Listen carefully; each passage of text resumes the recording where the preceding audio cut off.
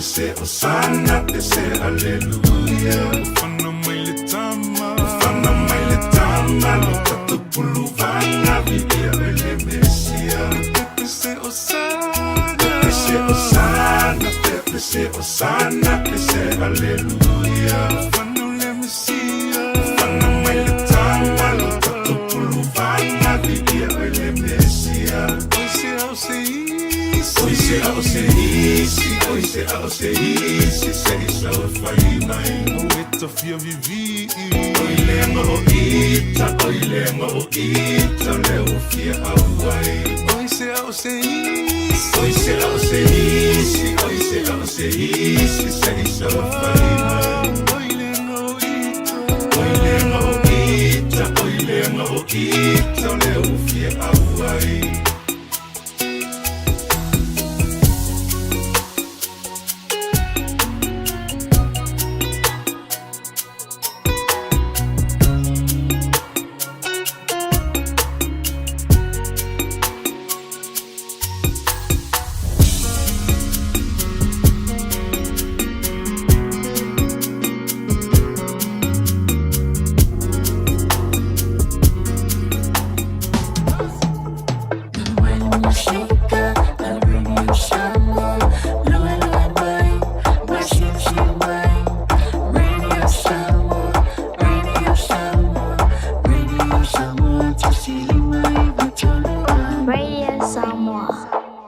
Talofa Samoa, o Atishna Ryan, o le Licensed Immigration Advisor mo le Auckland South Immigration Consultants. E visosoani mo so se tuai ngā visa e malanga mai e New Zealand po Australia. Telefoni mai nei loa i le o valu o tasio no valu fa fitulua. Po le olua tasio no valu fitulua tolu o. Taraflava o David Tua le nei, olo e whaafonga mai pe le Radio Samoa. Tasi lima i vatolu a mo Samoa i amanuia le nei aso.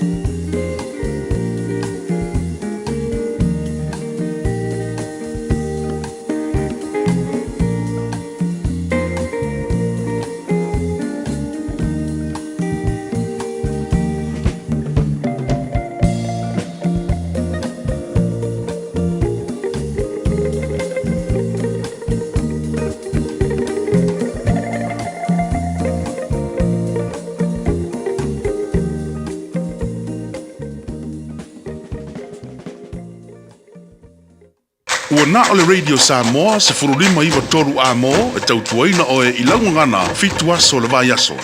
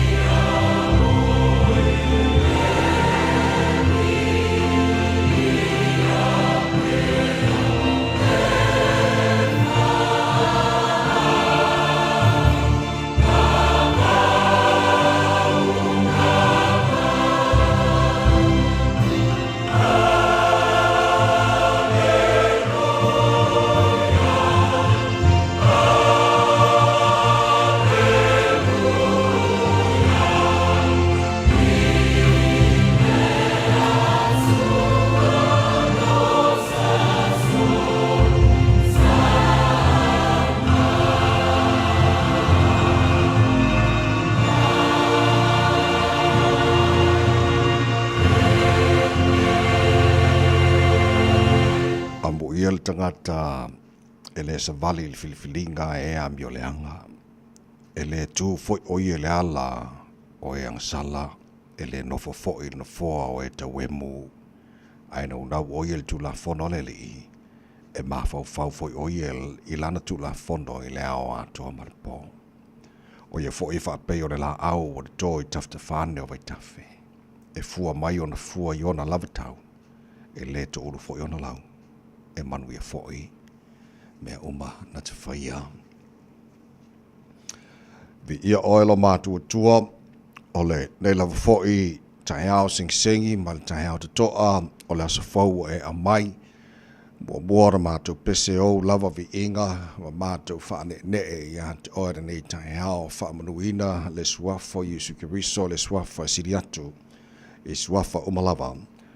Mātua wifo i ulumara nei tai au, mātua whampe atu e pa ia lava oe le atua mamalu. O oe le atua mamana e pule ao i mea umalava. E le ai lava mase tusa ma oe, o lo walofa lo wha maoni malouanga le lein, e le li liu o na nafi o le so tai ao, e tu mau lava o na ngataanga o mea umalava. Oe lava le tupu e soifua oe mai le vavau, e o le wha vavau. O le atua oe la e le vi inga o le mamalu, o le atua e malie i manao i mele lei umalava o le atua e pulu le matango fie. Ta maa whaaftai, lau mea lofa lo le fau o mātua maua, i le nei fo i tahi hao, whaaftai o lau lea lofa o le fau o tutai nu o manaia, ia malolonga sa tofa whaai o tangata o le newa e whaapopo nea sa fau lo lanto si fua, mo le mātua ni yola, wa mātua o lia ili nea sa lulu o sa fulu ono ia yansa o kitopa o le mātua whalaunga. O le nei fo e te sanga. Ia o le mātua malanga o le nei aso tamā, ua mātua tu inatu i o ao, tau te mai le whalaunga a whenei whaamole. Mole, ia, manu iele, alauso le tunu i tūte ma whaiva le nei aso, au o manuina o la tō whaiva le a whengai ai. E alai lo whatasi mai, ala whangia nei a mātua whanau tamā whaamole mole. A tu inatu la tō i au onga stema le nei tai au, mātua wala au. I le paolo ao se malu tia ma leo leo ina ina ia mātou whanau, whamria i lātou o sa idi le ponto e hala i au onga, whamria fo i whaiva olo whengai malim tumatai whai au onga ngafa ma leo au ina na ia mātou whanau.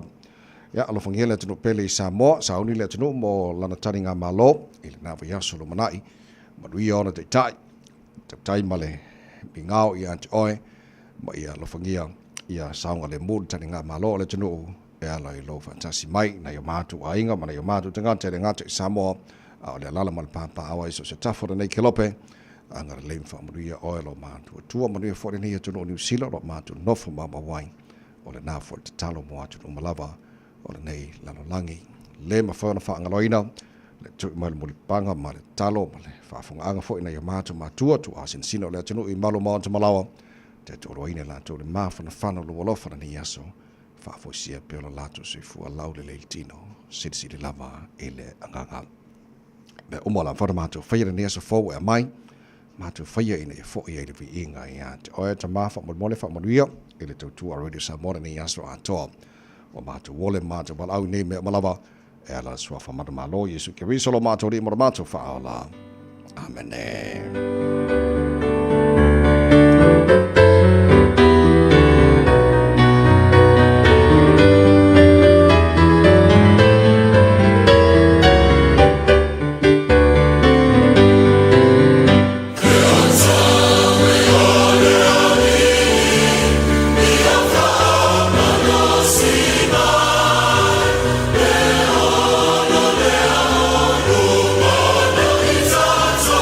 Zeros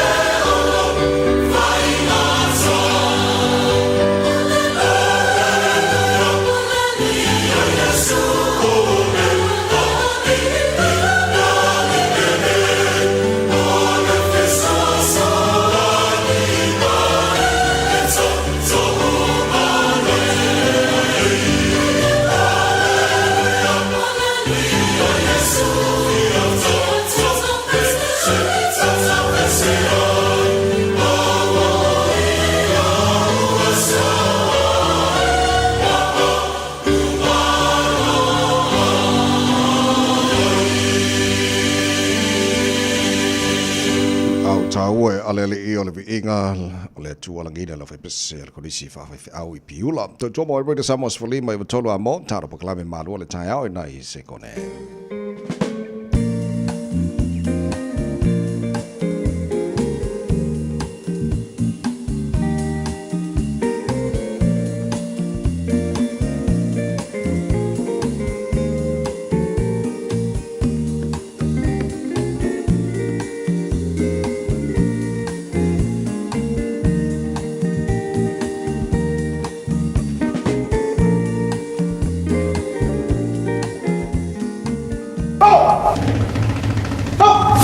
Radio Samoa, tasilima hiva tolu amo.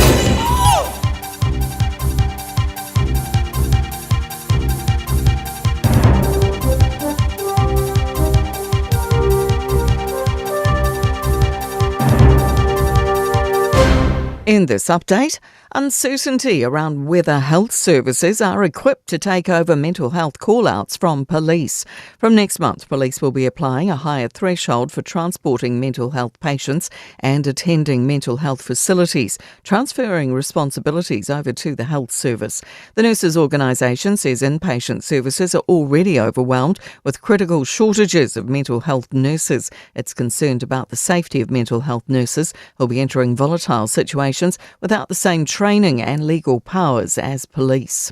A call to implement a maximum term for our Supreme Court judges. A New Zealand Initiative report suggests the court is straying into Parliament's domain by granting itself the power to rewrite legislation it deems unfavourable. It believes Parliament needs to reassert its sovereignty to stop the current drift towards judicial supremacy. Author Roger Partridge says the paper serves a warning to the courts about the implications of what it sees as its current direction. Judges don't want the court system to end up with voters feeling it's politicised, nor do ordinary New Zealanders. We want an impartial judiciary and we want consistent and predictable laws. We'll learn this morning whether our war on inflation's finally been won. Stats NZ is releasing its latest annual CPI inflation rate for the year to September at 10:45 a.m. New documents shed light on the government's decision to decline more Crown cash for the Christchurch Cathedral. Restoration work's been paused indefinitely following an $85 million shortfall. Blake Benny reports. A Treasury report highlights giving additional taxpayer cash wouldn't have provided sufficient value for money or public benefit, particularly as the cathedral's privately owned.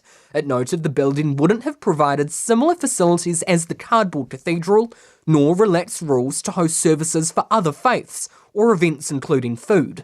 There was also little confidence further cost blowouts wouldn't occur. That's news. In sport, America's Cup sailing expert Mark Orams has identified the key behind Team New Zealand's 4-0 start against Britannia in the 1-7 final duel off Barcelona. He says the Old Mug defence has been meticulous. This is a design contest first and foremost, and then it's a sailing contest second. The 3 years of preparation that's been put in by the entire team has produced Taihoro, which is an extremely competitive boat across a range of conditions. Today marks a lay day, with racing resuming tomorrow. Kamran Ghulam has scored 118 on Test debut as Babar Azam's replacement to guide Pakistan to 259 for 5 on the opening day of the second cricket test against England at Multan. Former manager Sir Alex Ferguson will step away from his ambassador role with Manchester United at the end of the season as part of cost-cutting at the football club. That's sport. I'm Jodie Gill. 24 hours a day, 7 days a week. Radio Samoa streaming live on www.radiosamoa.co.nz.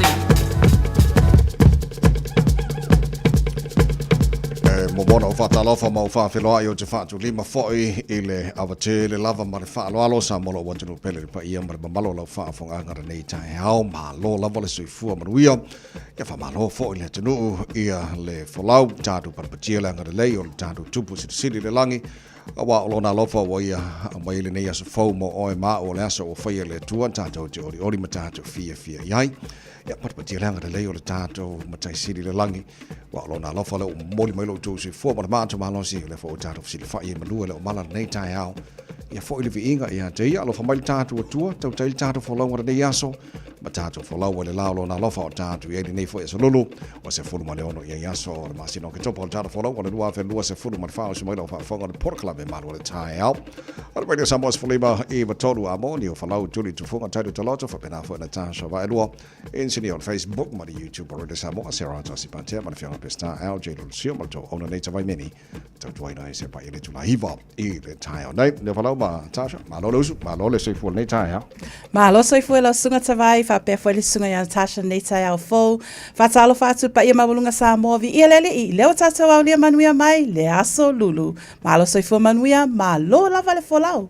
Patalo fala sunga na o tawai vi ele tua wau lia fo ile nei aso fo fa pena fo i sunga ni o folau ma lo sil nei tae au ia Samoa vi ele li ala fa i mai ai fa nunga le lei ma lo le soifo manuia o a whare ua sorry ia le li mana ia feferi ia le lei tātu i lo ngā tono neva yaso whaftai le tua mea lofa mo tātou le nei tae au o le soifua le tunu mo le tātou wala o le mea lofa siri al ngā mō kākou le ai a sesi me sili atu nei lo le nā o le ola mai le tua ia o whapengan kākou mingoi solo ni kai au yo ia me sili na nā la nai mino jolo i tau mo oe maa tātou mo le nei fo i tae au fo o le kuata le fitu o le proklame a reto o le ola o le tātou malu o le tae au whalenganga fo le nā o le nei fo i tae au fo today in history i tātou wawai pāne mena tupu lesa sifuluano o ke topa o le tae ina le fitu i le tae nei whaponga telefone ngal porotani e pēn tae fitu i le tae o nei o nisi nao tātou proklame mo le tula mo mua o le malu o le tae au tātou li poti a mata mo ilunga la wala o le nei fo i tae au Tala fia le se fa lave o lo li poti mai le nei taimi o le tae au o lo solonga le lei ma saunga le mo me o mai lunga tatou awala alo atu malo le atu i tiu te me feiva o le aso lulu ia fa pe fo inisi mai anga luenga nei tae au ma lo lava fa malo losi manatua wisa ia tae ala matula fono i lunga o le awala ia tatou luai li poti le nai lunga o le awala le nei taimi o tae au tautua Radio Samoa ta sili mai vatolu amo ina watula i mai le taimi le awa ono minute te ai le ono Radio Samoa ta sili mai vatolu amo Radio Samoa ta sili mai vatolu amo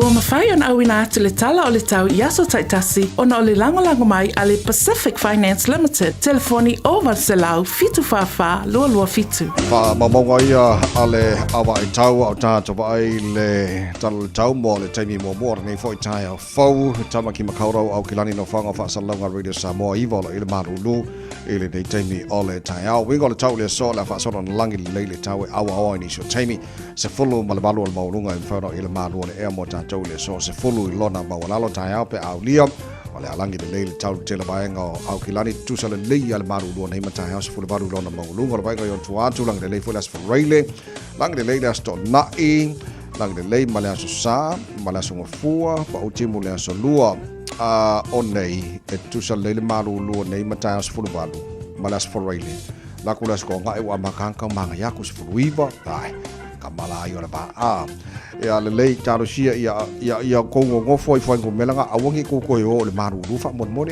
ngo foi nga fa mon mon o ma ko fi foi me maru so ka no fai ia le na o fa monga na la mai tau nei tai au fa nga solo po kala be maru le tai au la taro va al tulanga ile tau tiro si vai ngolu sila fa pena fo le tau i Samoa mari se vai ngol ke lope o le talo le tau o na jo fa longa le taro company le so se tasi fa isana no nga tupe le Pacific Finance Limited mai le asos fulu no se tema se iau lia le asos se fulu valu o katopa e anga va mai le se e te ono manu malo ai i le 5 se lau tala cash. E whaiele i le aso lusful tasi o kitopa. Apalai nei loa i le pacificfinance.co.nz e talo sanga sau nonga tupe le vau le 5 se lau ma le lua se fulu afe tala. E lua miru te whaie lau talo sanga online. Ai tasi li tu lai whaatali e te tali. E ia inga whaabitoa walau lo le Pacific Finance Limited i le oval se lau fitu whawha lua fitu. Oval se lau fitu whawha lua fitu. Eva o tere tu lai ono o le lui tau mo o le nei tai au.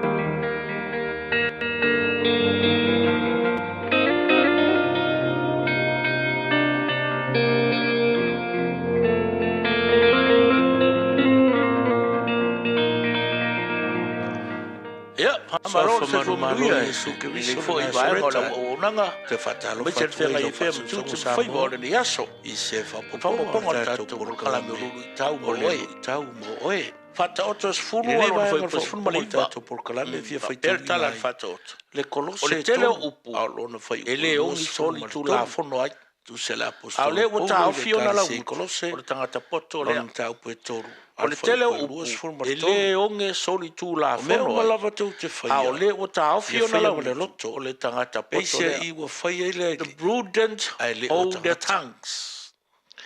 Whatever you do, do it from the heart. There's something done for the Lord and not for people. Yeah. Kau file, this onga sa maoni. Wala kala le alfa ko, makofa alfa tu sin kusial kamaro no somo. E fa maoni. Orga kapiko sile nga kamai so diwa ka ko la no. Radio Samoa on 1593 AM.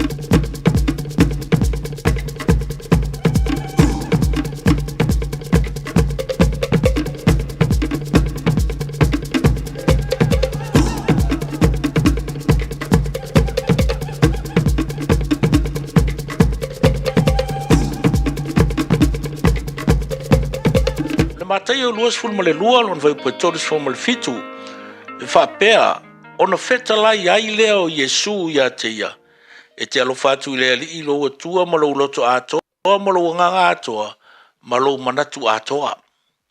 And Jesus replied, you must love the Lord your God with all your heart, all your soul, and all your mind. Talanoanga lea le fesili al tangata loia. Lai fai la o nga Yesu ai savari variaku tangata. Fesili a Yesu fai a Yesu. O le ale polo a inga sili. Ia makua foi o meangi o loia po o e ua fai ala ua unanga wha loia. Mamlama le tu la fono. O lona taua, o lona fianga o le tangata. Pea e soria tu la fono. Fesili loia a Yesu. O le manatu la o le loia. E sili akurunga kama ia Yesu. Ai fai mailo markala Yesu. O le polo a inga sili le nei. E te alofa atu le ali ilo tua malo loto atoa. Malo nganga atoa. Malo manatu atoa. O le ale mele a fi mai I le whaupunga ma le saunonga le aleri. E pe e fōringa o lo tau mai. O le alofa. O le filfilinga. Nio e. O le mea te mana tunatu. O na whai lea. Aua ni whao Sofia le langona. Aua ni whao Sofia I le vaai. Aua ni whao Sofia le whalong. Wakako. E mangai alo le pese whamai. Oi so le. Ia o ia lea. E au le rei ora vai fa me ia le ngā usau. Pe waku se kupe ake, leai. O le mea whai e lau whilwhilinga I ko kongolo loko po o kalawhea ngai. Whai akolo Yesu, ai furi mai lo markua lau kamalea. Wa fo ye le manga o e ngaki whai ale mea leo. Wa a e alofa I le rima lo loto atua. Ave a koala I rau ka ngaka.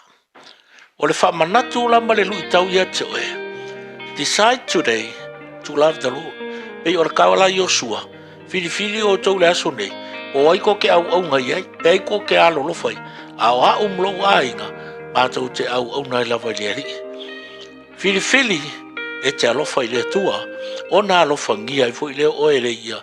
Ma wha manuia ia te. E soafa Yesu. A manuia le tua le waso.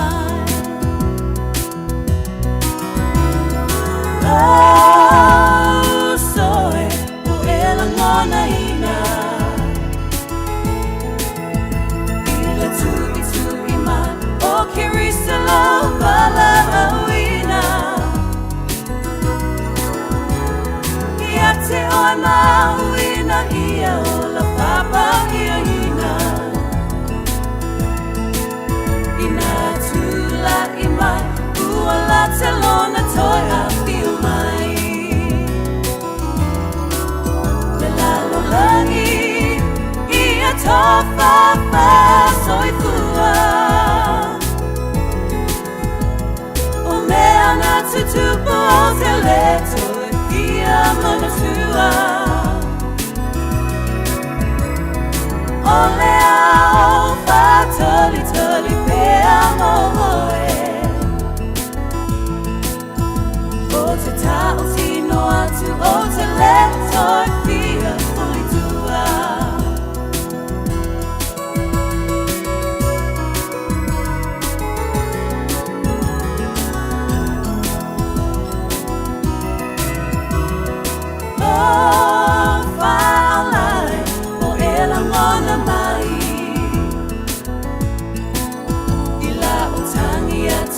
Te oi Yesu lavu matai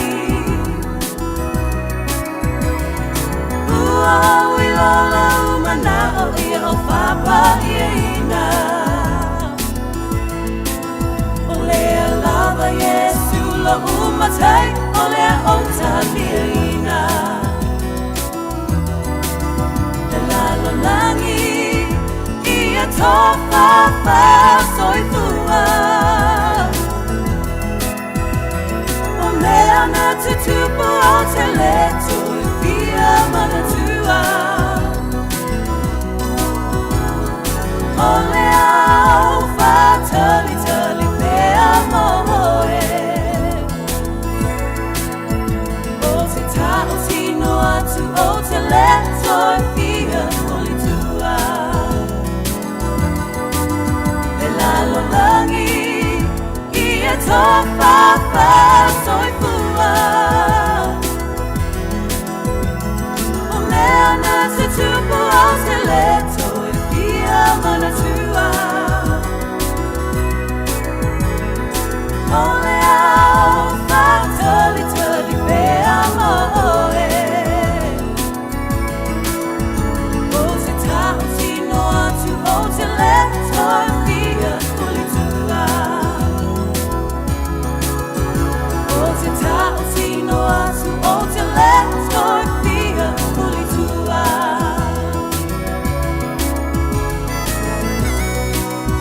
Fua whiwa mo se whātou whāle lalo langi e na ua se whulu walu male a whaua te ere tulai. Ono, ia, malo whātai lea tunuu o le lui taule na watu nei wa ule lopo le alime lea ngā kupu pe ko a lua e asi.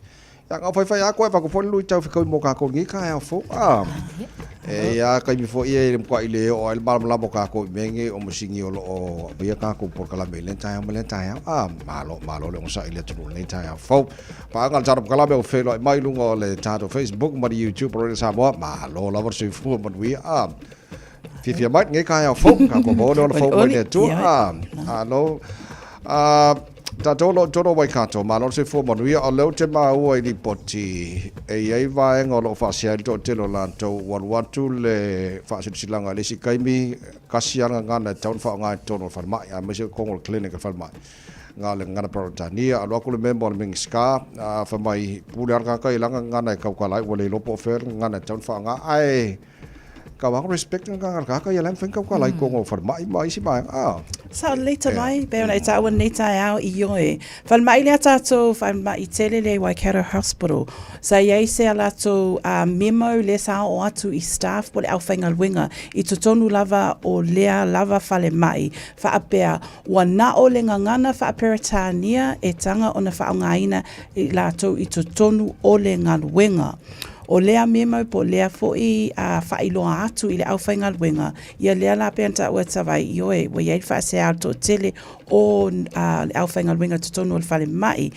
Lea sa sila fia foi ele Minster o soifo maloloina, ia lea fionga ia Shane Ritchie, lea la sa ia whailoa foi lea memo. Lea na whaapea lea fionga ia Shane Ritchie, ele ai, ele tatauona tupu lea tūlanga.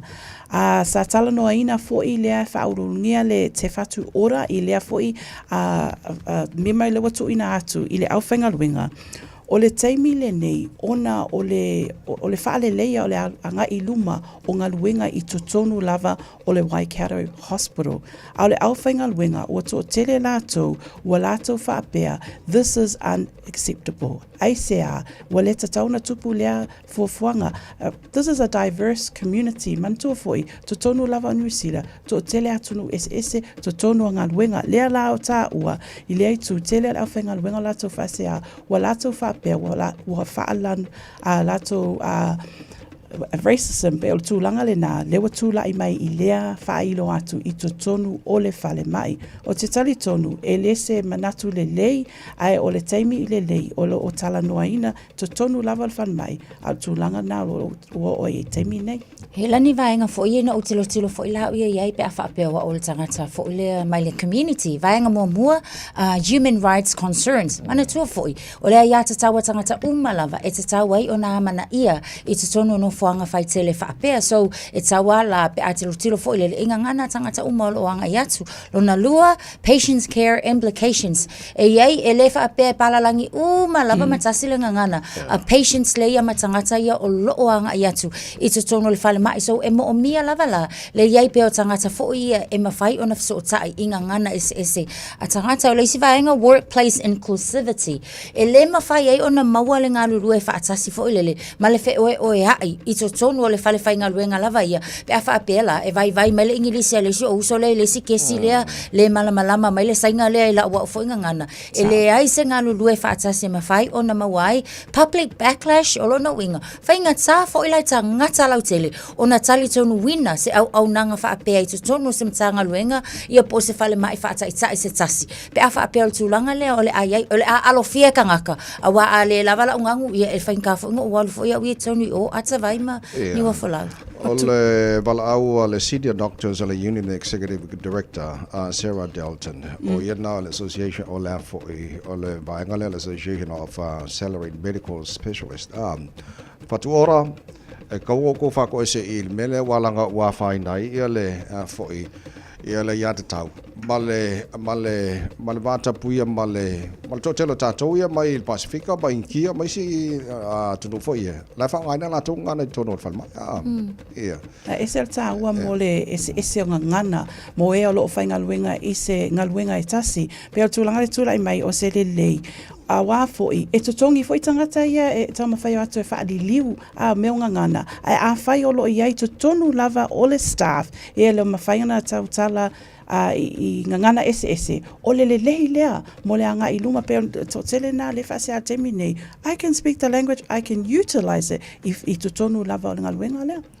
Wala wha ngai na ngana ia masela a watu ia ngase wholo tātou Samoa o te loa e fsoswani fo le ngase na to le whafonga o la tala no wha Samoa mai fo le nurse la to I mean if I fie communications ma fsota inga fo le ai le fa pe a fa sa le tala isinga kana fa nganga English ala kular ka de mamla mo English po Inkia po le Filipino po ke de la fa inga ingi ke o fa ko ye fulu ba ko ye le fala au ngu and also makes the patient comfortable at vai Natasha mantua foi ai fale mai tu langa foi ngale lete ngase and you feel a bit ele or comfortable ai fa te alu atu la ye sisi la ma faina pela tato ya Samoa ala ile isi pese te informai o lo sau no mai ile ngana Samoa ese le manaya straight away you feel better pe o tūlanga whapena ese le mangai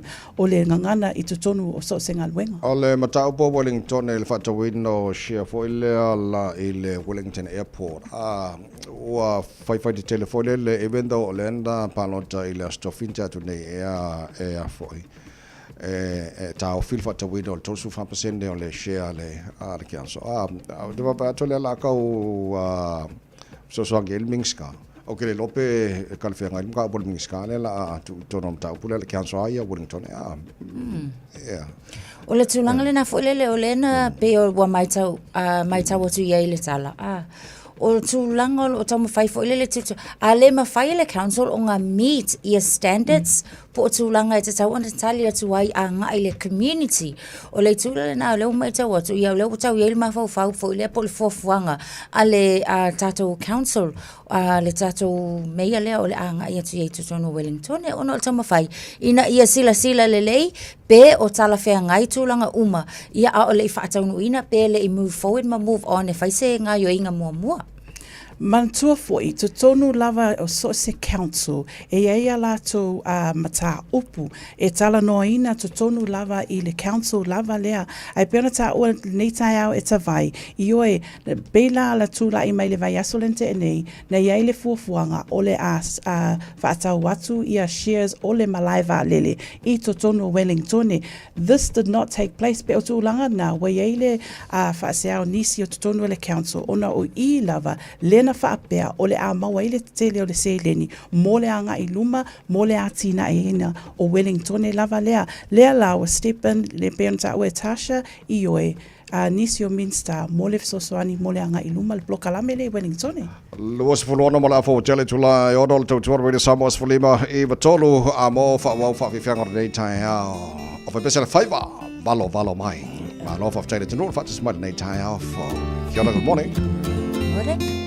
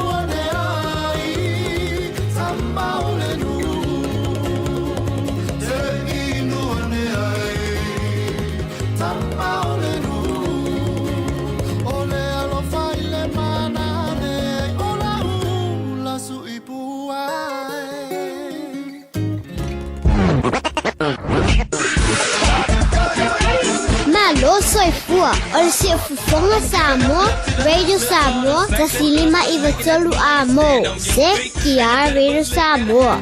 A umaloa ona piki tamaiti onga i le asolua ma le asolulu o vai aso taitasi. Ona ki mai loa lea o lau leiti o Facebook po le YouTube a le Radio Samoa. I le afa o le tolu i le polo kalame o le tuli matangau. Ea o ai whanau i le ngangana Samoa. Awane imisia e le whanau le polo kalame o le tuli matangau. Ma le whaletua i a Natasha o le saasia i asolua ma le asolulu o vai aso taitasi.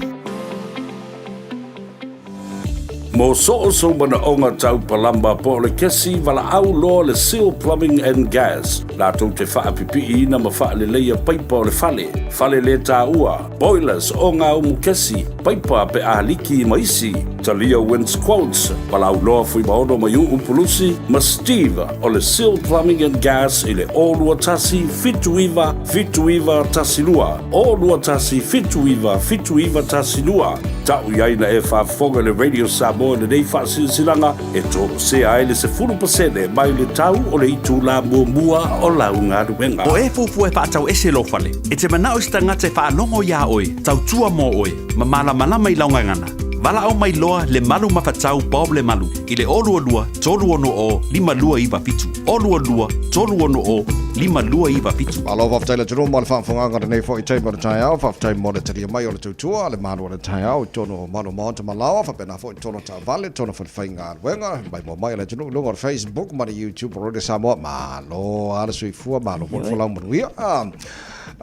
Le lei o le afo I ua umana whailoa e le Parimio New Zealand, Christopher Luxon, o ia miliongi, o le kakai maumea, ai la le survey na whaile One News variant poll, na whasiringi ai tangata o kauralaka mai le Parimia I pei on campaign le kaimua e le whaile ngā pāloka po o kaumamao la kiki akun Parimia ia malana tūlan tū al temile nei, ia wai manga ia whaime whasiri fo e le vāenga lea. I tangata po o le mea o kau whai makau laka mai ia ma mga kumail pare mea po le mea ua mamawala ngaru o ke le ang kupe ma miliongi ia makau mamawa koe makakau. Sa leita vai pe kairo o mamau po laka mai. O tūlanga nā nei tai au o loo whailoa mai fo I tatou paulea le One News variant o loo whailoa mai Fesili I oe po lata mai pe mamau. O le paulea le afe tangata le na whaataunu uina o loo whailoa mai e 50% o I lātou o loo whaapea Prime Minister Chris Luxon is out of touch. Longo winga o loo mamao mai le tūlanga le tutonu o le community ma tātou umalava. 37% o I lātou thought that o le ioe. Ai se 10% o le italiina lea Fesili. Tō tele o I lātou, manatua fōi, o le tūlanga lo iai le teimi le nei, o lo whesiringia le tupe maua, ia malwhaapea, he is wealthy I le teimi le nei, peo o upuna o lo tūlai mai I le teimi le nei, le palemia a wāleanga I luma o le tātou atunu I le teimi le nei, tele o lātou, o lo whaasea, ona e sao le leia, teimi o le pālota, Oi, matua lata e tangata matala noa malato alu I leanga luenga ma tala noa atu iai.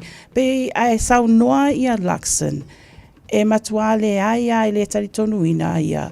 He is rejecting these ideas whapea o loo mamau ia mo matangata New Zealand I le teimi le nei. Whai mai ia Chris Luxon I le teimi le nei o loo ia asi atu I tangata umai tutono ngā luenga o loo ia tala noa I le tootele o tangata ia na pālota ia te ia meise foi New Zealand lautele I le teimi le nei. Ai mantua foi ta ua le mta upu lea o le aia tatau le nei tai au. E tu al faitalia tangata ia po le alava lona manatu ai o tūlanga nā mo le pou to e 50% o I lātou o loo langona o loo mamao le taimi le nei palemia.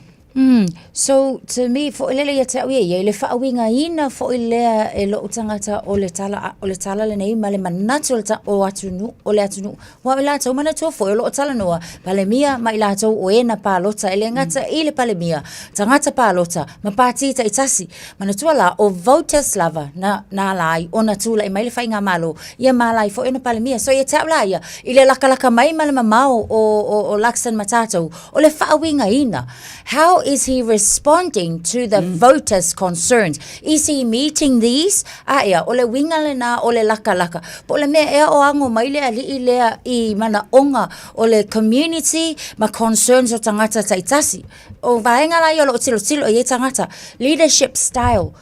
Mana tuafo I kele lava vaenga ele o fia ye tangata. Ole isi o policies. Ole tele policies. Ele o mawhai na keita. Mo mana onga o tangata lau tele. Mana tua e iei vaenga sa whaatau ina fo e leisi whainga malo taluai. Lea na soloi e sea o lo o tala whea unga. Ma le tūlanga o le tamau ainga le taimile nei. Peta iane.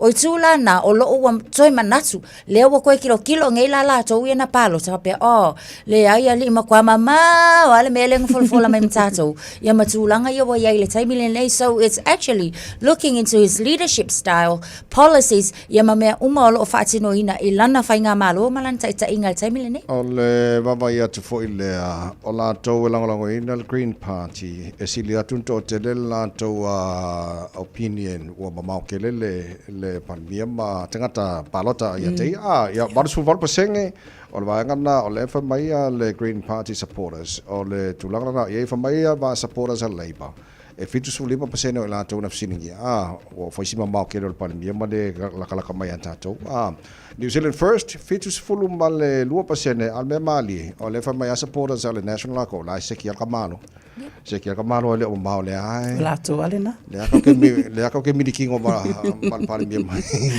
ia wala tūlanga na supporters ai le National ia la supporter la tu te tai ia pandemia New Zealand le ia wale le whaadu le opinion kaka la ko ia vale malangona na ia le lei o tala tamai la tolo a fira COVID le nei taimi le awope o ke ba kula o mai el foi ngomela nei foi a vai tani Yo ta vai o tūlanga nau iai mane wa e ui lava fo I le taimile nei ina ua mai tau atu wale o toi whaonga ina le tātou antigen test lea sa masani o na maua whatangata pa o le tūlanga le leila le ua iai wa mata o na halui lalo o le vai aso la le na te atu nei pea ma le valu se lau valu suma le onu ia cases fau lea lava o lo o mai tau ina ai o le numero I la tau iena mai tau ina na o atu le fale mai pea ma le valu siful ma le iwa o lo na winga ua whai ala sipa u le I lalo o le numero I la tau o lo o afia I le COVID peita I le taimi lava lale nei o lea fo I wa iai le new variant po wa iai le isi vaenga fau se isi fo I vaenga fau ua a mata o na ngai mai lea ua I tutonu o New Zealand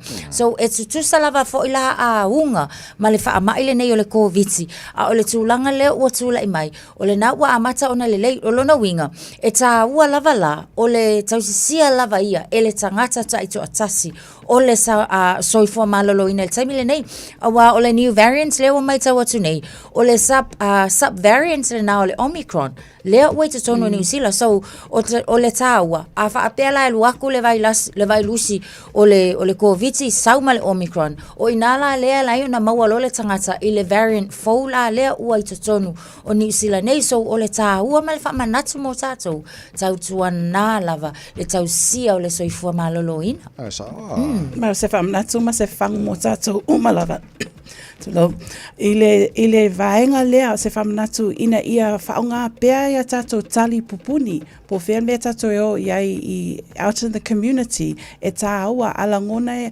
whaapea le tale ma mea whapena laua sila fia uma le malo le atunu I symptoms ia e tā aua le whaonga ina tali pupuni ia mei se foi o lo o tui mai lava ma whangu mai le matanga luenga soifu malolo ina I le whaia o tui puipuia o le COVID Ia, le lei o lo tātou iei pe le marulu o le tau le nevai teimi tātou New Zealand.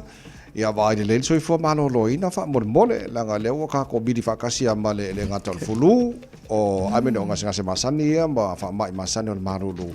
Ia le foi ka ko ke ka mo e amal ko biki e ono a fai nei tātou a le la wa titilo o pa o mai lano fai numero foi na tātou a fir ko which is a little bit of good news.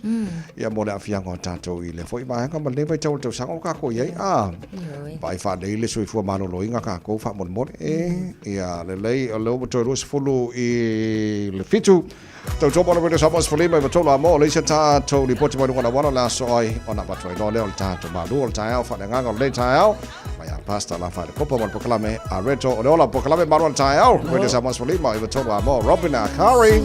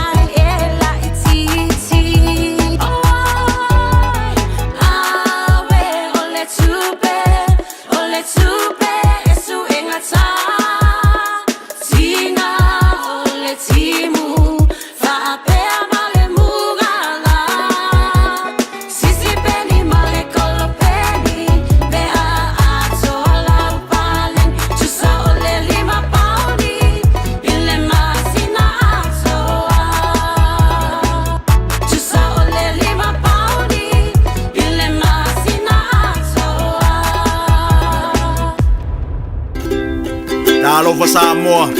Waule ne yokas putialu, awal suwi alingila wala kio. Aeva eva mai ina se fudu lima iva kolu. Amo, Radio Samoa, Vivela a. Lipoti mai le waka kotahi Auckland Transport o lo whailoa mai o lo mama le pisi lunga tatou awala. Ia tala fia le eise whaalave lave a le tualalo lava tatou polo kalame.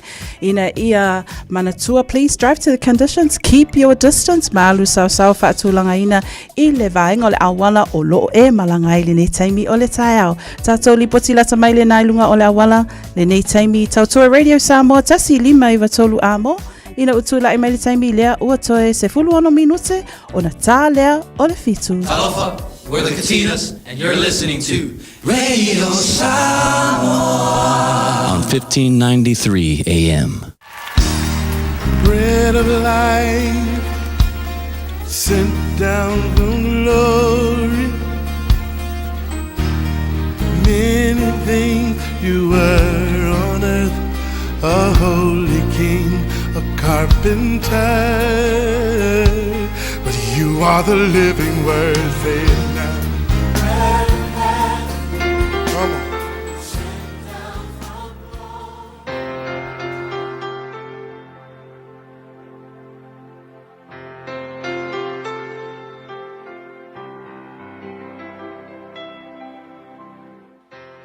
Au te fia whawhiloa I tātou tunuu mai tātou polkalame o le arito leola I le amatanga o le nei whaiwai aso I le alofa o le tua. O le lua le koronitus fulua le whai upeiva e whapea o na whapea mai lea o Yesu I a te au. O lo unei alofa tū noa e lava lea e fesos o ani I a te oe. O le whamalo si au mo oe I le aso le nei o le whaatatau mo urungali. O le whamalo si au mo urungali. O a mai le lua ulungali I le nei taimi. O enjoy le lua whainga malanga po ua tautongi lau solo I le taimi le nei.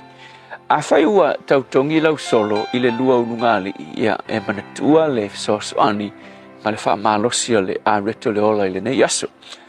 E te mo mia le alofa tu noa o Yesu I lau ulungali po le lua ulungali. A wafo I la o ulungali I e le ai se ulungali I e ato toa I lalo le la.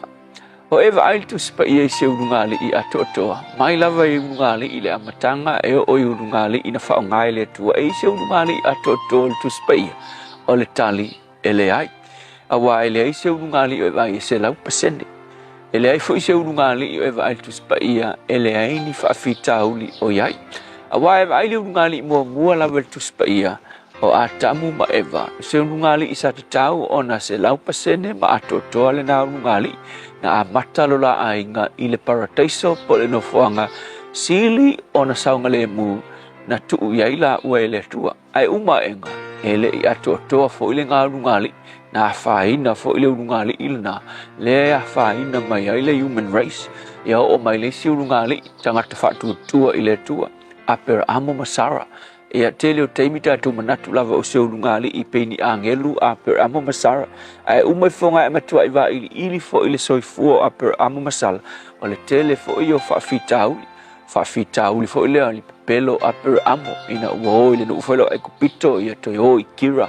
Ma ina pepelo a per amo o sara o lono tua fine ele o sana ava ona o le fefe. Le whatu tua ile tua.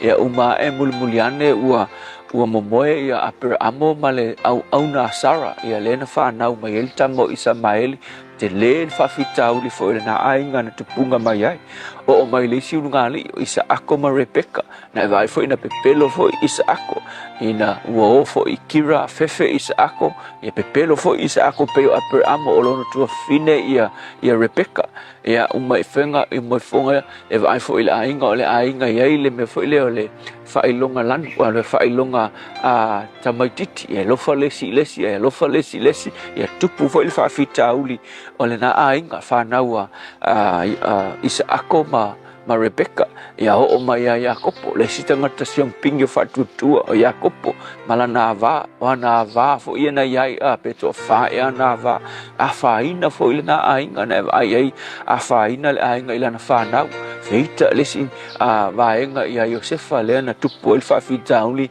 whatau Josefa i oi ai kupito ia o mai ia Tavita tangata whatutua le tuspaia alona fo i ainga mana unungali na iai ana va fale tonu fo ile na ainga malana whanau o mai fo ia yopu tangata siampingi fa kua na ai fo ile ngali ia ke va ai to lu yopu se tu lo pe le vela fa fine e ila na tala na fai ia yopu se sanga fa kua ele fai le tua ia faliwa yopu o ke ngia finge le fa lona to lu le fa tua so o ainga umala maulu ngali umal tu spaia o ulu ngali ina fa ngai le tua ia e mana tua ile asule nei ele ai se ulu ngali e atotoa o ulu ngali uma e ai o latu fa fitauli e il tala masani fo ia tamaiti na ai ile tala tamaiti fo ile tala le tini fo leo Cinderella e fai mai fa ai ul tala fai mai ona no fai leo Cinderella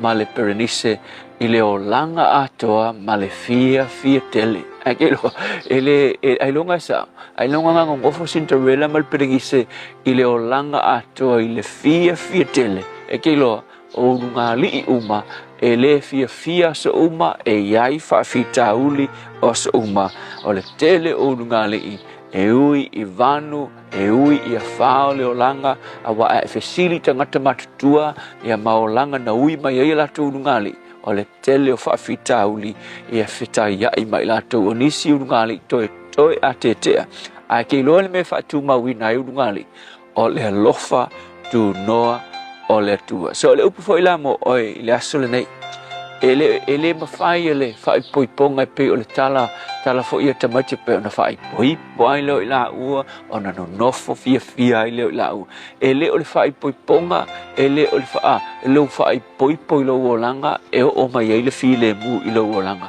o Yesu ilo wolanga e o mai ile file mu ai Yesu ile luo ngali ai Yesu ile luo fa poiponga o a fa fita uli o mai o le lofa tu no o Yesu e fa tu mawinai le lua ngali a fai o ka give up o lua tau umal malosi e lo fai le tasi wa pe wa ngase le lua ngali ke lo tangi ile lofa tu no le tua e fa tu mawinai le mafutanga o le lua ununga i le tua whawhetai la vai mawhai o na tu maua matu ainga maununga li pe ai le lofa tu no la ufio i o matu ainga whamanuia i so se ununga li o lo struck o le nei taimi le whausia ino le mafutanga lo suafa Yesu.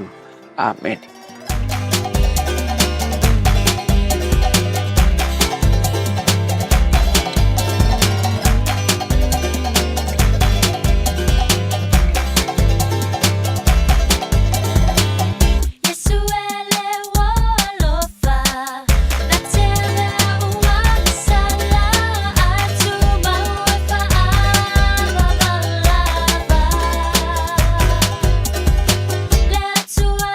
Oh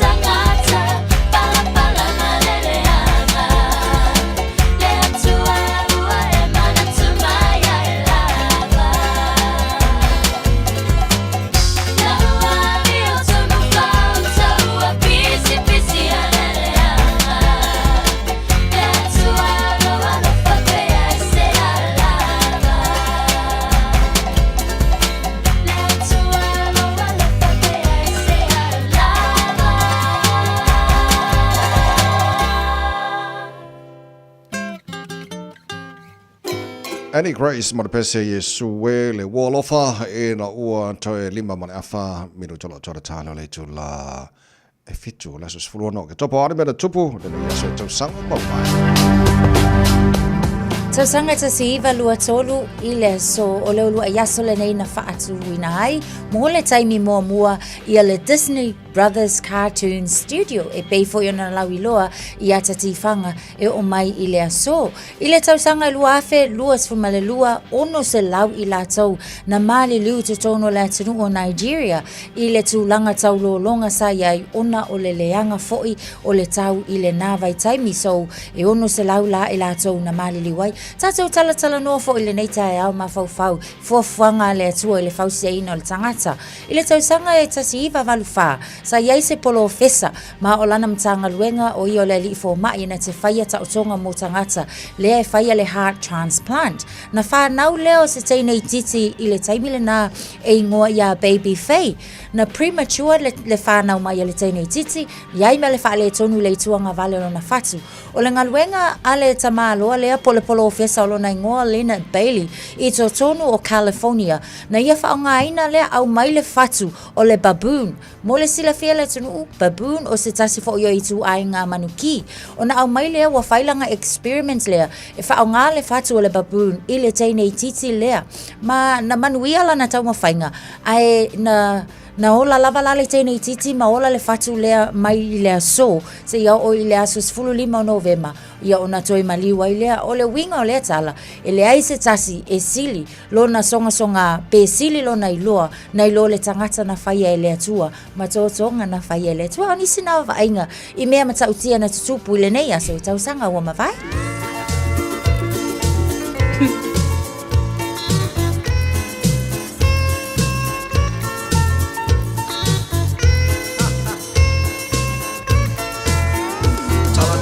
Ua tu fa solo, ua tu sia le li poto, oro pati Stevensone, te le mea taua, olo o Samoa, o vai lima sana fato ila, o logo to o e tu ila tu sivi, malata e lenga ile loto Samasoni, ai ole silio na mea Samoa e loto lofa Musili Samoa Oi Musili Samoa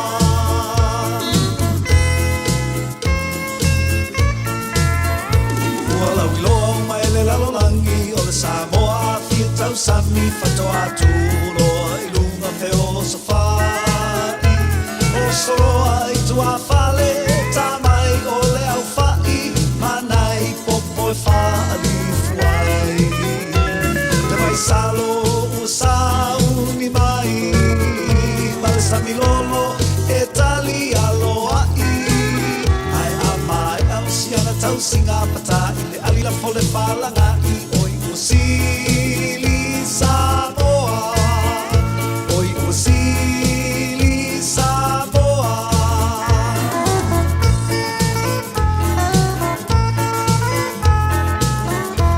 Talofa Samoa o Jerome Gray lenei pe o eti e lau ta vale po e whaafonga mai I lo maota ia tu pele ni lo lau le tio ilis fululima I watolu a mo Radio Samoa numera tasi I New Zealand.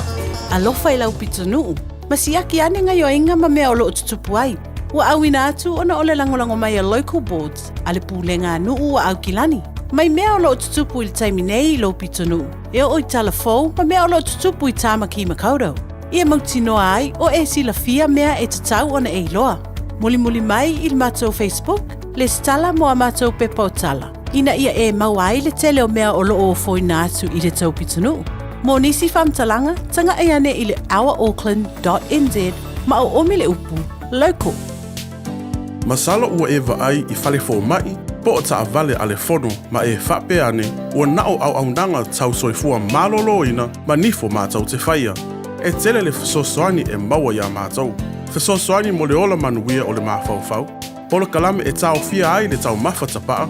Fesosoani mo tina ma pepe. Fesosoani mo whaia o siaki I le whale mai. Fesosoani mo sauwanga I a inga. Fesosoani mo whanau ua hiu ma le aonga. Mo nisi whaamatalanga, tanga i ane i lupenga ta whailangi www.thefono.org. Pe vala au le o valuselau Fono for you. O valuselau, tolu ono whaavalu.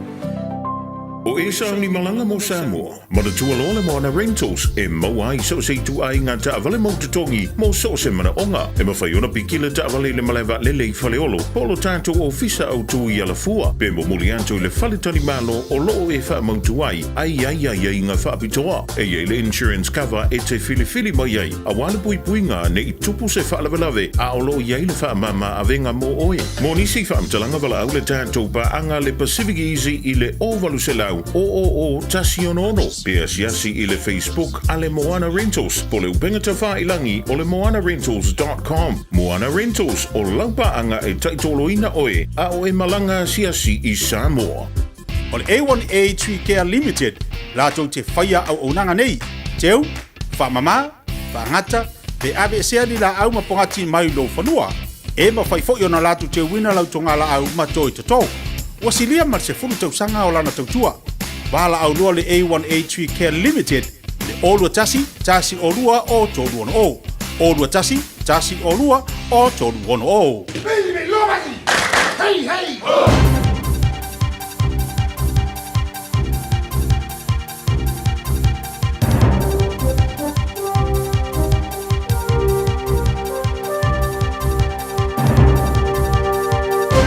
In this update, fears for mental health nurses' safety as police withdraw from call-outs. From November, police will apply a higher threshold for transporting patients and attending mental health facilities. Mental Health Section Chair Helen Garrick says she's unsure how health services plan to prepare nurses for duties police previously handled. We have very limited powers in terms of being able to detain and work with people in those very severe crisis situations. More criticism of Health New Zealand's memo to nurses to speak only English to patients. Health NZ sent staff a new memo yesterday afternoon saying when it's clinically safe they can judge what language is appropriate. It follows Waikato hospital nurses receiving a directive last week telling them to use English in clinical settings. Health commentator Ian Powell says it's common knowledge among nurses speaking English is required in their role. They perpetuate or encourage a situation that doesn't actually exist, potentially could reflect negatively on people, particularly nurses at the front line. We're expected to learn today that inflation has fallen below 3% for the first time since 2021. Stats NZ will make the official announcement at 10:45 this morning. Herald Business Editor-at-Large Liam Dan says higher interest rates have done their job in decreasing the amount of money running through the economy. Aviation Security Service officers are seizing almost 900 prohibited items from passengers a month. Among the most common are sharp tools, batteries and chemicals. Jacob Jones reports. The more exotic finds include firearms, traditional Maori weapons and imitation grenades. A spokesperson for the Civil Aviation Authority says there's no proof the items are brought on board maliciously. It comes as Transport Minister Simeon Brown is looking at options to privatise the functions of the Aviation Security Service. That's news. In sport, England have missed the semi-finals of the T20 Women's Cricket World Cup for the second time in 9 editions. And that is a vital win for the West Indies. The first time they've defeated England since 2018 in the Caribbean. The West Indies have chased 142 to win their Group B pool match by 6 wickets, with 2 overs to spare in Dubai, as you heard on Sky Sport. Skipper Hayley Matthews and fellow opener Kiana Joseph both made 38 ball half-centuries in a 102-run opening stand. That pushed England to third in the group behind South Africa on net run rate. The White Ferns will now play the West Indies in the last 4. Former manager Sir Alex Ferguson has ended his ambassadorial role with Manchester United as part of cost-cutting. That's sport. I'm Jodie Gill. 24 hours a day, 7 days a week. Radio Samoa streaming live on www.radiosamoa.co.nz.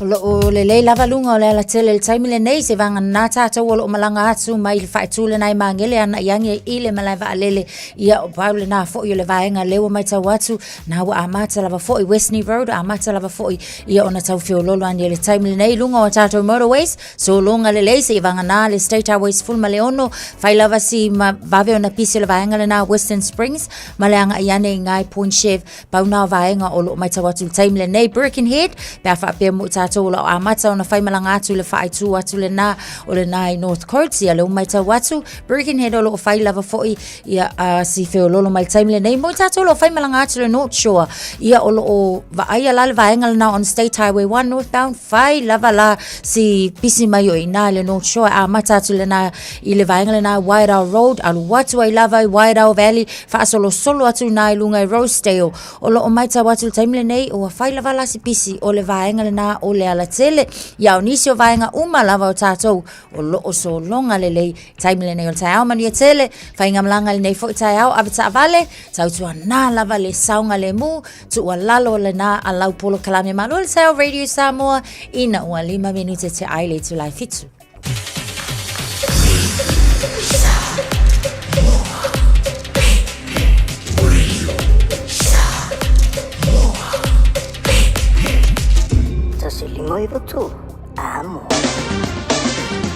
O mawhai an awina atu le tala o le tau i aso taitasi ona o le lango mai a le Pacific Finance Limited. Telefoni o Valselau fitu whawha lua fitu. Tātua pata mai Samoa nei tai ao o lo o whaisi awawa mai le tau i Samoa nei vaenga o le tai ao fau la tusa tātou taimi i Samoa te fitu winga o le tau i Samoa le so la whasolo na awawa e le taimi pa oi timu iniso vaenga i Samoa le so tolu se furu le maurunga nā le vevelo le e Samoa le so ia lo su fai lona maulalo nai minuta la tātou tara nofo i Samoa le whionga ngalman mana ia na mai fole la tuanga le tau i Samoa le ngatono ni veaso tātou iai ile tulako ile tau le tera vaenga o New Zealand ile ne foi vaenga le tai au pa atu le motu i saute whataro fai paanga le tātou pakalai me tima rua le whasaron langi le leile tau mo o toe pua o ni so taimi Sfutoro mo runga le marulu mo tima rua le so ile pa atu Nelson la whasaron foi na langi le leile tau sfutoro lima mo runga le marulu kai kora la awa tau mo o toe le so sfutoro mo runga le marulu Westport awa tau langi le leile Wanaka Dunedin ile pa atu le so la whasaron langi le leile foi le tau mo o toe Sfulua maununga le malulu male ai o Keriso, ai o Christchurch, malo se fo manuia, nei tai au, langi le leile tau mo o tau le so, sfulfana maununga le malulu, fa mawina mo le nei fo ia salulu o tātu. Iai, ile motu matu. Pita lapanunga le motu matu i kai taia, langi le leile tau, sfuluiva le maununga le malu le ea i le so, ile la mua Wellington, le nei aso, sfulua le maununga le malulu, fa si malulu mo o tau le nei aso Wellington, malo se fo manuia, pa sora na awa oe pa utimu, pe tau le alangi le leile, awa uri mana fiafiana nei. Ia te me tau malosi le titi savili mai saute pe tau la mo watu le malosi le nasavili i ni so teimi o le so e te loisi vaenga i tau ranga langi le leili tau nei aso whaasaro pwede langi le lei tau po langi le lei tau Moranui langi le lei Orotorua whaasolo ina langi le lei fo i Palmerston North le so langi le lei ni Plymouth Napier la langi le lei fo i tau mo o tau le nei aso Masterton la whaasaro pwede langi le leili tau nei aso i le tira vaenga o Hastings whapena fo i Gisborne la fasaron awa lang de leili tau kiri lo Hamiltone ma nei de suro la mo to de niaso se furmar van mo lo ma lo e mo kiri lo i le so tama ki makaura o kinani no fa fasalonga Radio Samoa se furo lo e maru lu e nei time le tai ava vai atu ia lo amatana ta mai le sul mai la nei time le tai o winga na tau le so la fasaron lang de lei awa ni so time is furvaru mo lunga na maru le e mo ta tau ia kilani le so ma nei for sul ma tanga fila la tai pe aulia tu salel maru lo nei matai au ile vai ngon tuato la lang de leila so for raile master nai a sala lang de leila temi pa o timu fa pena lang de leila so fuor va so fo pa o timu na so luar na va so manai pe audio le fa maranga le leila ta to matai ile langi so se tasi faisana no nga tupe le Pacific Finance Limited mai le aso fulu no se tema se iau lia le aso se fulu valu o katopa e anga va umai le se e te ono manu malo ai ile 5 selaun tala cash e faiele ile aso loose full tasi o katopa apalai nei loa ile pacificfinance.co.nz e talo sanga sa no nga tupe le vau le 5 selau ma le lua se fulu afe tala e lua miru te faiele au talo sanga online ai tasi li tu lai fa tali e tali e ia ngā whaapitoa walau le Pacific Finance Limited i le oval se lau fitu whawha lua fitu. Oval se lau fitu whawha lua fitu. Malo whaftaina tunu, malo whafonga le nei fo i taimi o le tai au, e whafonga le tautua ridi samas whalima. Ewa tolo a mo le waiwa o tele tu lai fitu, malo le usu le tunu. E kai au, tatou whafonga mai tonu whawhainga ruenga, malo a le usu le nei tai au fau. Tatou ave pasi, ma ave lori, ia ma ave taxi, ia ma ave courier, ia ma ave Uber, malo le wha malolosi, malo le ave. Malo le seu. Malo le wha malolosi. Ia manuia o tau seu o ia o kou ave bengaringi. Alo va tai to te leo la tau e fa fo mai po kala mele tai ma le tai au ia fa malo si au fo ia la tau ia la nga au fo nga pressure lunga la wala la tau ia ke mo PCI ma ia na ia la va mai on sai ma ia au manuina fo ma ma sao ia fai va la fenga nei aso ma lo ma ska ko ki ma nga yor ia so lu fa bon mole Aliska ko nei tavai ma Natasha ma nei fai sta ko Kokolaisa Koko Laisa so lulu Koko Laisa mantua Koko Laisa a fai lele fu lo le vai le Laisa ma Jamie e fa nga ina le nga mo le seki le le ale timer le le pala tu lo male tato Kara mana ya Ya mo ma ko la lengi tai ma ko nga ata vai o la le fuanga la fua nge me fa kat kare le la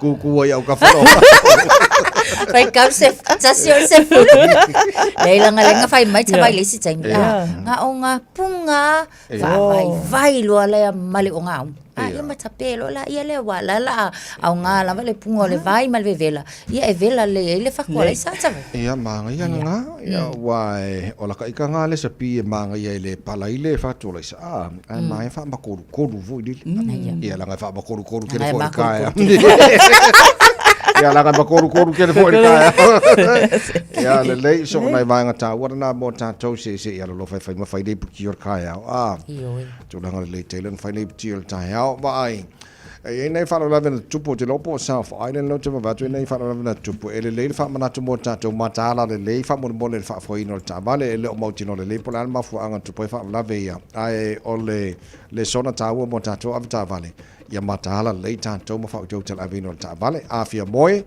afia nge se va nga le mo ko fa le si nga power nap po le 5 minute ya la o mo ko e malosia ona sa ngore mo le fa o window fa nga malang a ona fa la le te ba no tupo na ma li ni singa no wala to fa so i fu ma ana nafi le ta vai ma ni o fa ya me se fa fonga me se ta so tnu o le tulanga o le si ta vale ya o le si fa la lave ya o le loli ya na feto ai ma le ta vale ma li wai ila to to alua mai to no le ta vale le ya ai o lai o ele ia fa ina tele ya le ave loli ya fa pena fo ila le si pase se sai to no le ta vale lai tit lua e ma li o le si lava fo ila fa la lave e fe la ta ila va vai nga sai ai o le si la o fa la lave lentula e mai o le feto ai lo la le pasi ia ma le loli o la ua umala ia sai to no ave ta vale ia na o la ua la na le fo ina ma li wa ila va le taimi le o le fa la lave fa no fo ile ma fa ona ma na ia le fa tuanga le na au mai ne ta vai afia malo lo po wale lava le malosi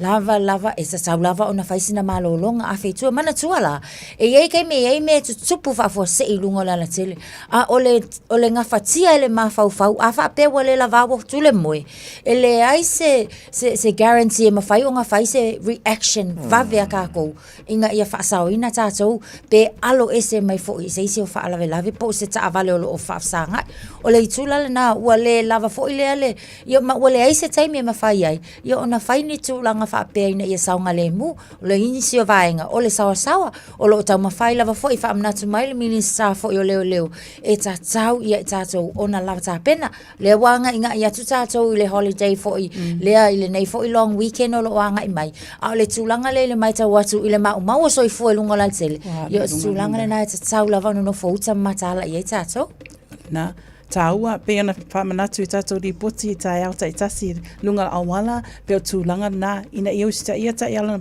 tūlafona i lunga ole awala ma i rewa ta ua nei po tai au blokalame ina ia mata ala ia tā pena ma sauni uni lava tā pena taimi e te alua i lunga le awala ma ia o taimi ai lunga le awala ia tatalo le ali man tu tatalo ai le tu le fale ia la le ali taua le na o ne yaso Lo ia le na o nei vai ngana fa na tu mo tatou se mo fa la veli pe le mo makali ke me ku puai ia le mta fa auto ta le tatou e te me fa malanga tatou lunga wala me ngale fa ka lo fa le ave pasima ave kuria mala ko se ia lo fa se i fa foi ma le saunga le mo tatou ta vale lunga wala fa mo mo le le o pa u ia tatou le songa fua i ta longa e le tournament nga fa under 14 le liki o le fetu Samoa la.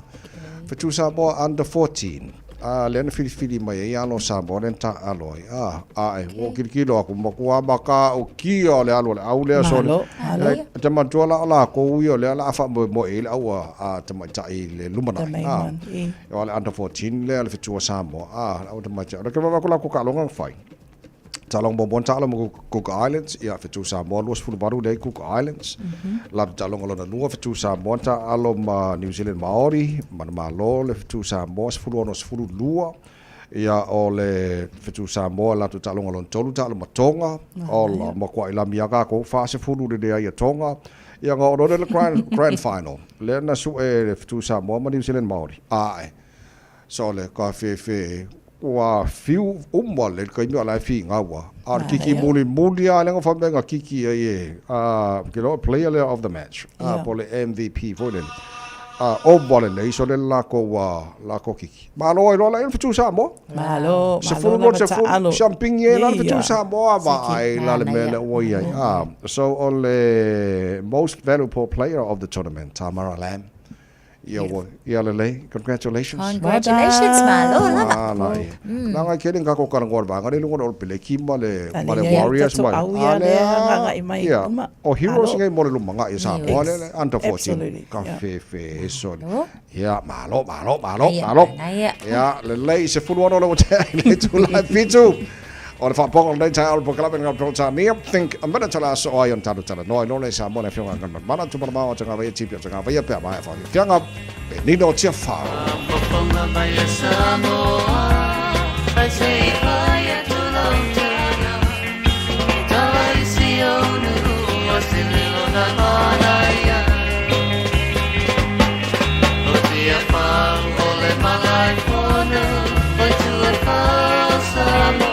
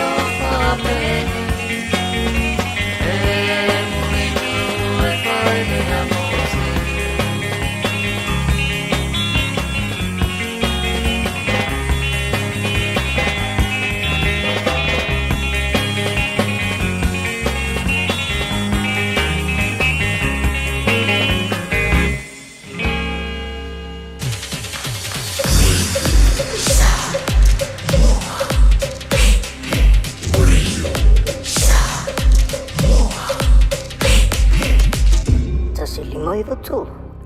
Just think a minute. It could change everything.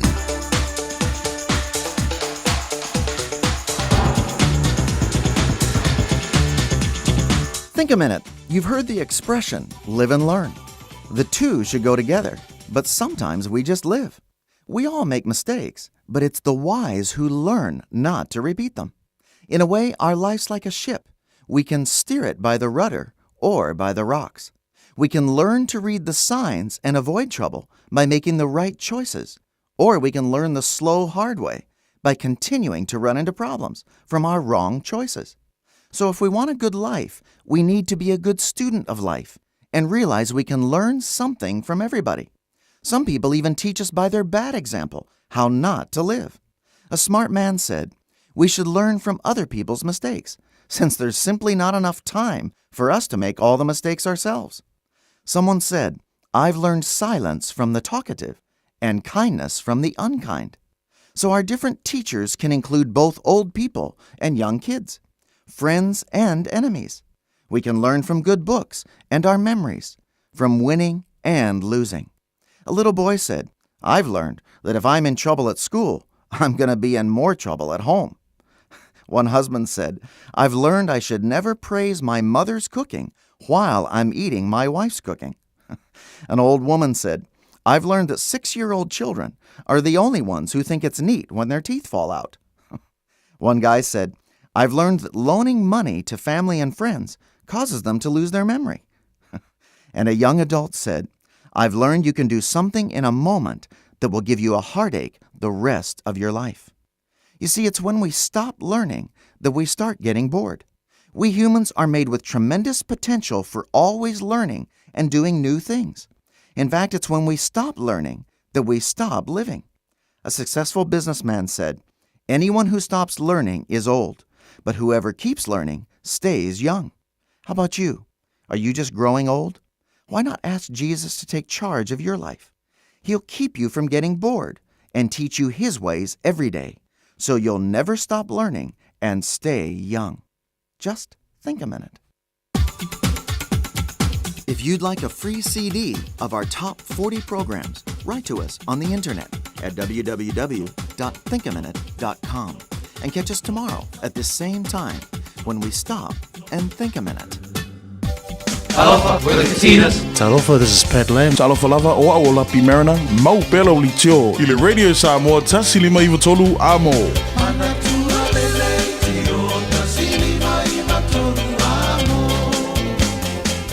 Lo sa fulma lo o jare July fetu ni o falau mana Tasha lo fantas mai le fionga ngal mana tu mana ba tanga vai tipio tanga vai mai Samoa I on taru taru nga fo nga tonu nei vai so. Ile anga faalo alo e fatalo fatua I lawa fionga ngalo mana ile nei tai au fovi ile ali ile o tato feiloai ma lo sai fo manuia ma lo lava le folau. Ia, sai fo manuia ia te o te usala, sai fo I o le o tato maputa I lo nga tonu riva ia so. Atalo for sunga ia te vai, ia me se pa ponga tato tu. Alo se fo. Lawa fionga ngal malmana. Se wo matou whaalongolongo lawa I tala I tapenanga si o tātou atunu fo I lea mō le whanotanga.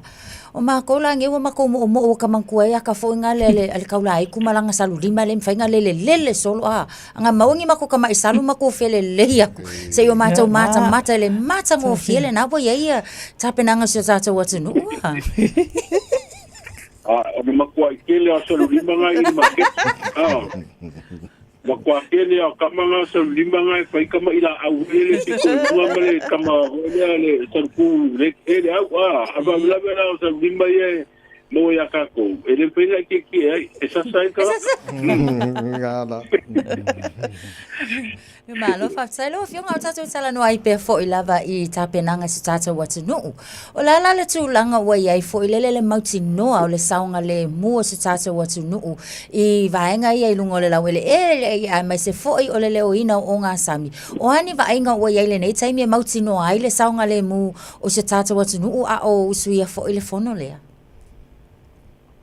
Afua tu I tapenanga ia wa le apatino wa tapenanga umane ia apatino morpono le baspo le la wa tonu mai amatonu mai basu nei si tena telefono aso solo tu ai pai ngor ba yaso Afua tu ia tolu ba manuao ia tasi Australia, tasi Australia, tasi New Zealand.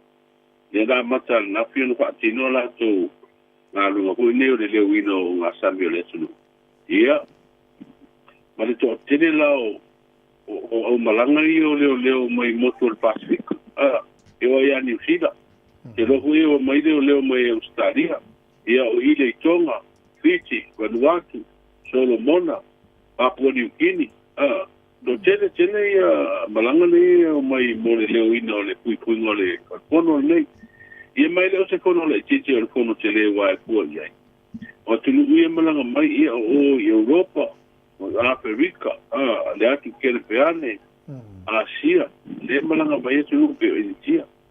No wingala, e tau ale mene o le pui me se ala tato wae o se atulu le titi mo mua leo o le Vasa Pacific. O tali malo i le pono nei, o te lea o tali ngā malo i ngā i New Zealand, ma Australia, ma isi atunu i Afrika, ma ngā i Europa. Ia leo tātou tali malo mo se atunu o le Pacific Corona winga. Mina umbia lava le tūlanga le puipuinga, o talata po ia malanga mai tai o malo. Ia mese o le whaatumutumunga lava o malo tāpulenga o tupu Peltania. Ia maurunga ko puipuinga e tauna whaatino mo ulvaenga lea. O te rola, o wa manuau i e tolu, ia mareto. Ele o malanga nei o leo mai atunu e se Pacific. O i nai pine pa maua. Le puipuinga e tauna whaatino. O whaanga solo ai, e ono nei malo tāpuna.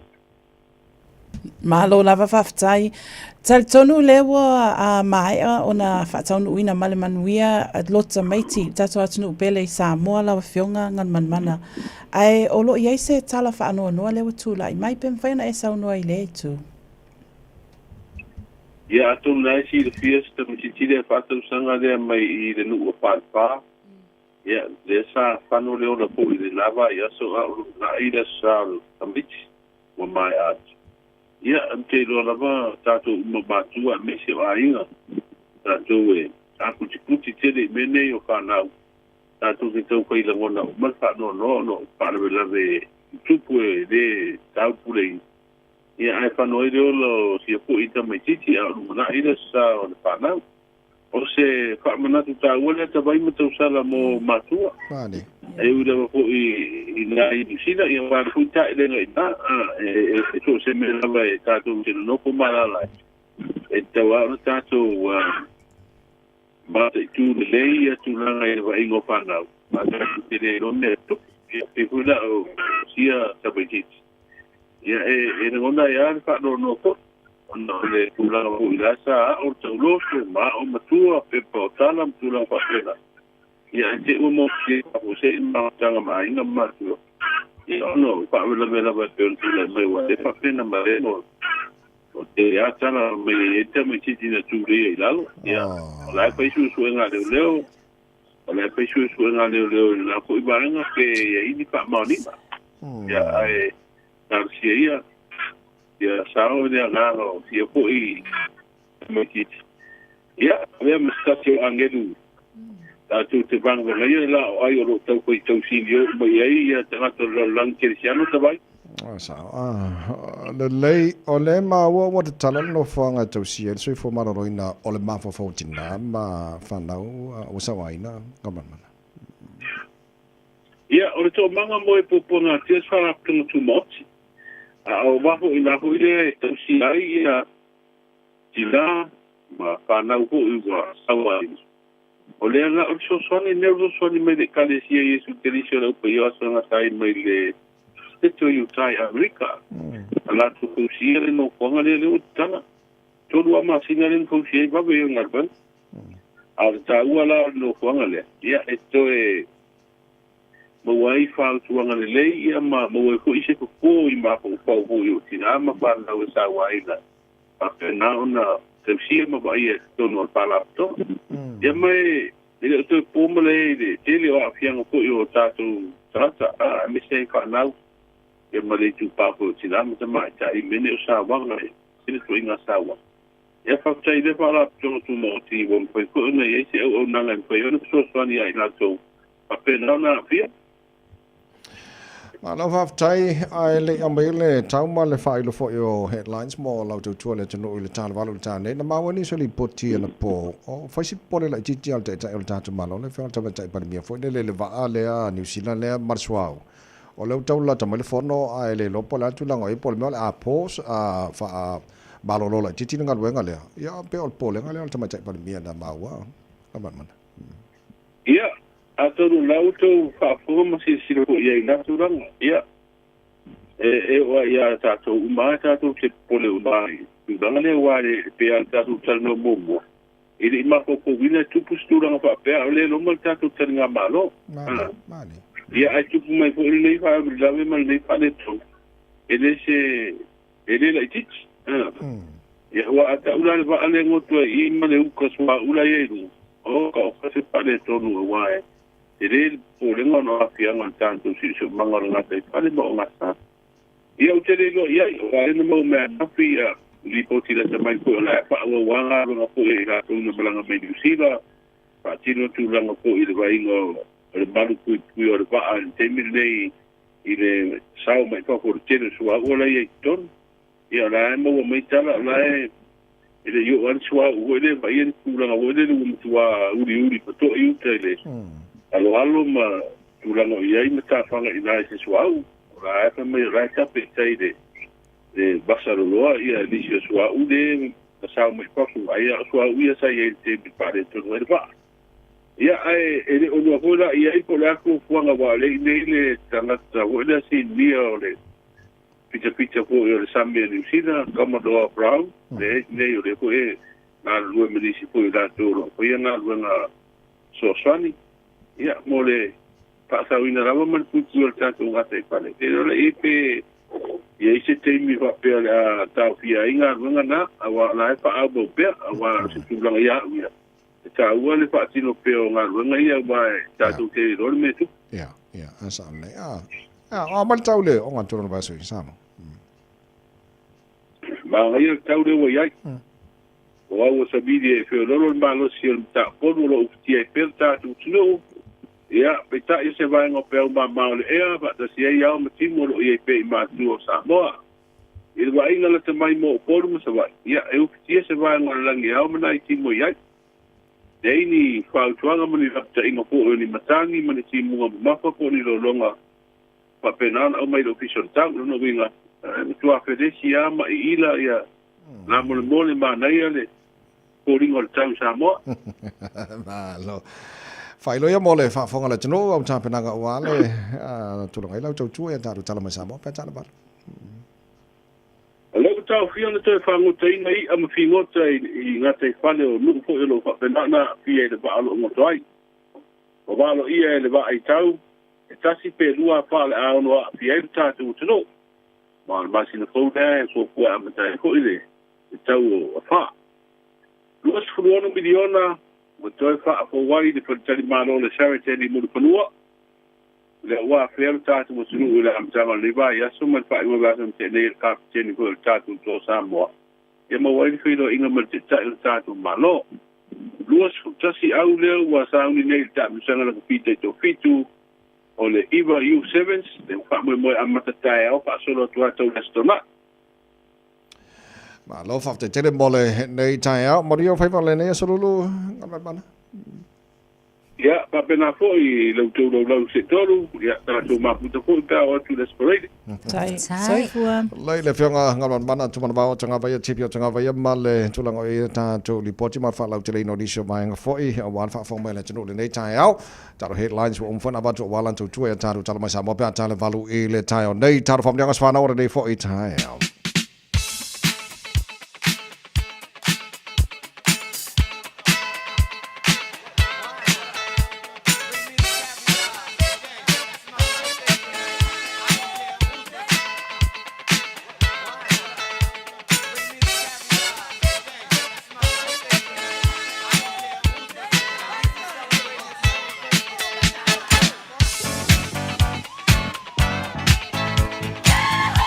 Matala telefoni pe ama fa na fa ngai ne mo se family anga mo se tasi family fa na tuina lo na so fa na le nei aso lulu sfulo no ke topa tolu fitu tasi lima e ba tolu lo mo fa na dungal tato in Nelly. Ile on air at radiosamoa.co.nz. Lo on Facebook ma YouTube ro Samoa awala mana mai lo family anga fa na ne fo tai fo fa tali tap telefoni a is family anga lo pito Tato whamanianga nunga le api fōlinga mai a ali o ainga a Peraamo leo whale tangawai. O le whamanianga le nei mo Abraham Joey whale tangawai. Happy birthday son! Alo whale atua whaini si tausanga mo oe. Pui pui a ngelo mo oe. Ia so malava. Alo whaatu lo papa and mama ma ainga malava mai Alaska. God bless you son. Tawai o si tato wala au whaman mole. Ia le ia al tata val awla nei tai au talofa. Alo sai fo te vai malo wa se tolu nei tai au malulu malo tau tu atenu. Ia. Olo fa mani anga la fa na o. O se o antile ia mati. La sone o ato e va su malo te sanga lo na so fua. La tele tu nei te sanga tere wa e mawa anti e fa ngalo ina o tatu mastanga. Iero po femena te no foi sola te vai o festa party. Ia o lo whaangana e watu ia. Folole Ana Maria Teresia Matei amale whanau. Se fo. Nei I papakura. Astai lava mole avano te vai. Mas lau wa se tolu nei tai au malulu malu tau tu atenu. Se fo. Ia, Maria fo le nei tai au. E paunga ka ko balau le wo mo iri. E o tatu na tawai. E bo. Natasha. So sem kwa manga yo fo iri. Nei ele aso sfulu no. Ele bisiri aso sfulu ngori o ke topa ri ka fe. E ale lei o tara fop ni ngana nei fo I tai au fo mani fa pa to nei aso ni fo. Tai tele tawai ma Natasha e fa pe fo I Samoa lau tunu pele. Malo mo maftanga nei tai au manuia lava singa ole aso lulu tato feilwa ile anga leo le atua mo nei taimi alofa tele atu soifua mai Emanuia. Ole pesele mai le pese ale au talavore fa ka sa Jerusalem fo America Samoa. Fam dia tol pulenga mala fenga radio Samoa man tara pakala be manual tai o cho sa fana mo dia tele lava le lofa mala anga le leo tato matai e le langi e ale le so mai luma ia so mai luma pepe se lo tato le tai au ia le malo ar pese le kai au fo so no kwari fo go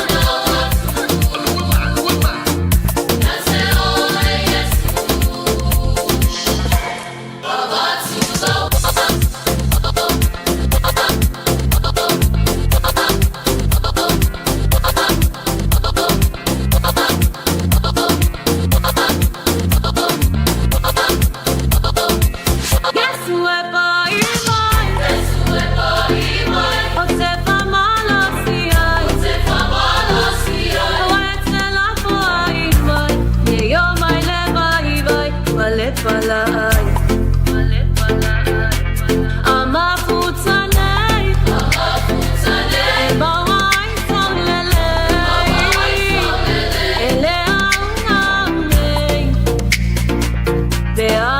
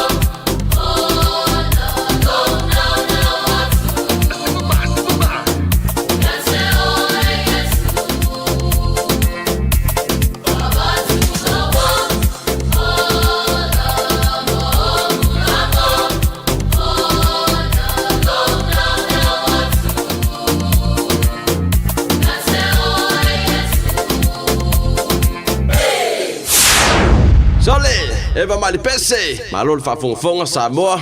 Malo fo ile va ile musika. Radio Samoa #1 New Zealand akoa. Sipso.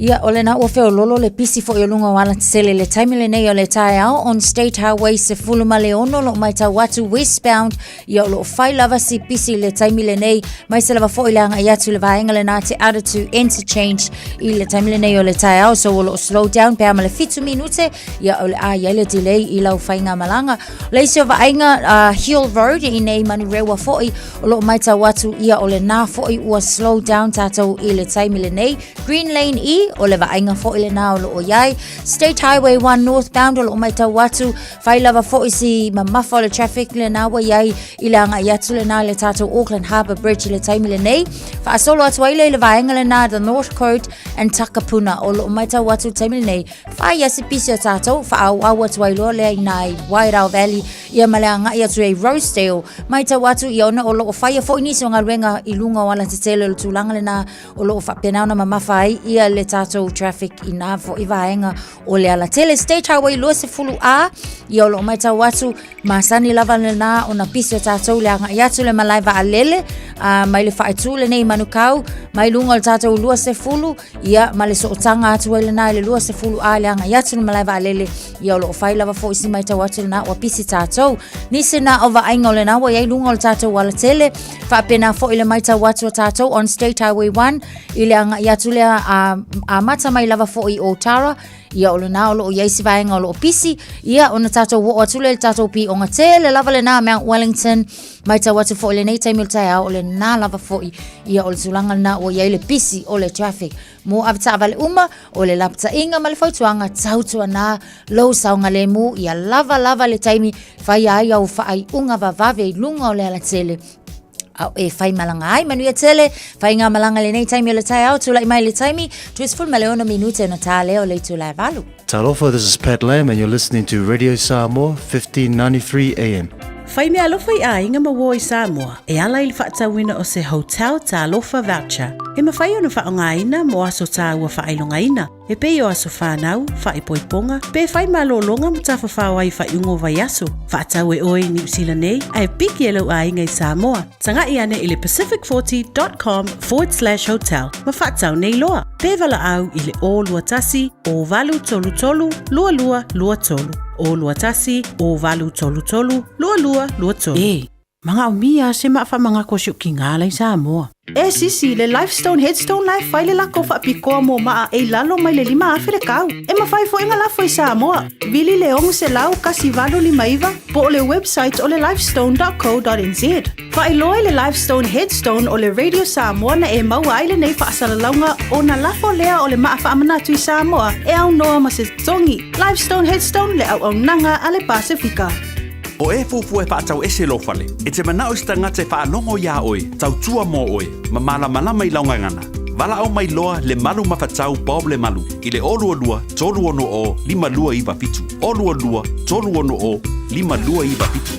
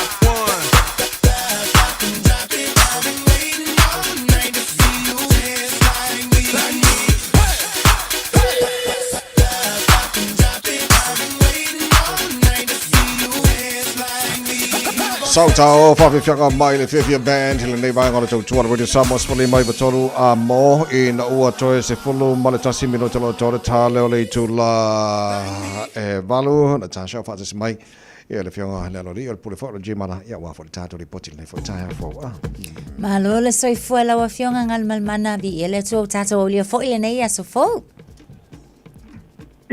malo fo ima fatalo fatu ile nei foi tae malo lava fo ile eu suia te oile tau sala le ngai ile lava fo ima falo alo ma fele toi la sunga de o tawai le tatu ti malo de tae ma fo ile vi inga le lilo to soi fo tau tua e mai fo si ola vai ile soi fo la le le le tunu le o tatu pe nei lonanga le le tatu au dia mai onga tonu le vai aso malo le usu malo le tau tua malo lava ngā lulu e talo fatalo falafa.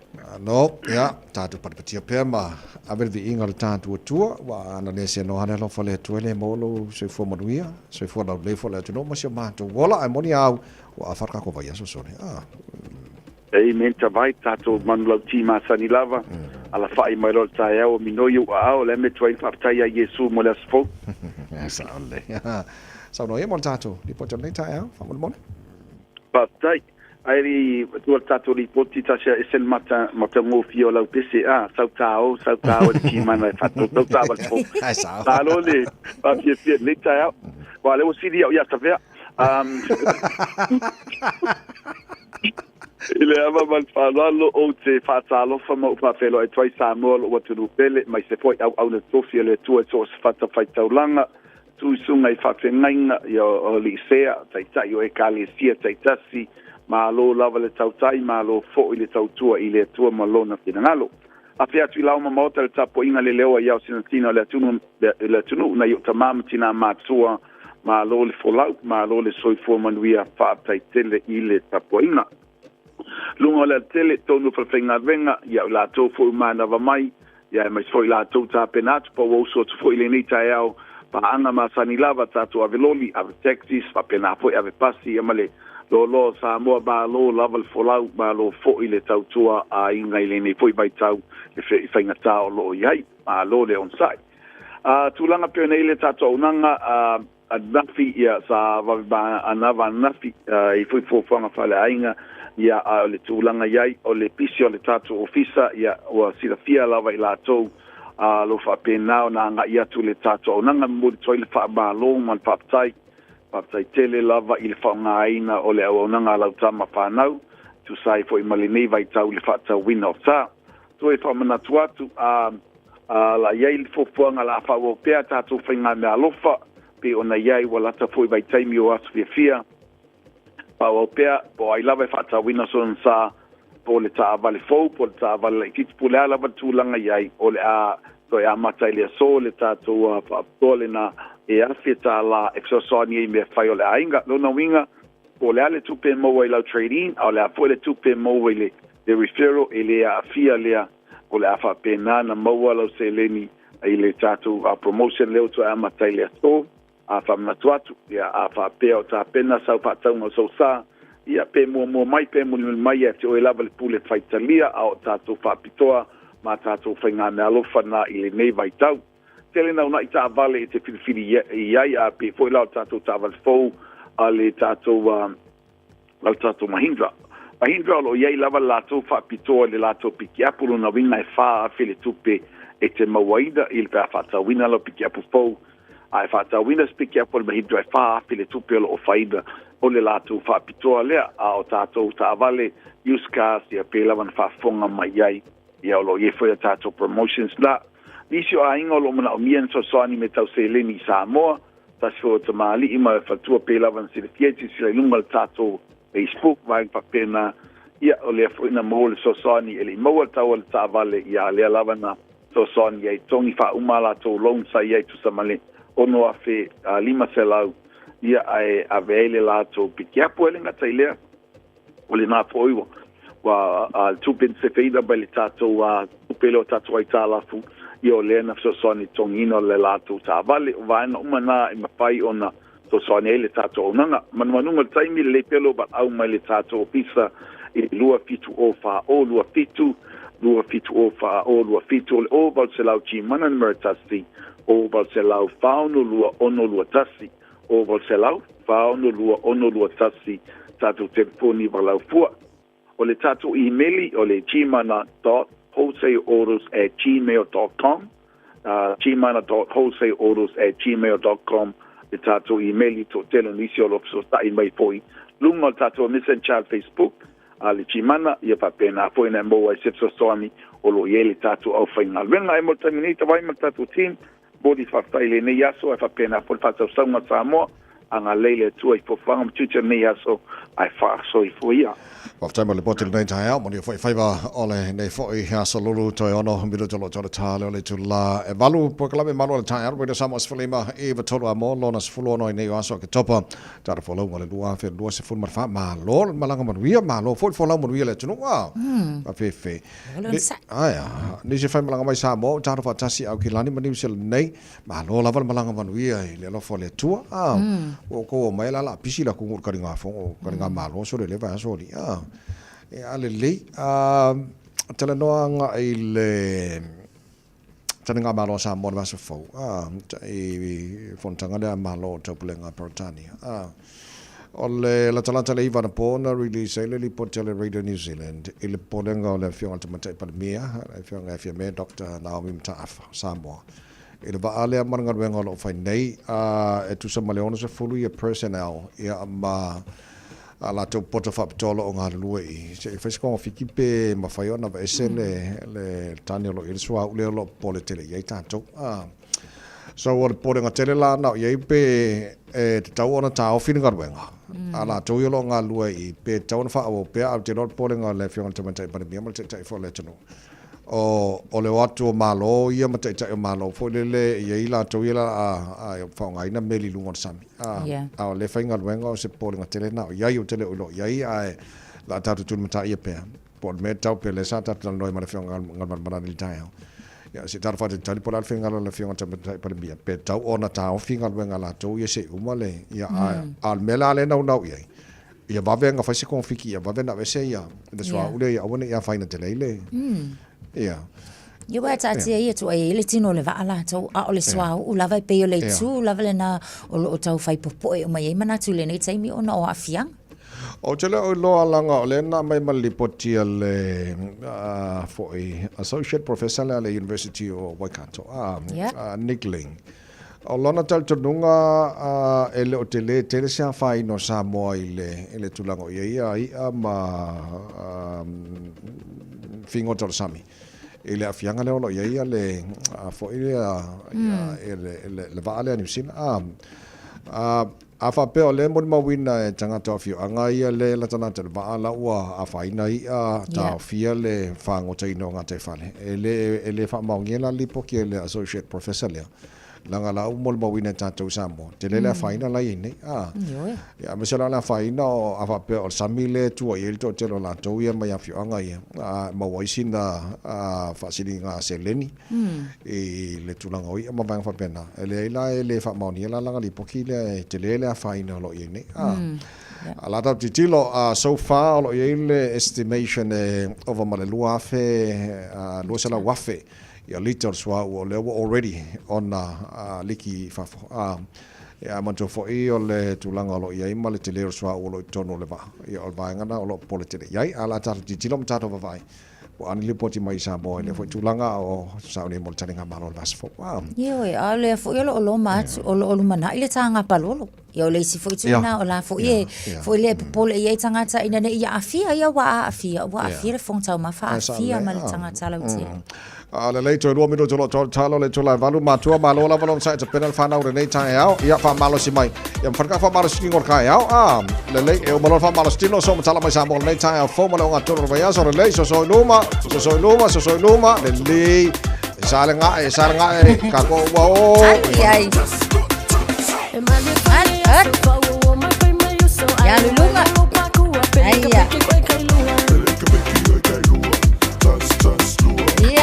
Alu itu tau au. Ayya. Ayya. Yo sawi luma kau au.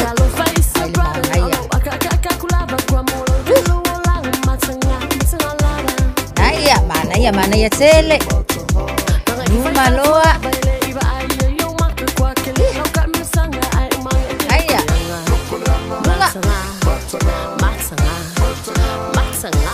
Naya.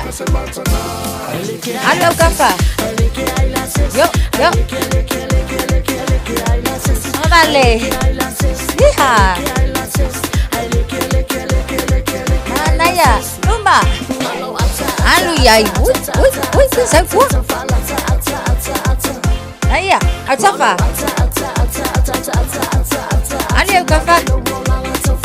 Naya. Iha. Alo yai. Alo yai mabai. Oh. Naya. Iha. Alo yai sepito. Iya. Naya. Alo. Yo. Tunggu.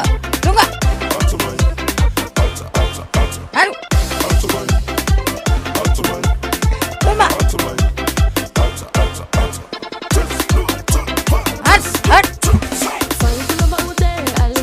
Savali Luma. Savali Maitsua. Borsella. Sefuru sekone. Iha. Sawi tua. Naya iya mama nabai totonu. Nabai fafo. Nabai tonu. Nabai fafo. Oh.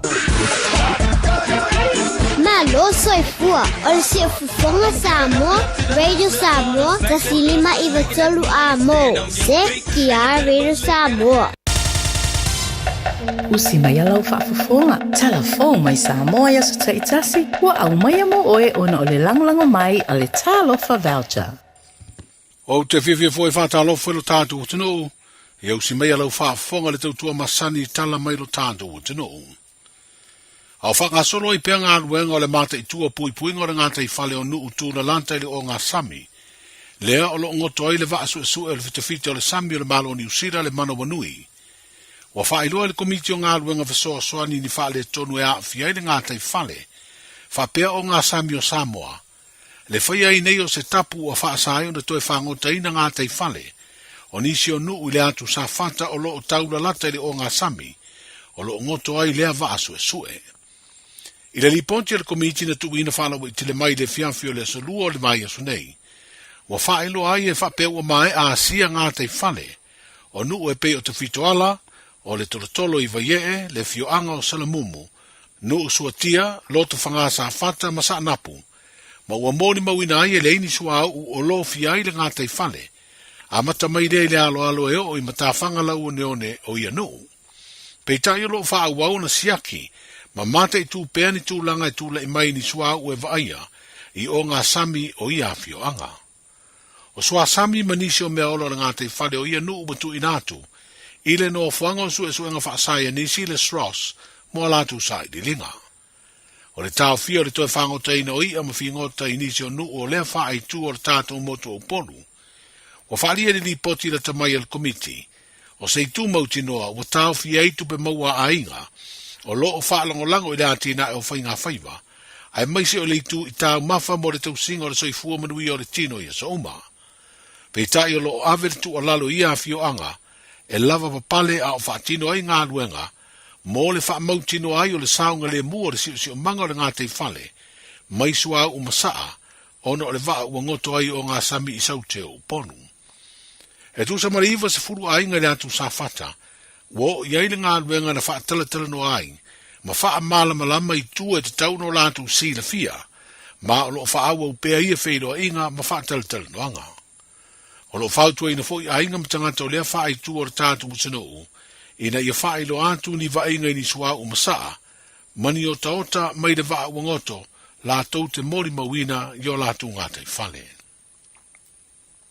Wa tūla lata le fō launga Samoa, i le tau o wha ma winga wha le tonu o le tau, a o tūla lata i le wha i unga le neitau sanga.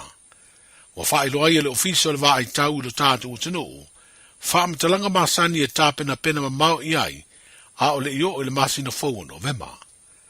Wa valo ia le ono iai o ni e wha pe tasi i le lua, e fausia i tonu o le wha se lau kilomita o le wha tāmino sanga o ngā sami o Samoa, i le tau o wha e amata i ano vema, e o ia a perira le tausanga fōu lua o lua lima.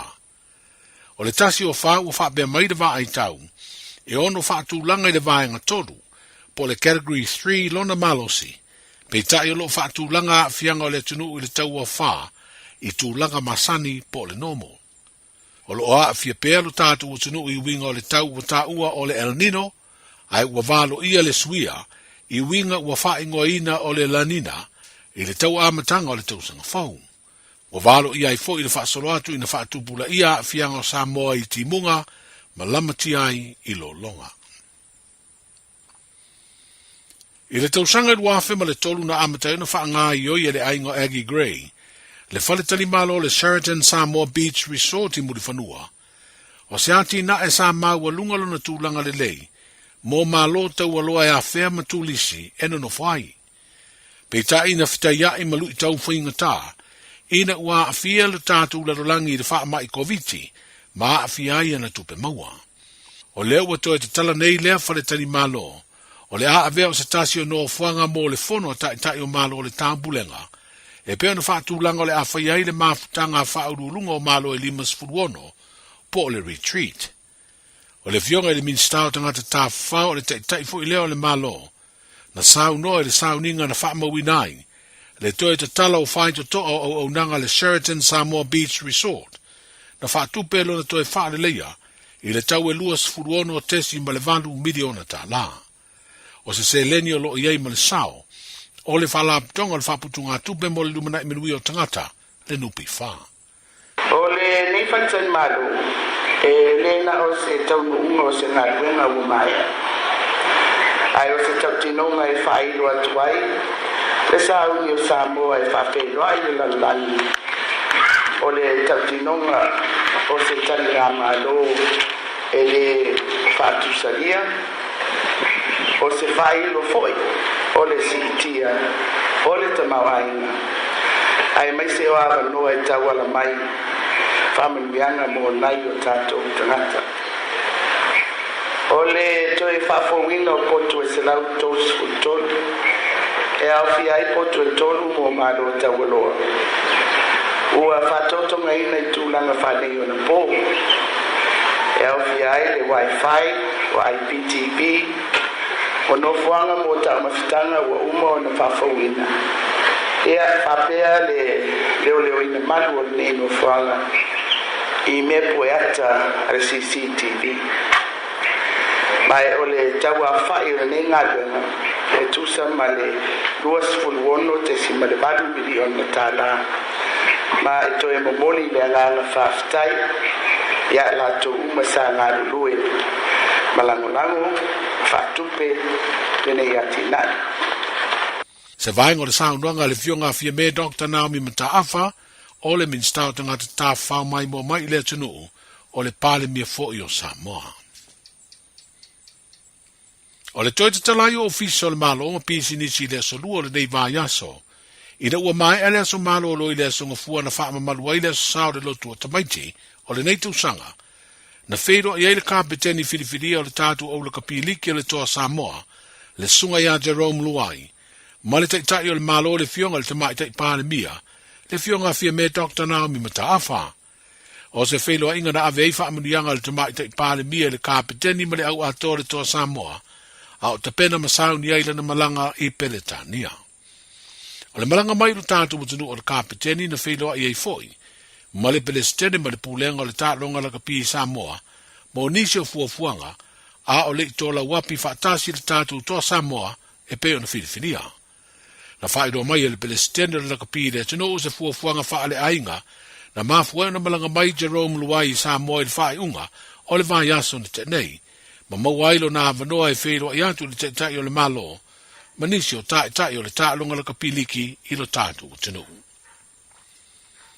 E tolu aso le awhanga solo e le tāmusanga la kapita i to fitu le fioanga o Iwa i Savai, lea ua whae ngoina o le Iwa Youth Sevens, luas futasi au le atau sini o ai le tāmusanga le nei, e amate le stofi, ai ua whae moe mai ai le stona i o le vaios nei.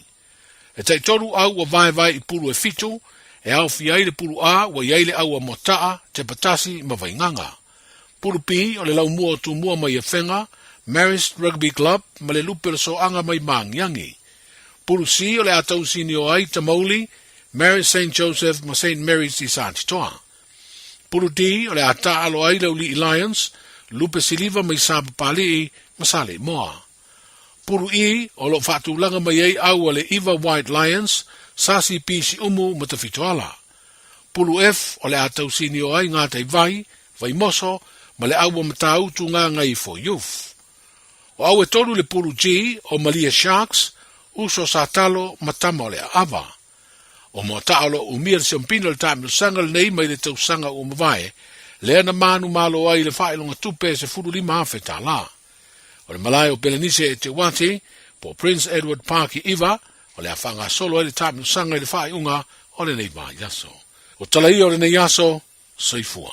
E silia ma le se laufale o loa I Samoa e mawhai o na whaanga I le talofa voucher mo whaatanga alu a inga. E le atua lava se 5 minute lafu antuai mai New Zealand, Australia, Amerika, mai si antunuu. Ai tau nuu I telefoni maolo e whaanga le talofa voucher e whai e le whaatau. E mawhai fui o na tungi e tuai le cash power whaapea le pili o le vai iso o se taimi. Angai loa le www.pacific40.com e lafu ai se talofa voucher mo lo a inga I Samoa. Mo nisi whaametalanga vala o mai le olua tasi o valu tolu, lua tolu, po le info@pacific40.com. Ua na o le Radio Samoa se furulima iwa toru a mo e tau tuaina o e ilangu ngana fitu aso le vai aso. Lenei, ma mawhai o le tātou traffic, ai maise lava on State Highways Fuluma Leono, mai Tawatu, the Northwestern Motorway, o le nā lava ua matua pisi tātou, ma mawha mai le vahenga le nā te Aratu, and whapea nā fo ilai Point Chev I le taimi le nei o le tae au, mo I lātou fo I o le oanga I mai from Waterview to Rosebank, mai Tawatu fo I o le nā lava fo I ua pisi lunga o ala te tele nā I le taimi le nei o le tae au, State Highway 1 northbound traffic, lo mai Tawatu tātou lo anga iatu le taulanga I au kilani faisi pisi o tātou mai le vā fo I le nā Green Lane anga iatu fo I ngai mai nei Mount Wellington o lo mai Tawatu le pisi o tātou whapena fo I lunga I Hill Road o lo mai Tawatu anga iatu la le nā male anga iatu fo I Green Lane East I le tātou intersection le nā faisi pisi o tātou Papakura and Pakuranga Highway o le vaenga fo I le nā o lo o iei tātou le taimi le nei East Tamaki Drive mai Tawatu le vaenga leo o lo o tele ai ia tātou pisi nisi fai lava si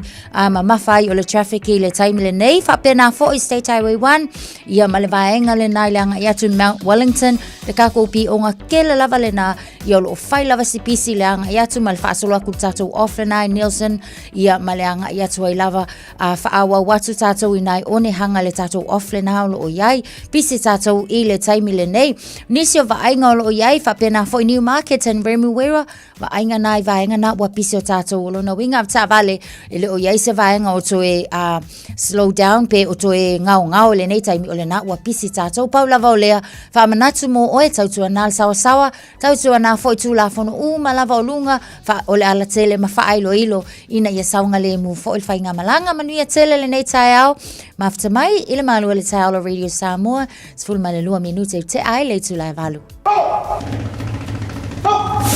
Radio Samoa tasilima iwa tolu a mo. O mawhai on awina atu le tala o le tau Iaso Taitasi ona o le langolango mai a le Pacific Finance Limited. Telefoni o Valselau fitu whawha lua fitu. Mai atu o losu whale wa ele vela le Samoa nei taimi o le tai au fau e tu mauinga awa o le tau I Samoa e fo inisi taimi e langi le iei inisi taimi e pa oe timo. Nisa vaenga Samoa ne so tu mau le tolu se furu degrees Celsius morunga le vela le Samoa ne so lua se furu marfa I lona maualalo.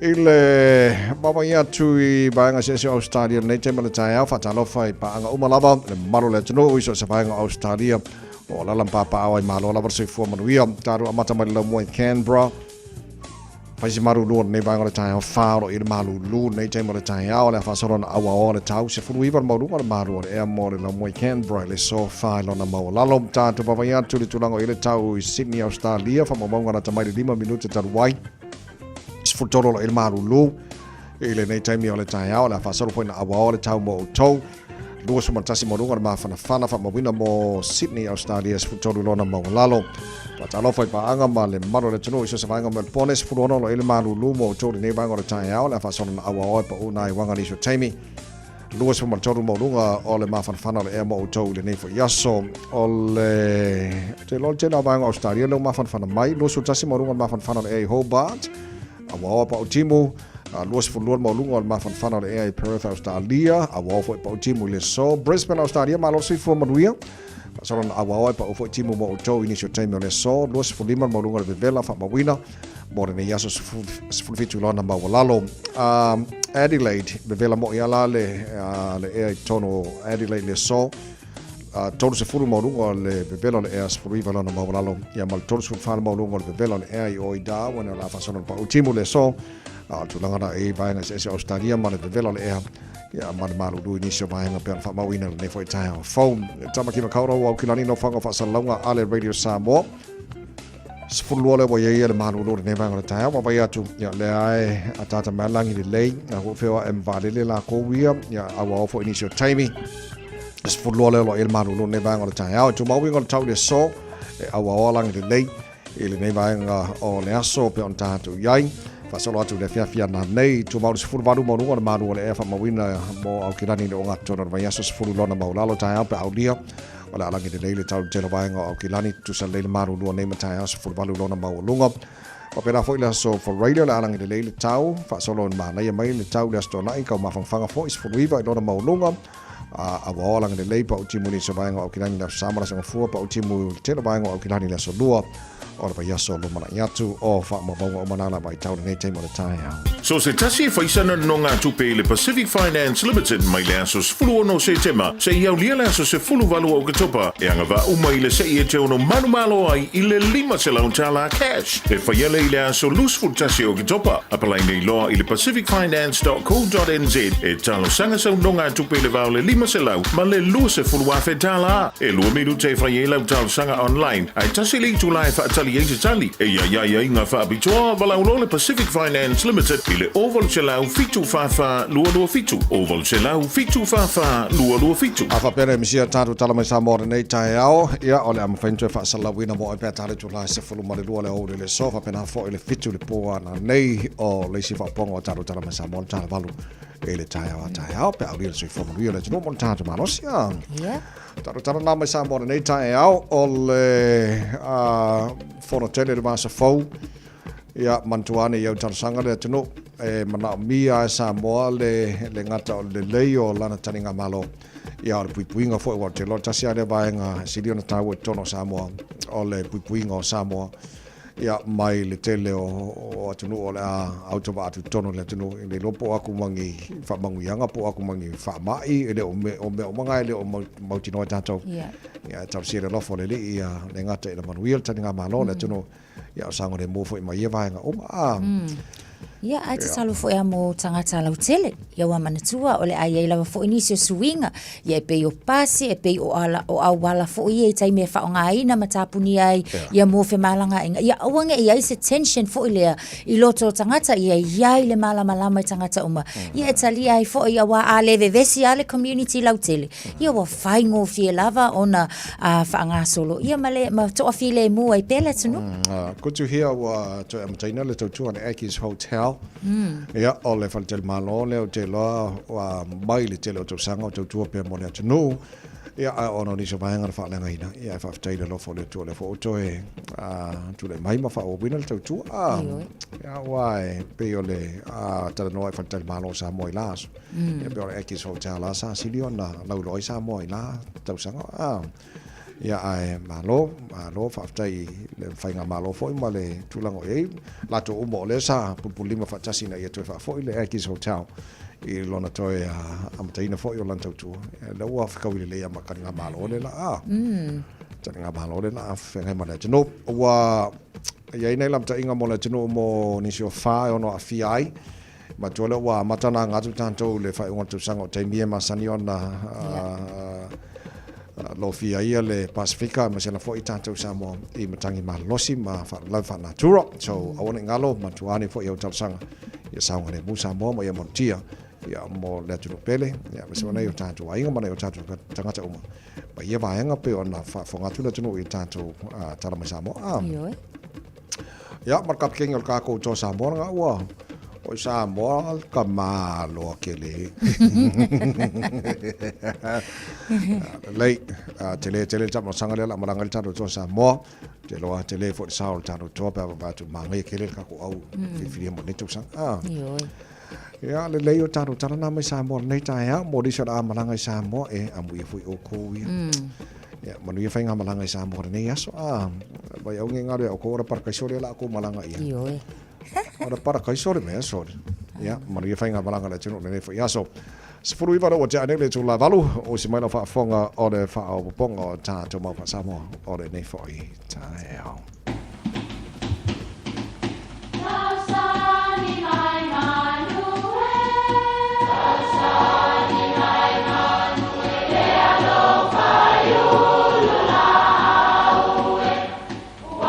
E o whanga manu i ululu o la au, awa e whawhanga i funga o la au.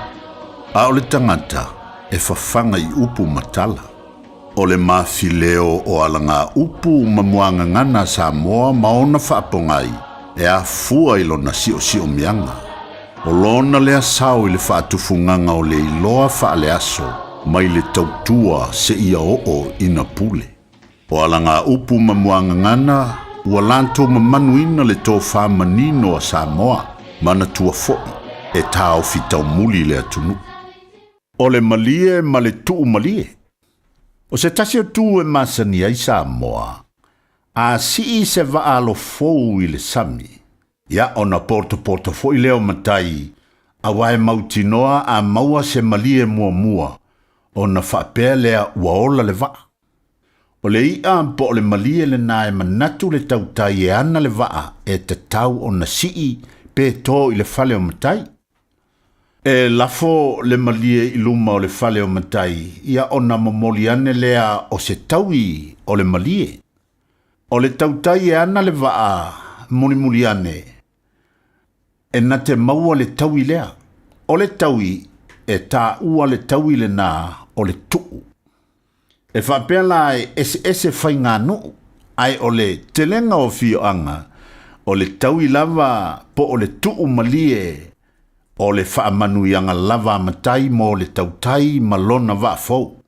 E whao ngā ilona i tūle lei, e mawhaifo i ona whao ngā i se taunu unga leanga. Oi, se matua ma nei ali i le ta vale a silantau le lea na maua i lana whato anga ava. E moni ai le upu. O le lava e lulu maloi mata. E sele ma le alanga fia. O le malie ma le tuu malie. Ia pefa pefo. Ia ua mai tawantu ua na o le mapu iti ngā o tau taluailo o tau le tausi matua. Ioe, aua ne ingalo le upu o le atunu o le malie lava ma le tuu malie. O sianga sala lava masione taui. Toa angala i e tausi lelei o tau matua. Tau te manui ai. Ia e manui a lau whaasonga le nei asu. Mahalo. Ia, ora ngā. Ko anga kausi maha kua. O maanga ia ngā. Mana ia, telele. O ngol nei foi aso. Ia, le maanga ia, le iso re kawhewhe. Se kausi o mazika o Chris po fio ka malo. Kamale o Chris mo e se lo fie kamange o Chrisson. Ia le lei e a fo I pe a lo mo mai. So mai Chris. Ia le lei se fa kalo foi foi. Ia malo Chris malo wa mai o le taiao. Ele lo fore tora o wa me o to ni fitao a vi ele lo fo manga le tu ni fitao matangu fitao le fore tua. Ali la fe mai le maule mo tato ni fitao a fe mai le nei o soi o te alofa manau I ai o lo fia ma o pale le au pele ia fa pea ona tu mau o tou I le di ali funa e mena le fe mai le la o ngata o mo tato tauni a fe mea mai ia tato wa tu mau I le ali funa tato mau I le tu ali funa pea lava so wa ingole o langa ni ali funa I tato wa tu mau pe ai le ali funa boya Minga tapo fa fitau dia di fun le orang ni ata tatu mau pea ile li tate manui ai adi funa ren yer tatu mau na mu tatu ni fitau fa mani tere tu boto plus nga live friend ni aso fa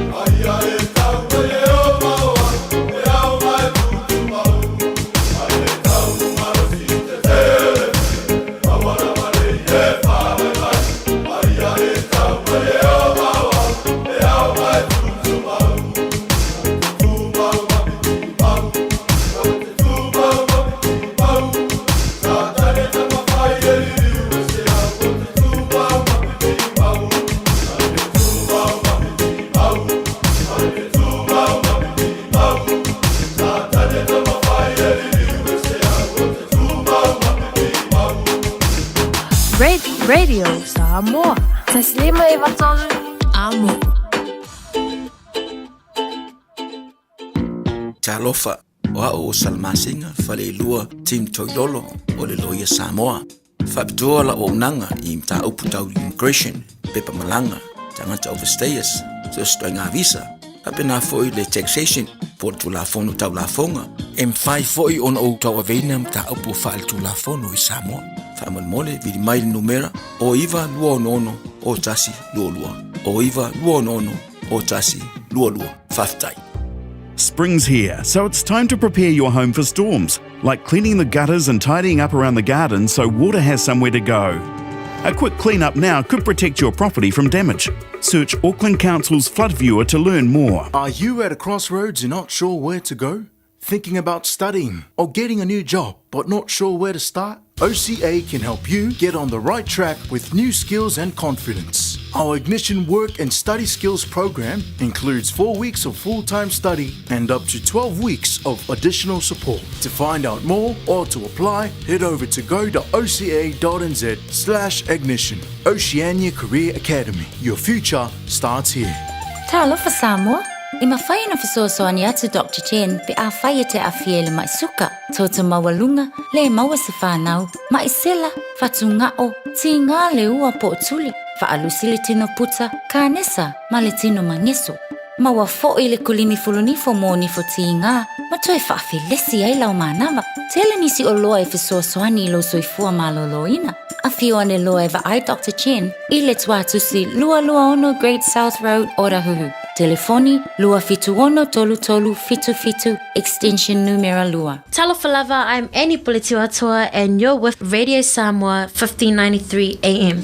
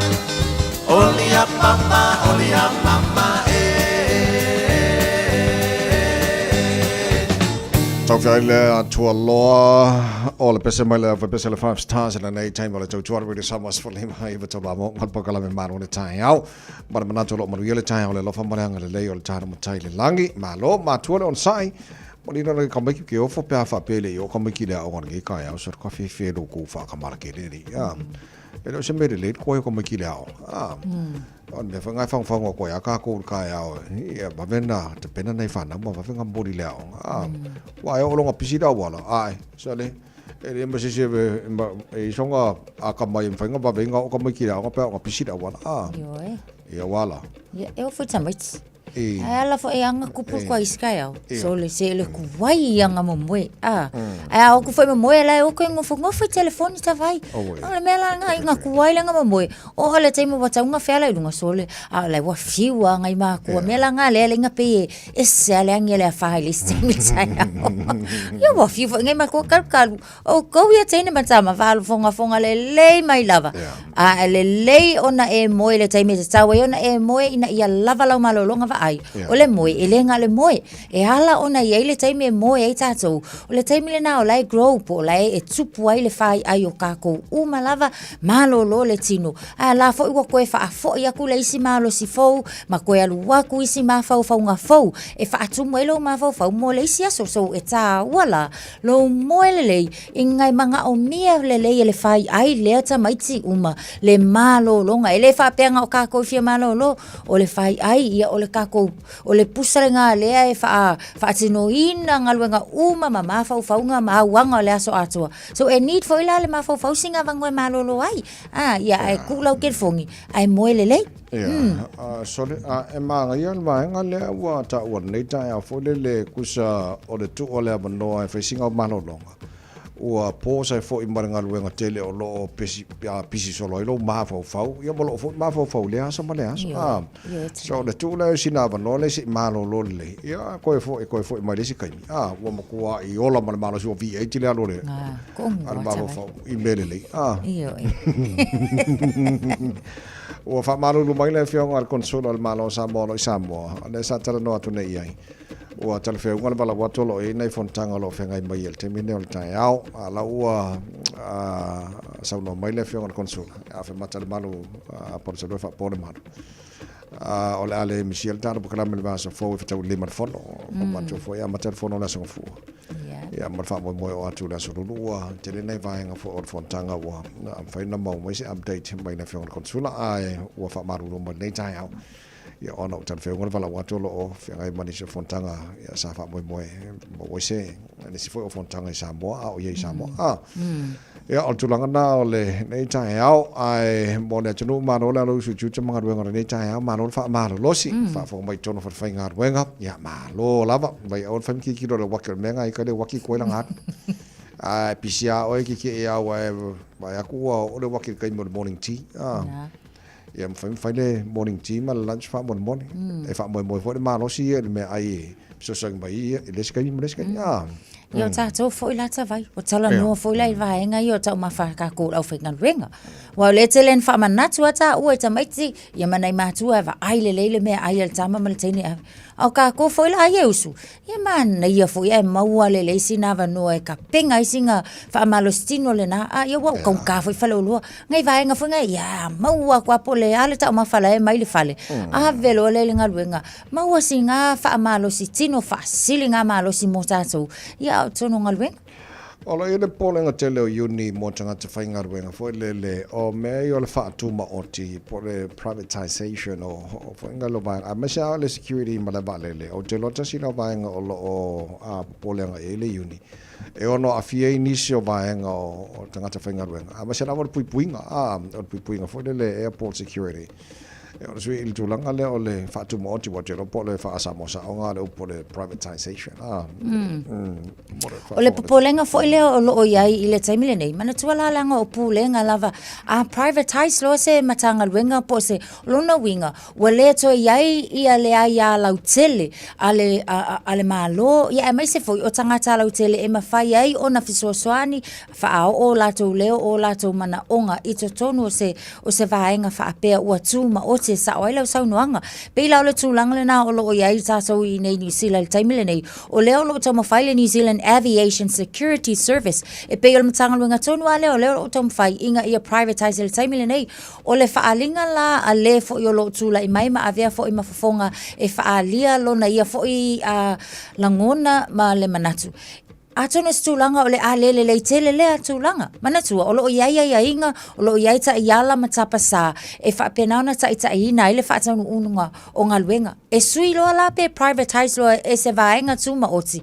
Olo na winga wale mafai fo ina to ia ile iala utele e mafai ai ona tanga i to ai le vaenga le fa tanu winga o ngaluenga. A po ala to commitments e tau ona iai o le safety o tangata fa ngaluenga o le safety fo i mo ila to wefe mala ngai a wala ngo vaenga ia o lea e ngai la lato au nanga tangata malanga ia o fainga o malaiva alele o awala o malaiva alele o le saunga le mu e o lava i uta po o cargos o vaenga umai o lea e va so e privatize rola ia o tele lava foi in a limit ia lea iata sawa tangata lau tele. So o le tulangana iai se 40 minuti tanu ai lava vai atu o kole le puleno o Wellington Tory whanau ia le agent meeting tauna whaile a whare lua nei le aoli se i toe titilo langa o le popole anga e le involve o le malo ma tu pole sa tatu tala noa nei le taihau o le ala asa o Nil Minister Simeon Brown e tala noa anga e Wellington ona o le tūlanga o lo ia ia fuwhanga ma maua Wellington ma le lanto long term plan le ansa wha aleo ngaina ina o le whaiona whata wina shares a le council o le malawale le Wellington so o le titilo atu Yele urgent meeting nei a for the lua le oli to tala noi nai once involved all malo ia ona te le o le fai na male le fai on fa o wina ia long term plan of Wellington e Malanto Council ia so nai update na mai le foi tu lang sa tala non proclaim nei tai e war fa fa mai na no to do the radio Samoa for mai to no more nei foi tai fo e na o to se follow male fitu minuto lo to tale o le tu la e ba to no wale maro le tai pa tale ba le tai nei ta to no fa fa mai to no fa finga wenga nei tai mal tai mala to na morina to mai tira o nei tai au pese moi Pacific Love Band Small Man fangi ngefu me o ma lo fa tai fa tis man nei tai wale au nga wangi ngefu a korka au la sulu maro fangi ngefu fai lepki le ngefu ai ngala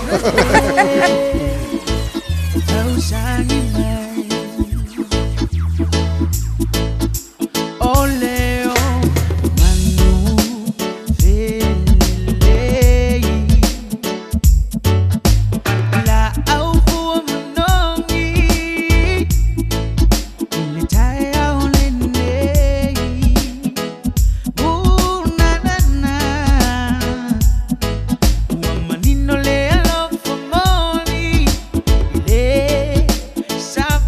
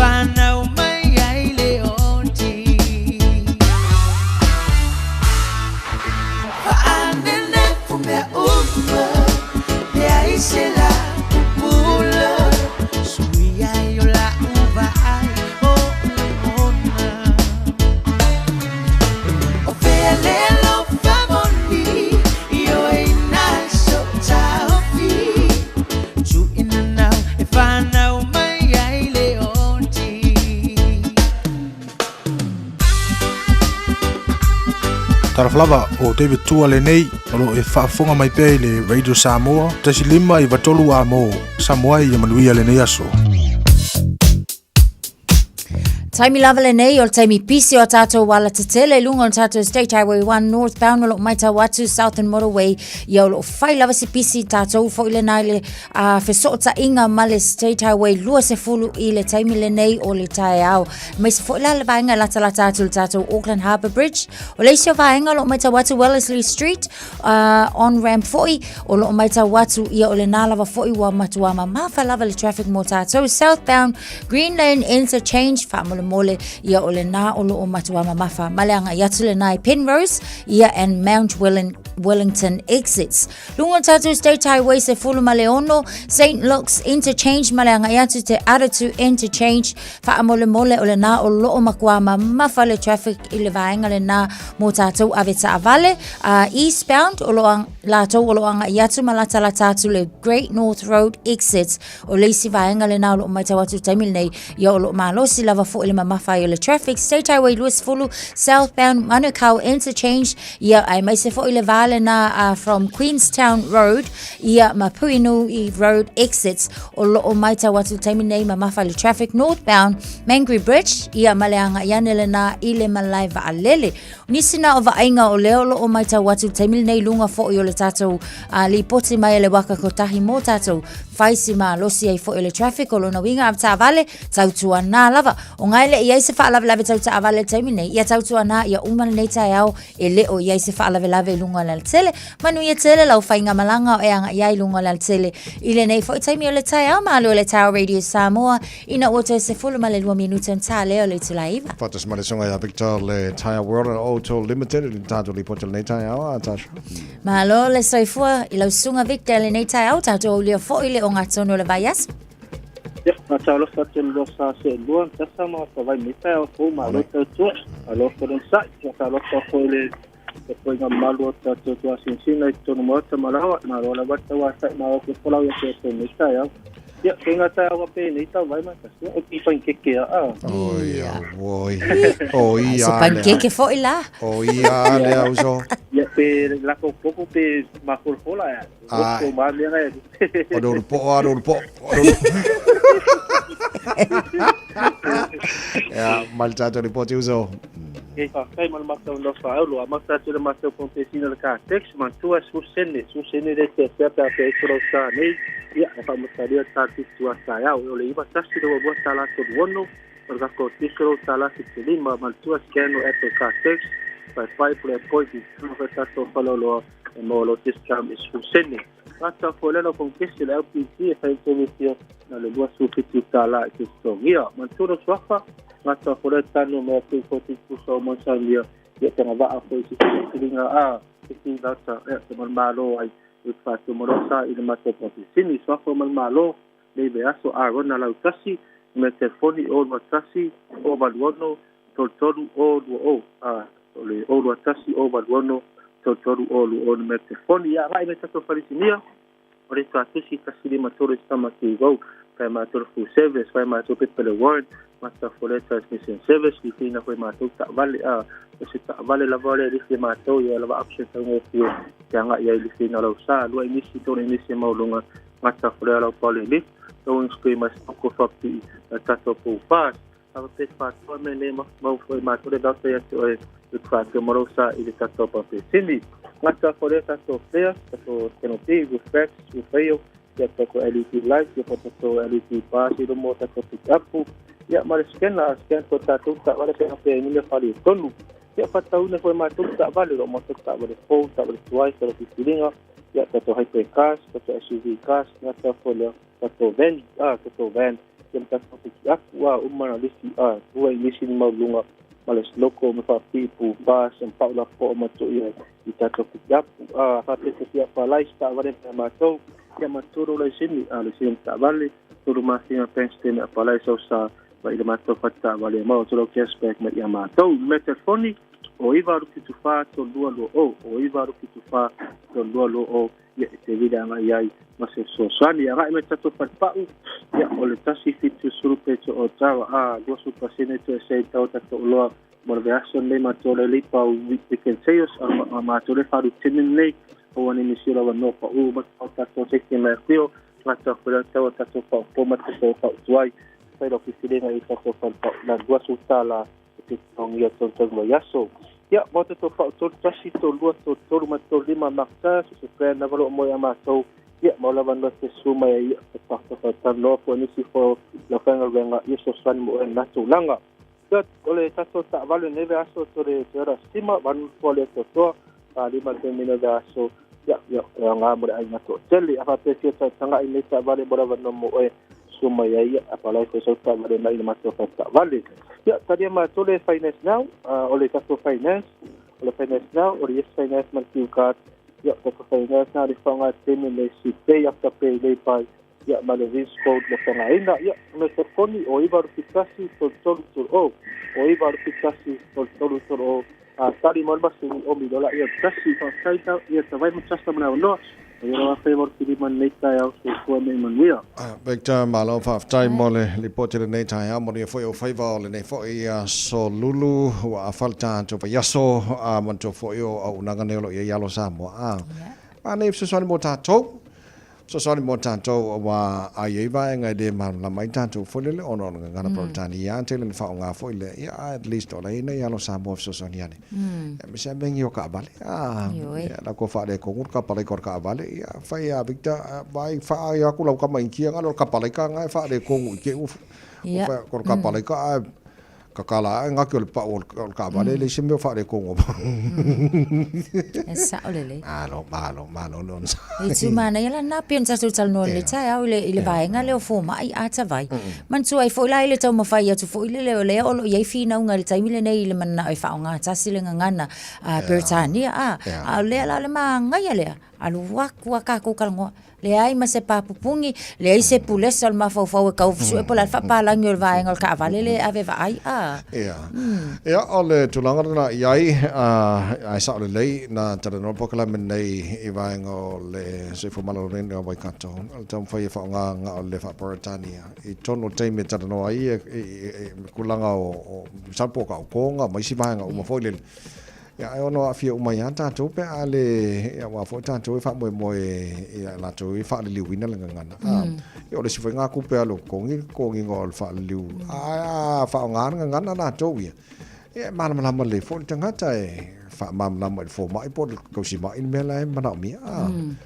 e ta wata vai ya ta la ya tulanga le leila le na ile fa nga ina ngana ese a tala no tangata al ko inga vai nga foila lele e wai ila tai mi to no matanga luenga e le ta wai a fa pela ko rua inkia le I yo o sa mo mal palangi le I e ila le tai mi ele ka wen faila kar nganga ile la wala ngana so na tasi le ngana Britania le fiso kai u mai ma to ai le tu ia ile ngana lava ye fa nga mo na yo lava tangata ya pe anga ya tu al me fola nga lo mui yo la konga mo kele ilwa fia fusu e paula ngal me fa de ko mo melor kala ngo ka kai la ko nga kele no poli munga le foi ya le lei ona vanga na mon fa fong mele channel nei tai au fo taru tal fo pe ta le va le tai on nei ya on sound me foi le so nga te fa le tu te mon po kala me fifia mai fa wa to already sambo mo oi ele nei foi ya so lulu ai onisino tala la fa le tele wal fa fong mele channel attention nei foi tai au fo ma fa yona fa nga tanga ta ki lani I contactless payments e tongi e malanga inga lau tele he tua vai aso o le loal tene titis fulua tau sanga aru dungor fai numero tangata no nofo I awala Wellingtone mari liu tangata to fa manu tinga inu to tasi manu tinga inu to tasi ono fa lave tau vale dungor State Highway 1 moria tangata lona tolu so tae maletino maliu na moa I le moa o le halam Tatu tala mana le te pena mai sala ba fa lo tele ya wa fo fa fonga le tino ya tatu tala fo pe ta le hiva e le tayo nei a le tau ngana le proclame ma lo le tayo mo nei fo ya so lulu ya ma lo le tino le fa fonga ma lo te talo ma lo ta po inga ma lo fo usu ata ya fa ma lo fo lo sunga le o ta wa ta ile nei tayo manuia to enga le nei aso Samoa fa tai tele lo ta po inga ya manuia tele la va to fai va lo filma le nei aso felo aya isa so mo le lo fa malanga le le to so fo ya to fa pe se mai sai Frank Sola ele ngalo le mativa fa se fo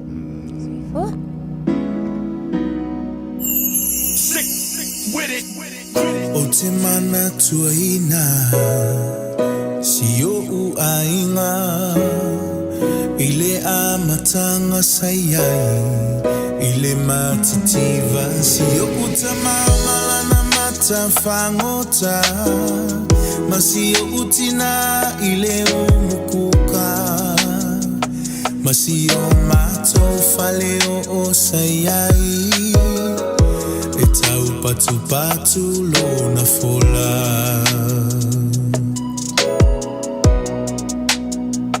ai atu la ua onga o fa atali le faiva ma utau fui paelo mala uamu o te savalile nu atoa e fa ataua o fangusia se tupe mola upilia onga ma mea fai asio uainga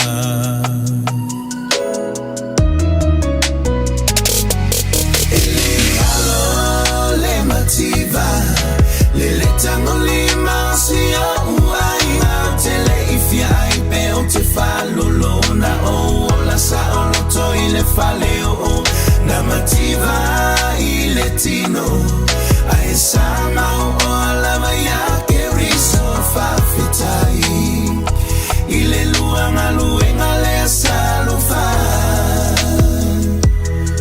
o mato ai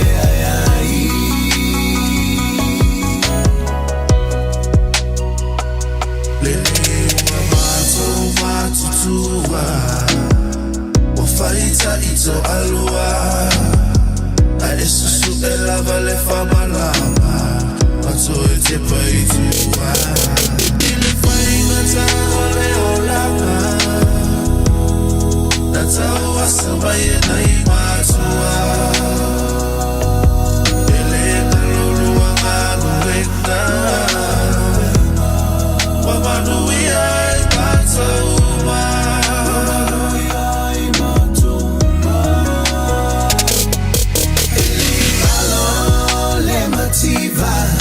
Lele tango lima sia uai au tele ifia ai pe o te falo lona o la sa o lo to ile faleo o na mativa ile tino ai sama o la maya ke riso fa fitai ile luanga luenga le salo fa o mato ai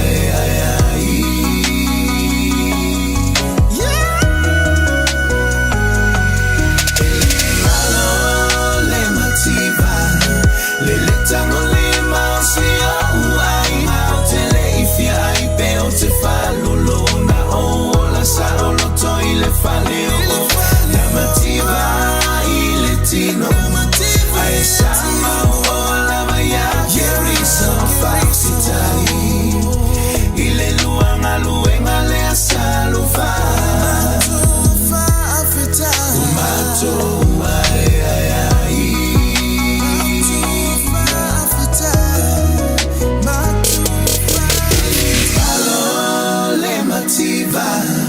Lele tango lima sia uai au tele ifia ai pe o te falo lona o la sa o lo to ile faleo o na mativa ile tino ai sama o la maya ke riso fa fitai ile luanga luenga le salufa o mato ai Hey, hey! Oh!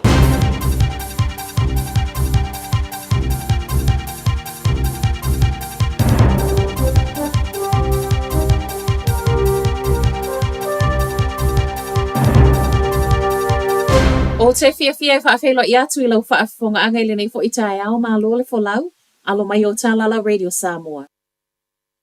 O le whaaiunga o le tausanga lea wa whaamautino mai o le amawhai ai loona whaao ngai tangata au kilani, credit ma debit cards. E totongi ai pase se ilunga o pasi, train ma waa.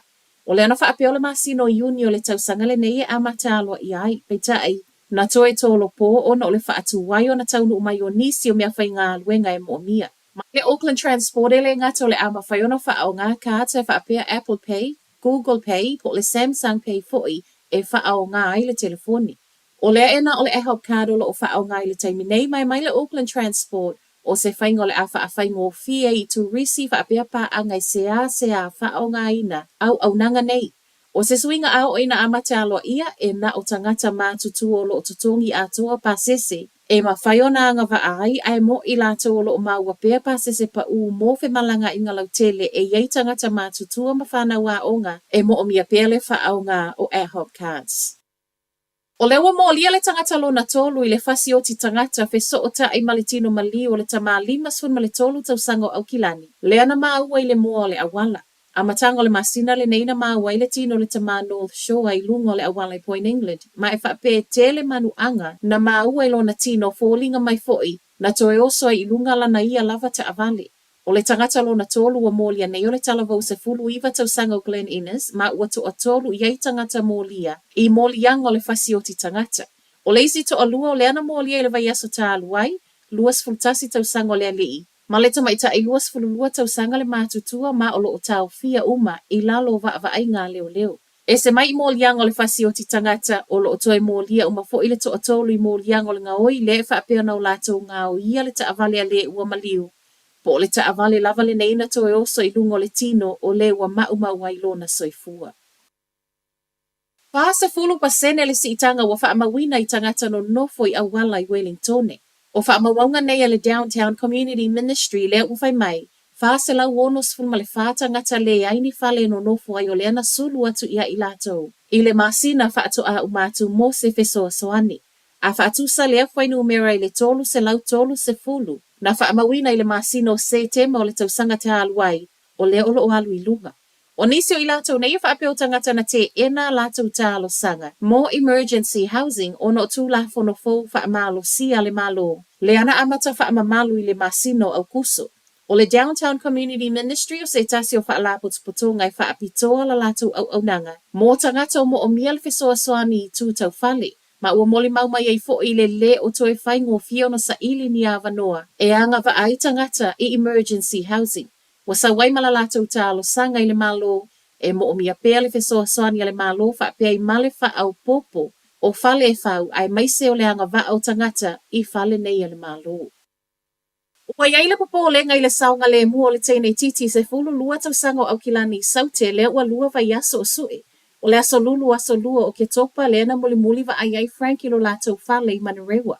Wha mauninga mai leo ana na fio lo o wha asolo pe aso e suenga ma o leo wha atalo sanga ina fo ili fesoa soani a tangata lautele. E talitonu leo a leo whangarei o au kilani lava I saute leo lo o iai. Masalo miai Manurewa, Papakura, Pukekoe po o Papa Toe foi. Ta uaia leo le whaapopole ino le ofisa e maise ai lava lona a inga I lona saunga le mu. O le talo sanga le ofisa I so o se tasi e si la fia se mea o iai I a vave fe so o ta I atu leo I le tasi.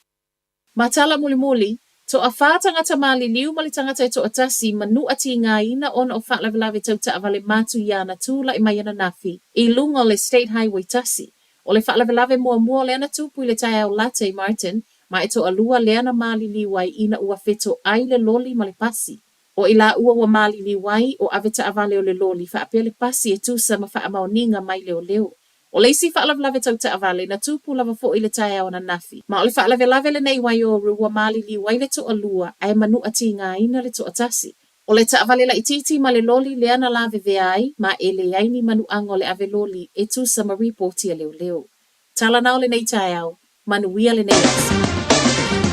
O Ua mawhai on awina atu le tala o le tau Iaso Taitasi ona o le lango mai a le Pacific Finance Limited. Telefoni o Valselau fitu whawha lua fitu.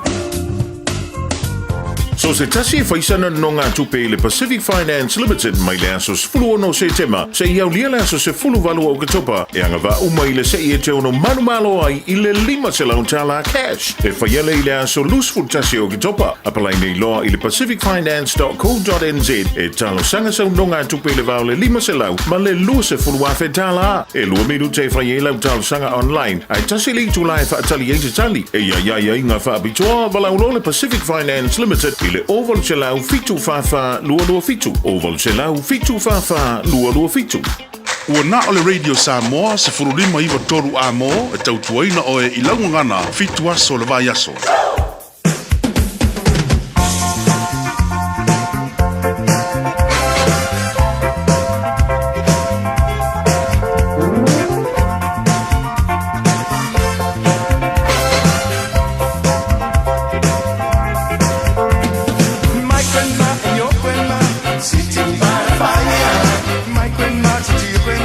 Set your face on fire. Talking about a aiko ane.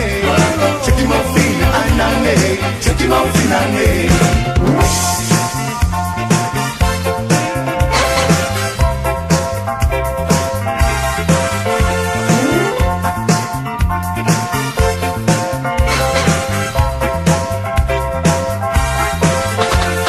See that thing all dressed in red. Aiko ane. Wasn't for the daughter, she would kill you dead. Check him out for that name. Talking about the aiko ane. Check him out for anane. Check him out for anane.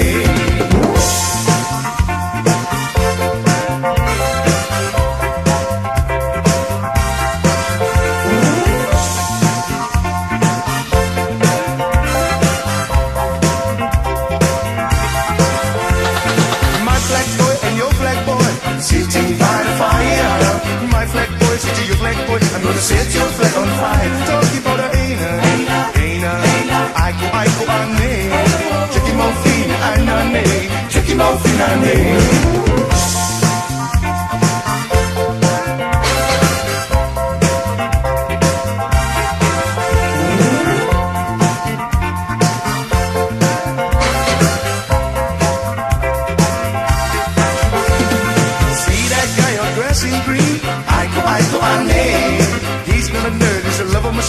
Check him out in a name. Talking about the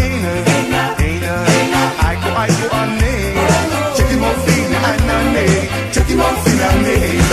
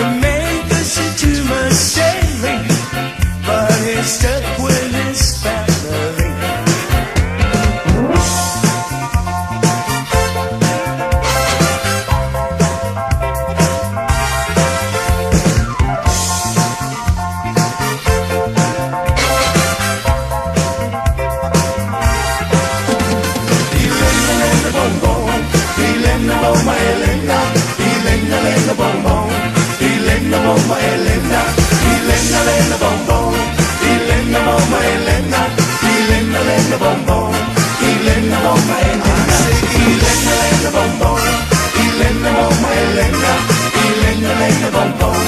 Elena oma Elena. Elena bom bom. Elena oma Elena. Elena bom bom. Elena oma Elena.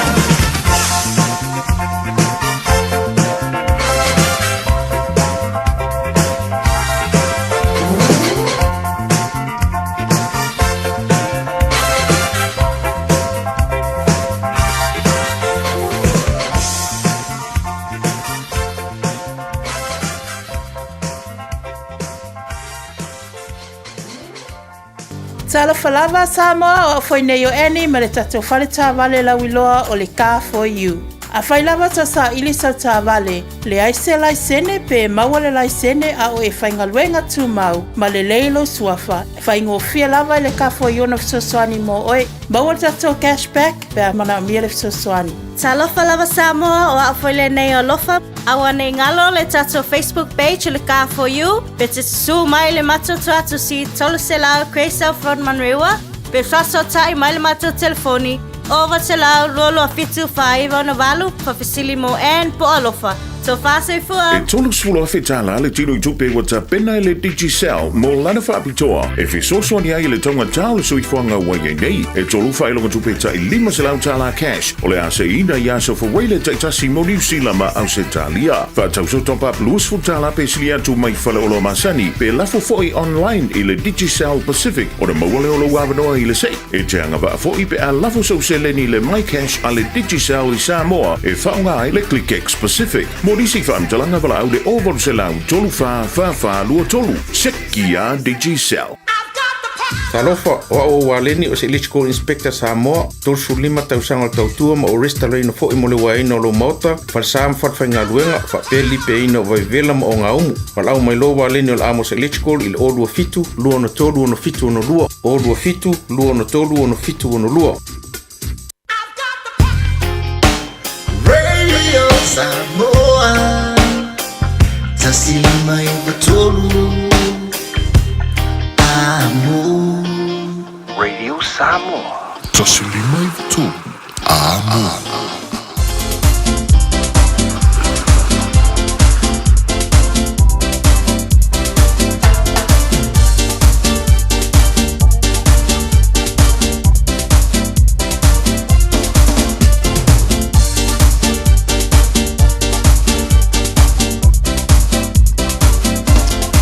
E fe foi le nganga le nei vai ngale tai au te fatalo fatu fatu limatu pe molungo le tanto wanti no nei tai au fo malia so matongo fie a so lulu nei le wata tu yelo ngatono le foi yaso ia i fe au manga luenga lo fanga le tanto watu no me se foi tapo inga pe ona yele tapo inga nei tatu to mamti da matua le la tai au le wa mai atu la unga le tua ale proclame le malu le tai au pe ona yele tatu proclame amata mole nei foi yaso lulu. Pokalaba fifia mai te tia le tau o ona le nei lea fu o se ia tulu no foa wale tau awina pokalaba whangasolo le si fonga le radio Samoa. Ia ebe se fo le tau tua le fifia mai pe ona iai. Pe fia la toe whatalo whatu ma toe walo whatu ia tau umalava le nei tai au fau. Ia so matongo fia le lofo le li matongo fia le suru mai le la. Le lofo wa ia leo le atua ia ti tatou ia te oi foi maa le nei yaso. Moma le yase whapopo yaso le tatu ola au tatu whianga i o tatu tiu te manga ruenga. Nei whanau ia latu wa onga nei whai vai yaso, pa malovi ia le lii, pa teile tu le malosi ma le ola le ngata whai leola le puipuinga ma le tausinga. Tātou iai whi au mga luenga yaso te itasi, ia lava lo lo whangia le tu o tātou i o tātou tiu te masani. Ia pa kala me whanga solo mo tātou le nei yaso lulupe ona iai longa tono le vai yaso. Le latu inatu le upo le poto mo tātou le nei tai au, whai tawina le upo le poto le mtau pes mo le ono, a mai alea watu nei whawhiwhianga ma nei musika. Tala tātou leina le aso lulu neu tātou iei le aso manatu. Tale tu le asfulu tu inatu leo le toe o nanga ma le tautua le whatua Salva Masimino o tātou tala i vai whanua. O tātou sota inga Samoa i tutuila, male to wha ia pa'u au sange. Roy ia awa foli tatu tautua pe o le masani ai o to mai mnisi o vaenga i molo tupu ia i tonu fo o le malo o Amerika i Samoa ia po o tutuila ia langa o lila lo le malo tele o Amerika nei po kala me whanga solo na mo tatu le nei tai au i le mafutuma le tatu watulu ai walofatu nei tamam tina matua mafutuma nei tai au fau malo se fo manuia la o to fo i tapo inga yasta itasi Ia vi ia le li tal tonu al pokalame o lo manuia o tonu nei tai au. Ale ngata fo ilea la finga luanga tofi le atua. Ma lo se fo manuia ma lo langi batafi. Spulona minito tene le tu live fa nga solo pokalame le malu le tai au la tatu atu le porpoto mo tanto fa tawina nei tai au fo. Ia ile lo fo mo leanga le o le li. Fai tawina le upo le poto no le tautua matavela linga Fusi and Sons Funeral Services I Mangele ma Samoa. I taimi o mawhatianga ma whaanoanoanga ona o le maliu. Mana tualingalinga Fusi and Sons malana au nanga o le a whaamama avenga atu mo oe ma le ainga. Wala au I le telefoni lua fitu lima tolu o fitu.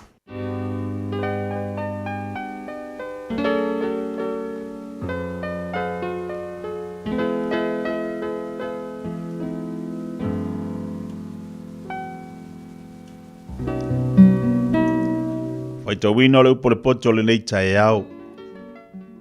Wa maila le tusi le whaata auto ilona mta upo e se funma le ono. Smaia le wha fonga, wha manuia le atua le whai tawina o lana whiong pa ia. O lo le tangata sauning o le loto, aolo maia I ova le talia le laulo whaiva. O la uma le tangata e le le iai ilona lava manatu.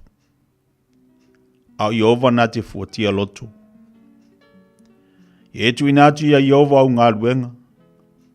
Ona whaamawina I lea o manatu na tunga. Ua whaia mea uma Iova. E ua ilona lava whina ngalu. O le ua mi o leanga fo'i mo le aso vale. E ino si e Iova ato uma e ua loto whaamaua lunga. E tango lea lima I lea lima. Ai le whaasawina I lantou. Ua tongi ola ina le ami o le tonu I le lofa ma le whaamaoni. O le matau fo ia Iova ua alo ese ai tangata I le leanga. A fia Iova I alo le tangata o na whatupuina lea e ia o le lenga. Ma ia o e ita I ante ia. E sili ona le leo se mei titi au ia I le ami o tonu. I mea e tele pe a leo I ai le tonu. E whiri le loto le tangata o lo nala. Au Iova na te whaatonuina le mea e ui ai o ia. Ua se upua le I te poto, le upua ua I lau ngutu o le tupu. E le tautala whapio o lona whafonga I le whaamsinonga. O le fua ma le fua whaatautau ua tonu. O a Iova ia. O lana lava ngā luenga o maa uma e fuai o I le tanga. O le mea ino I ai tupu e whai ami o leanga. A wai whaatu mawina le no whaali I le ami o tonu. O le mea fia ai tupu o la ungutu e tautala I upu tonu. Ma le ua tautala I upu sao e alofangia lea I lantou. O le toa sao le tupu. O le sa vali o le oti lea. A le tangata poto na te whaalau le leia I ai. O lo I ai le ola I le malamalama o fonga o le tupu. O lo nalo wha mai e tusa lea ma le ao le uanga muli muli. Ia maua le poto. E sili ona le lei lea I le auro. Ia maua fo I le anta mai ia sili ona mana amia lea I le ario. O le ala tele o e ami o sao. O le alo ese lea I le leanga. O le na te leo leolo na ala na te whaasau ina ailo na ola. E mua le whaamaua lunga I le malaia. E mua fo I le loto whaasia sia I le pau. E le leo na maulalo le loto whaatasi ma e uanga malu. Ai le anga o na tu whalevete whaatasi ma e whaamaua lunga. O le ua whautauta I se mea. E maua ia le mea le lei. O le whatuatua fo ia Iova, amu ia o ia. O le ua poto le loto. E taua ia o le mawhauwhau o le. O le sumaria fo I o la ngutu e tupu ai pea lo na loto. O le puna o le ola le poto I le ua iai. A le ao atu e vale lea, o le valea la valea. O le loto o le ua poto, e poto ai lona ngutu. E whaapopo ina ai fo i le poto i ona la ngutu. O upu matanga o fie. O le meli ua sina ifo ia. E sumaria i le loto, ma le mea e malolo a iwi. O iai le ala ua tonu le manatu o le tangata. A alona taunu unga, o ala ia e o ti ai. O le tangata e ngalue, ua ngalue o ia mo ia lava. A wā ua whaatau ana wina o ia e lona ngutu. O le tangata ula vale, na te matua saunia le leanga. O lo iona lau ngutu o upu e peisa i o le afi mumu. O le tangata whaapio pio e whaatupuina e ia le misa. Ma le whatua upua, na te whaate ese ina uo. O le tangata whaasauana te whaole ole i le la te tua oi. Na te taitaina foi o ia i le ala i le lei. O lo moe ona mata e mana te ona tuai i mea whaapio pio. O lo memu ona lau ngutu e whaataunu uai le leanga. O le pale mata ngō fie le utsina. Pe a ua iai le ala o le amio tonu. E sili ona le lei o le ua ngese i le ita i le ua malosi. E sili fo i le ua pule i lona loto i le na te ha e ale ai. E whaia le wili le whata o le ofu. A e mai ai o walon whatanunga o malava.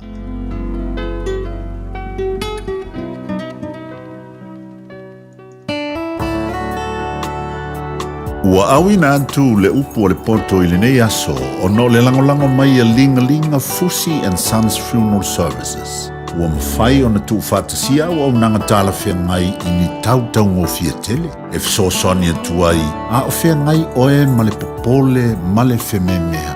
E mori whatasia atu ai ma wha mai senga, ma wha mawhana whananga mai a linga Fusi and Sons mo a inga uma o Samoa ua whea le maliu ma le oti. Malau mai loa ia lingalinga Philip Fusi lingalinga. To ia whaapo lingalinga, to ngia si ulavea, pesu mai i le luas fulvalu Canning Crescent i Mangele.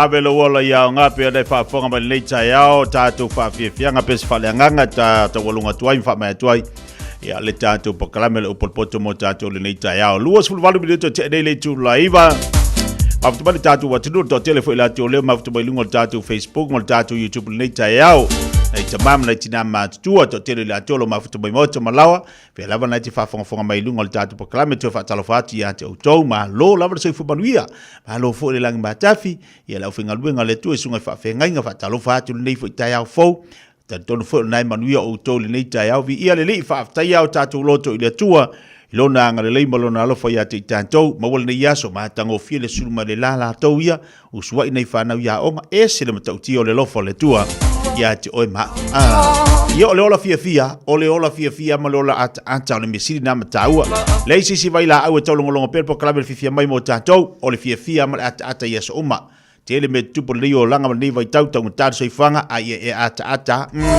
o afa fi tau le tupo langa ata yai ya tapena mai la so manatu mo tatu po klabe le tayao o la so manatu tilo le tulanga pe ona yai nei fana o tasel mta upo te watu ya oi tatu wa ai nei vai temi le tatu wanga ia tu le fa ingo tau sanga o mai lo fana o mai lo fana tatu fa longo tatu wa ai le tatu lo tulanga sa ia tapena ngol lo to tamaiti ai tu po mai se tasu fa lave ia istamaiti ti fo ile le na pau ai me fa tele tu alen to maua ile va ainga lao nei fana ainga nei fana la nga tatu tilo o ai tonu lai pa o iai o ai te tau ona pa o iai le pito la au inai fana pe ona fa so fo tatu pa kala mil telos te la te mi te va ai te fa wai fo au ta fa la wala e pe kolo al telo tamaiti la to au ta fa la wala le la o mari tau ma fan tatu te le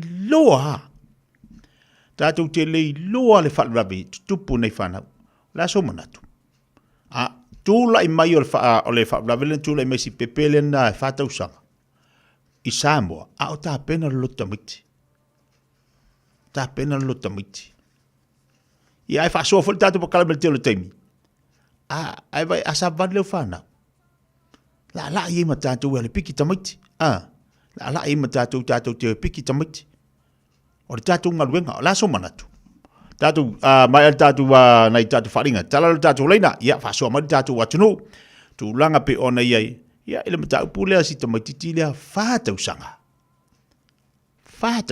wa ia ile levo fo ile tamiti kama ula va valea kwa iula valea kama fo le wa manga wanga nga ia le la ni mata sanga la nga lo tital no atu langa I fo lo watari le woli mani tau sanga le ma sunte atu o le tu inga tau sanga le ta maiti o lewa wo o il fingata ai to motu sia le mafutanga mamatua onolea fatamala matua pe o le ula vale ta maiti tala tato leina tolu fit taslima tolu tato proklame o la so manatu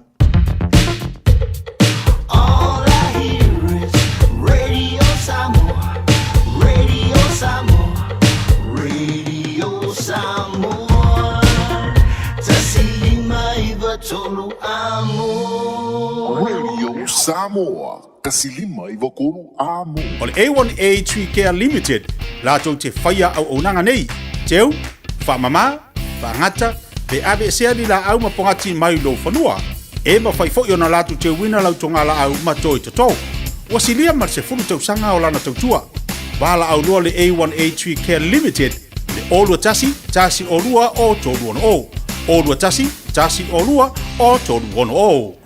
O le R-Dash Travel o le company numero tasi le taungo fio pasese mo fe malanga inga I Samoa fa pe le malanga mai I Samoa New Zealand Day. A fe de loa I le office o le R-Dash Travel tasi valu lima Great South Road I Marurua. Pe vili mai I le telefoni I tolu iwa lua o fa o o. Tolu iwa lua o fa o o mo le R-Dash Travel.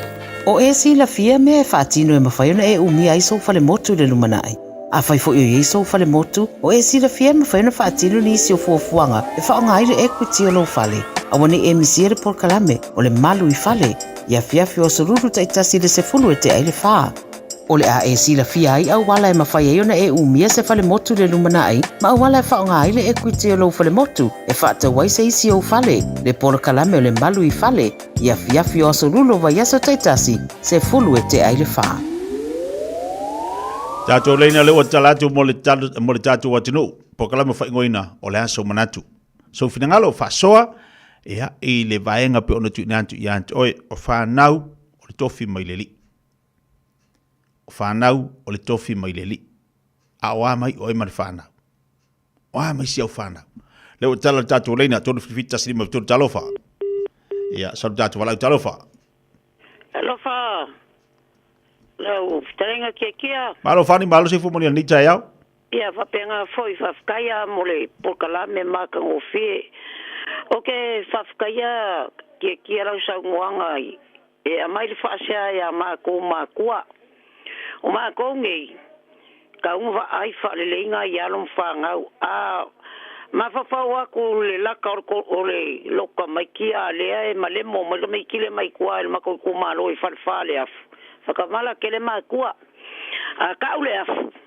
Na kona sa o ake kia. O le mkwa maua lunga, ke o fopeng whawhenga alu ka miki kia e misil vai. Afkangi si meka mai ke waku ke fongi ave e whangofo whale. Au ka kou au makua, awange misi le vai. Wa aia awange se oi ka meki au mai la onga ia fa ngofo le mfa file mul fale malo lo le fale ma. Fai me ngo fai ka meki. Ye pe o singa fa so aku nga e a mai fa se ia mako makua. Pa u al fa se ia mako makua. Mo ia la sa ngoanga ko fu mama lo mfanga. Ia ska meki ki sia panga.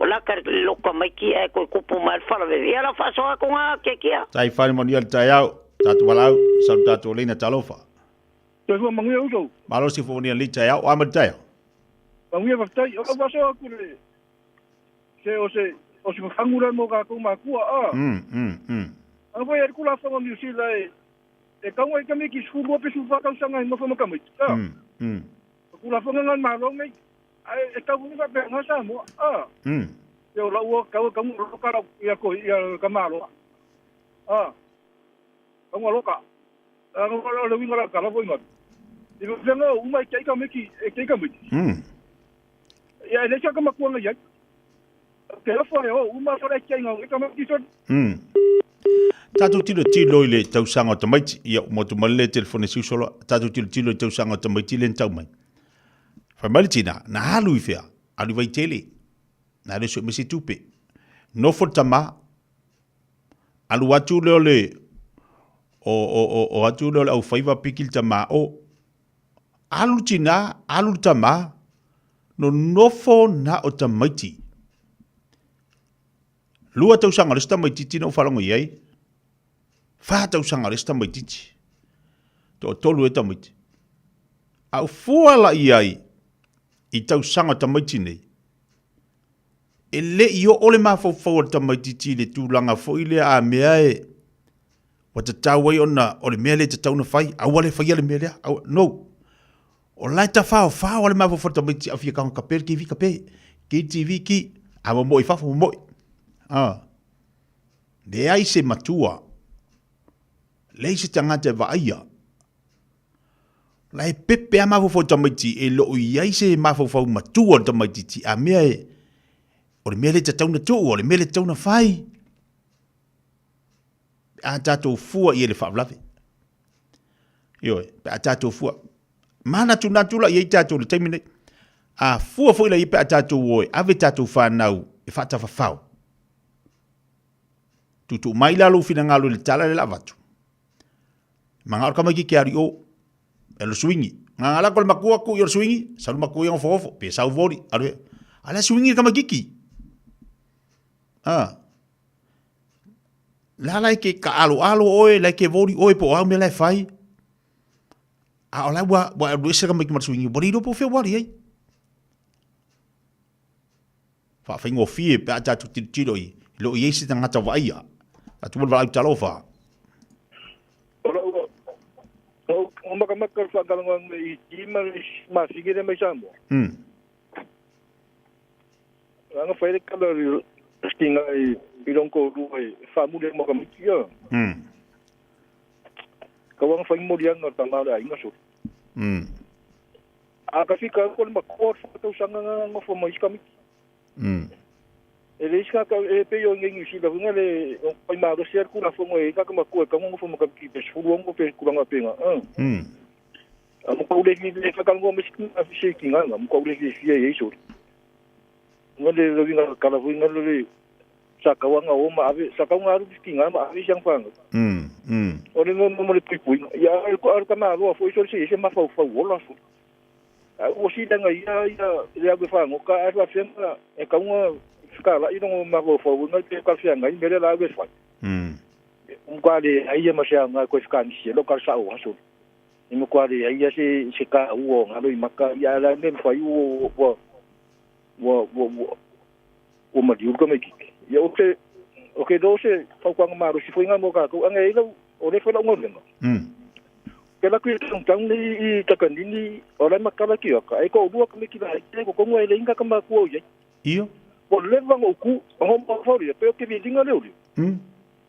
pele ai ma pe se fu mi ke o ngo fo inga le o le ka mi ki ko mo ka si a le ka mi ki lai fa fo lai ko e ka ma fa po le ma ka usanga o ka me ko ke va inga mi ki ia ko ina ye po ka ko pe e inga mi pa anga o me ngo ma o se la video de o ia anga ko mo fa ka le ki nga po le ke mi nga le e ma fa ko ke pinga ma e ma yo yo do ngari ko sang po me ko fu ko sang ia o se fa na o se so ke o fu fa nga o ko mo fa fa ko ka tang na le ki ka mi ki fa le ma ka ke pe fa afa wa ki pa pe fo mo le la ko nga pinga yo fo ko nga mo ka ko mo mo ka ko nga mo ka ko fanga ko mo ya ka wa ali fa fa ko e ka nga mo fa ma fa pe fa pe ka wi pe e mo fa o ke tai mai fa so talo fa te malo se fo mo ki malo se mai se no mai o o lo wa ka ko ngai ko nga fa la ko ngai mai o ke le mala mai ma ko pe le ma fo fo pe ko pa se hanga le ngai lo le ya ka ko ma ko o ka mai ki o me le nga uma ka o ma fo fo ko me ki le e ka ngo ko ka mai ki ngai fi ele o lo ka ma ki le ngal bella le me na ngai o ke le mala mai ma ko i me le ku le ma ta ka nga look after le ka mai ki o ka mai ki ya ele lo ma fo fo e la ka wa ye sa uma ne ka ngo ko me pu po fa la ka wa ye fa ele lo a ba ku nga ke look after in like ni la wala so si longa e o ka me mo e ka ma ki ko mo fo ile ko mo lo fo ma nga we nga ba ku ka wo fa wa o ka ma ko mo ma a fa ye le ai ki nga ele ma fa mo e po la lo fi mo o ke va ai ma fa nga se longa o mo ka ma ki ma pu bela nga le ngo pa se ai ku nga me ba pe de pi a so nga ni ka ya ma ngu yang ya so Maria va tai talo fa yo soy fua malo si fo mo ni tina sa lo mai talo fai sa sele la ngona fo ise la ngona fai tio ya fa longo atu le tu langa male condition e ai si un ngali e sa wati ai o le la ngona fo o le fala velave sa to tele do le sai me tu puai mai o fa longa tele fa so ai e sa ila vai le ai o se la ngona pa tau ma tu ai ata ia wa lu sitina pe fa longo ai malingi lo i masa tala no al tina na lu lon tina se su e me se pa se ia o i sa vai ile me sa ola e ai te la panda ia pe tai e ai po langona o le tamai ai na o tau nu le au pangongota ma fa le aso lo tamai ti sei a wa se me ai sei e ma wa se leni o isi po ia langona sai ai na o fua tu ilo la tu langa o ia ilo la a inga peita iane e mo manu e sawa mala ya tia langa o e ese foi langona ele se matua na we e alu atia i se whanau pe ona ufa alolongo atu. E iai le teine titi sana nofo. Ia o la ngona ia o na o wo ia iai o la titi ma. Sa watia elo ainga. E iai aso ta whaatua tuanga i seis. E va ia la ta whanau se io talo e sa ili mai se mea. Ona o le nau iai le loto e talo fai. Talo fai i si unga li e mai se lava. E malingi alo i mata e whaalongolongo atu le tala noa le tina. O le tina ma le tama e la iti umala ua. E moni vo il pasoa o whanau. E lele ia mea umai o lato mafau pau. Ia, ta le iloa e tamaititi a mea e o ia estulanga whapea pe a alu e o ita a inga tamaiti a. Ia, pe o langona na. Ia, whamarulua te fo i le au pasoa o au ia. O te lango o te le mana o fo i lea mea o le mo lia stula fono. A wae e le o sa soli ngā stula fono wa pe waru le tama. Ai tu ulo nā tali i se i tu puele whaala velave. E ai. O nau ta inga o le tama. Ia maua se mea a wale a stalo lo tamaiti. A te se le ni po. A wala e nau ta inga pia o ile mea na ola e ai pa nau. Ia ola o au nā whaasoa. Ai alo mawatu le whingalo tina. Awaia. Ia. Pasai, manuia le ato. Na fo manuia le tai au, talofa.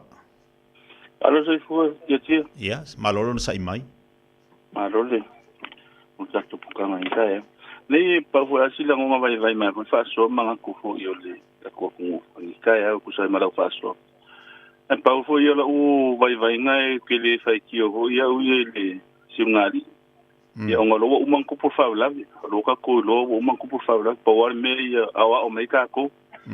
Le foi vai ngai am se ve aka ko yo wa uia ko ke le fa ya ke le foi ngai ko ro la nga ka me ki manga o ka fa mara wala el mako street e dem fa ngo fa ka nga fa nga o ka fa mara wala wa o ke lo se i ka vali ke le foi la o ke mi a ka fa me tuma wala kom fa ku mara wala ke me ka fa nga mara wala e nga pode funga le ngore o fa la ve pe so ngokinga ele i fufu ainga o ke le fai ki o la pe ngai fiunga i le pe la me power me ya a me ka ko ia de fa nga o ke ni le fu fa fika ya pa foi lo ngole ya sa ka fu fa ke le ki ka ma i la ku lo chon ko lua ya o nga o la ko fa iba ke foi la sa a ku ngai ma sa ngin ku fa pela ya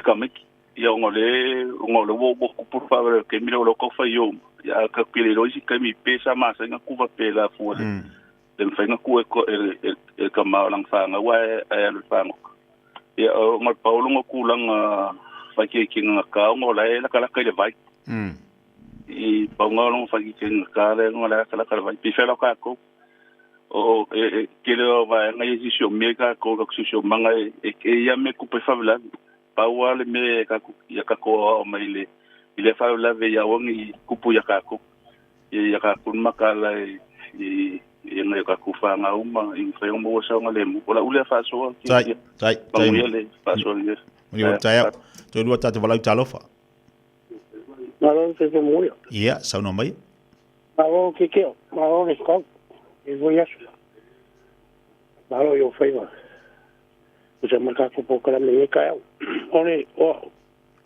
o ke le fai ki un ases la ga ko ko mai ap o le fai xo fa go ka ma e sa ka wa fa ka le ki pe yo le ko ma ka le ki se foi mitinga ya o la ke lo se mo ya de ko mo lo e mo se fo fa nga yo ka ko fa nga ko fi mai de o le lo ka wa sa ka un ka si fa pe ya pe ka ya e le fai ka ko pisa e wa ya o ko pu fa la o wande ya mo pe le un ari ile ko sa a mangalo de si o la nga mai ge di e ka mangalo de si o ko mo ya ka ko mali e ka ko mo le ko o me fa mangi si un ari le me si la ka la fa so ku le kikia tai manuel tai da ya se foi ya mala bunbuli talofa Salo fala futalinga, panyalepa. Malo le sifo boria, ya, sa no mai. Ia, langi ma, ona ua uia manatu iai. O ke makoi o kua i ngā mā kua. E kaming wha interview mai le fingi. O ne ai ma Sofia fia, le ma Sofia whaalungo iai. E kaukala mai iai balea. O le mafuanga. O le mea wa kupu. But for me, it's a wake-up call for all of us, including me. O se wheau, o se whawhangu mo e kako umarawa mā kua. Kako whaiwhangau uma. A whai o lae, o leo kakolonge, o le la mi o ala, o ngea kufau al whangau. A whialua lea, ili mea lia iad. A whialua lea, ia ula ia, saka kawar kinga, ngā kalangoa marka mā. O angi por kala me whai o le aso, kalangoa a whai mga ngā o e aru lesi, e se wheau pe a whai o langa le wheau, ai aru ka mā loa whangoka. Pa ai se ka ngaka e lako, pa ai ka maiki. E ma whai, la mele whai ngako kwa oi po se so lako a inga. E la kusesi se ile ba ilang la fanga o ola e pisi ma o le o ya fo ia kama ke pa ki o inga fo kama i ole awa ko la fanga ka kuaru ai le se ba i fo la le ska kama ku ola ya fo tinga ai ale tsi ya yo me ko le ka o sa o pola ku nga le ya ma wele penga waru ngela suele ya ise vai le ai e ru ku ai fale mo mai le ai i ku ka ni ngalu ale ngela aru ya aki ai elo mai mau le ona male so fuosia alu koko ia ai ya ia ka ko fangalo ia onga o le mea o kupu ai mo le lumanga mo ka ko umama ku ia ka ku nga ma o ka ko fanga o le mea lo fa mai le tua io so fa so ma fa tai lava e tia tai Manuel tai au le ole tato pokala me ole so manatu wa utoi au mai le baenga lea tilo tono le mta upu mal me sa tu ole ale me le ye ole fale a onga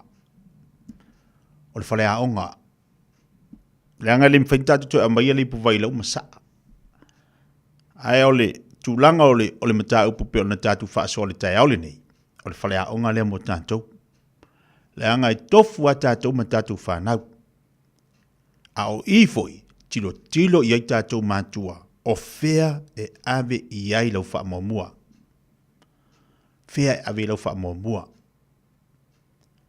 a o fea foi e tilo iai o ai tonu e patino iai le va ingo tamaiti a tatu fuala iai peno fea tu na ma fuana uto e au mai le vaenga lea o le fale a onga le mele mo tatou tero te miti fa fonga mai lunga po kalame tau tua na whanau a walava nei tu la fo ina tatu whanau fea yo iai muli a tatou matua iso se mea to tono lo fale tau tua na e te longo fiel tamaititi i tu tono lo wainga a e loa la tatou al matua le tua inga tamaititi tu tono lo wainga so walo e le whaingo fie a wala te tuua la fo ina e iei teimi tu tono lo fale la e alu alo lima lau telefoni na e fisi lau telefoni makua i e fie iaka la son Facebook mea la tono Facebook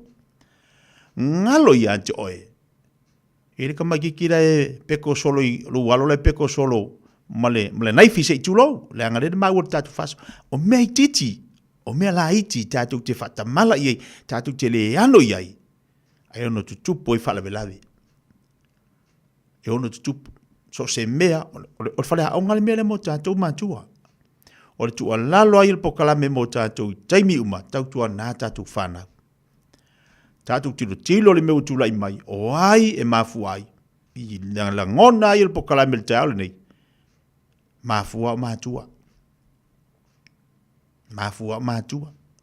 ele o se fana wai le ai tatoua matua tatu se tapena ele tua me uma le na rutina es meseleni no for tama wa ave ia el tina tama no fo e valita fana so wa alu atu lau faiva tau tama o to langa lese se vai se fana tatu tilo ia ile tulanga lo ia e moni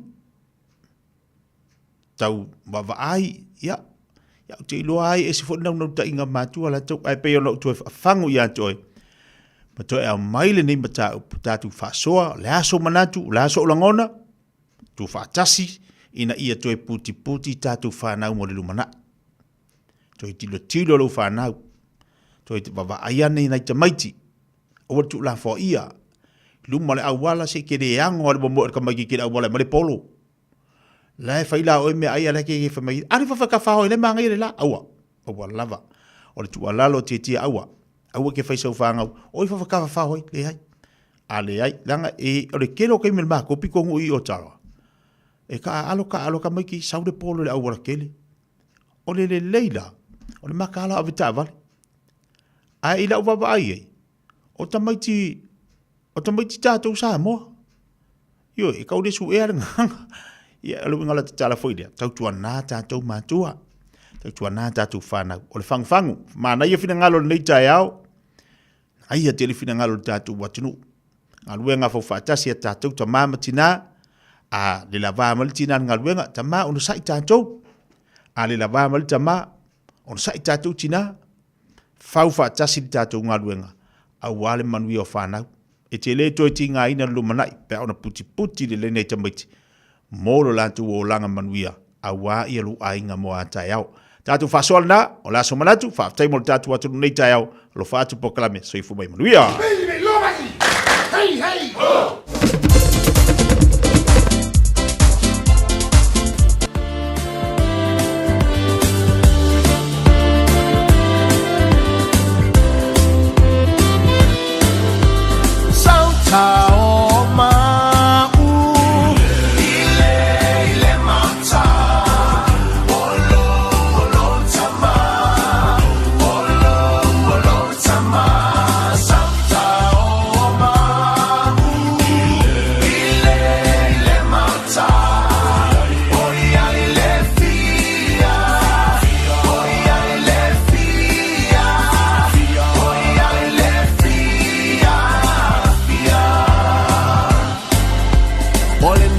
I feel it's all in the lane. Sometimes I need all in the floor. I feel it's all in the lane. Sometimes I need all in the floor. I feel it's all in the lane. Sometimes I need. Sometimes I need. Hello, I sit on a fire.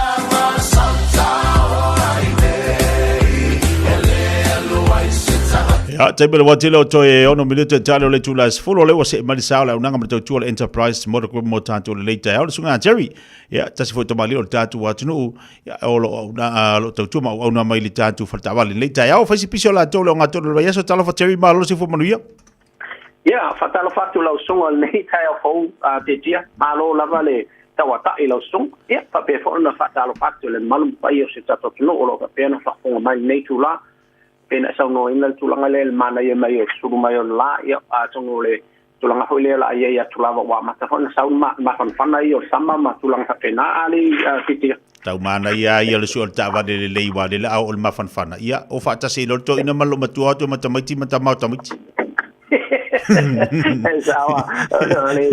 esa le na sama ngati ti wa tulanga na le wa ya tune yo te le wa inga le wa mai o mana o I tavel foi tai valu no fo na lunga sfum no fo a e foi diso o na yo tato ai no lo fa pena vini mai te mana o sfum no fo a o va te no mazalo le fasil ne na fo ko ke lo kamai ki ga ye e fo ko ke lo kamai ki cherry a ko ke lo kamai ki a be el sfum no fo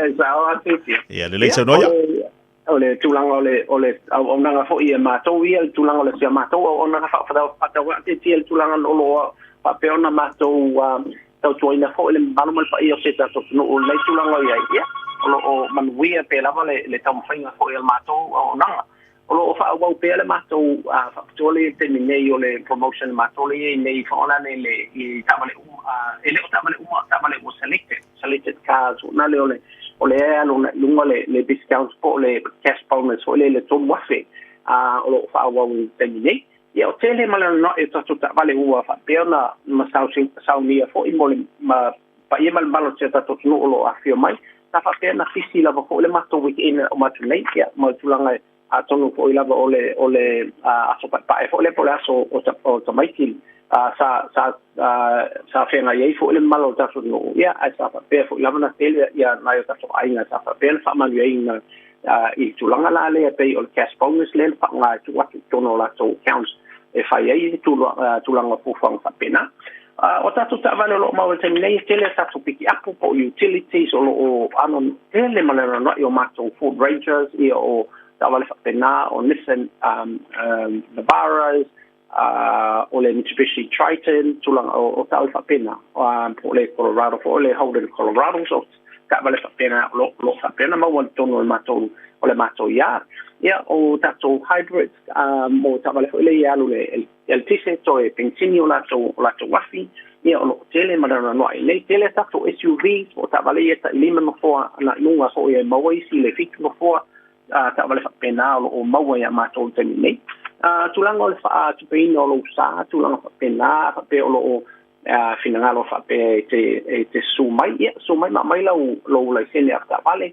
ia malau bank statements ba pe mo la to lo le fai una fa tinoina le fai no la to statement di lo online ia na sule le bank fa ia mo le mai lo statement lo ia lo swafa malo address di lo o la to lo fai na apply lo online ia and find the send le link find na fa ia lo bank statements fa tau no tu lang sa pena mo la to fo in fine apply mai lung ole tato website ole www.enterprisecars.co.nz pai mai lo to sang ya ole tu lang o tato trade ins ma ta vale fo ile ya wa matan tau fa le tonu I to tele ni so la to no o fa pena so mai la to sa pai no ya o ya fo in dai tu te fo lo fa pe na fa o le telefono malo ta su no fa mai la tu sai e fa mo se ta la po tu la pena io ta sina vai ngan fa na so son e ma to tu la le e tong e fa pe fa mo tu tu la ne fa na trade lo ta vale fa ta wi nai so sa e o le ma to address mo vai ma to ta o papo e so fo i ya ko so fi le o le limon fitu Great South Road in Manukau City, Limon Fitu, Great South Road in Manukau, the mato telefoni masani mo in mato, o le o ivalua fitu 5100 o ivalua fitu 5100 pastai mo mato no later out here. Wow, le to e ama vengo to la sunga al to officer ta lau e ta pena fo ifa so se tatos no so foi mai manuia so foi le sunga Jerry be on yela nga mata tu le enterprise mo group mo tanto le ni tayao pala one over se la on tasiono festivalu over se la on tasiono festivalu le telefone le sunga Jerry o le olo fitu lima ono valu tasi fa telefone le official le luo fitu wono se lau o tele liso tato paanga a mai se liso tato au fa fonga le mafuta mai dunga dal tele malo lava tawa tai malo ngalu ya tau malo fa malo si avta vale fa fa dio tu sa fe ngai tu te manga lu ngai dunga dal tele au le so onna fa lu la ta vale au fe ngai eu tu te manga lu ngai tasi le vaenga fa manato tu lava le program le fifia mai au le tu dia lu sa o lunga dal tele tau tu na i le sa fa tu ngai na fa tau tele le ta tu lunga dal tele dai bala wati ta tu lava le tu la sfulu si fa fonga ile to fa salawino ta tu tele vai fanua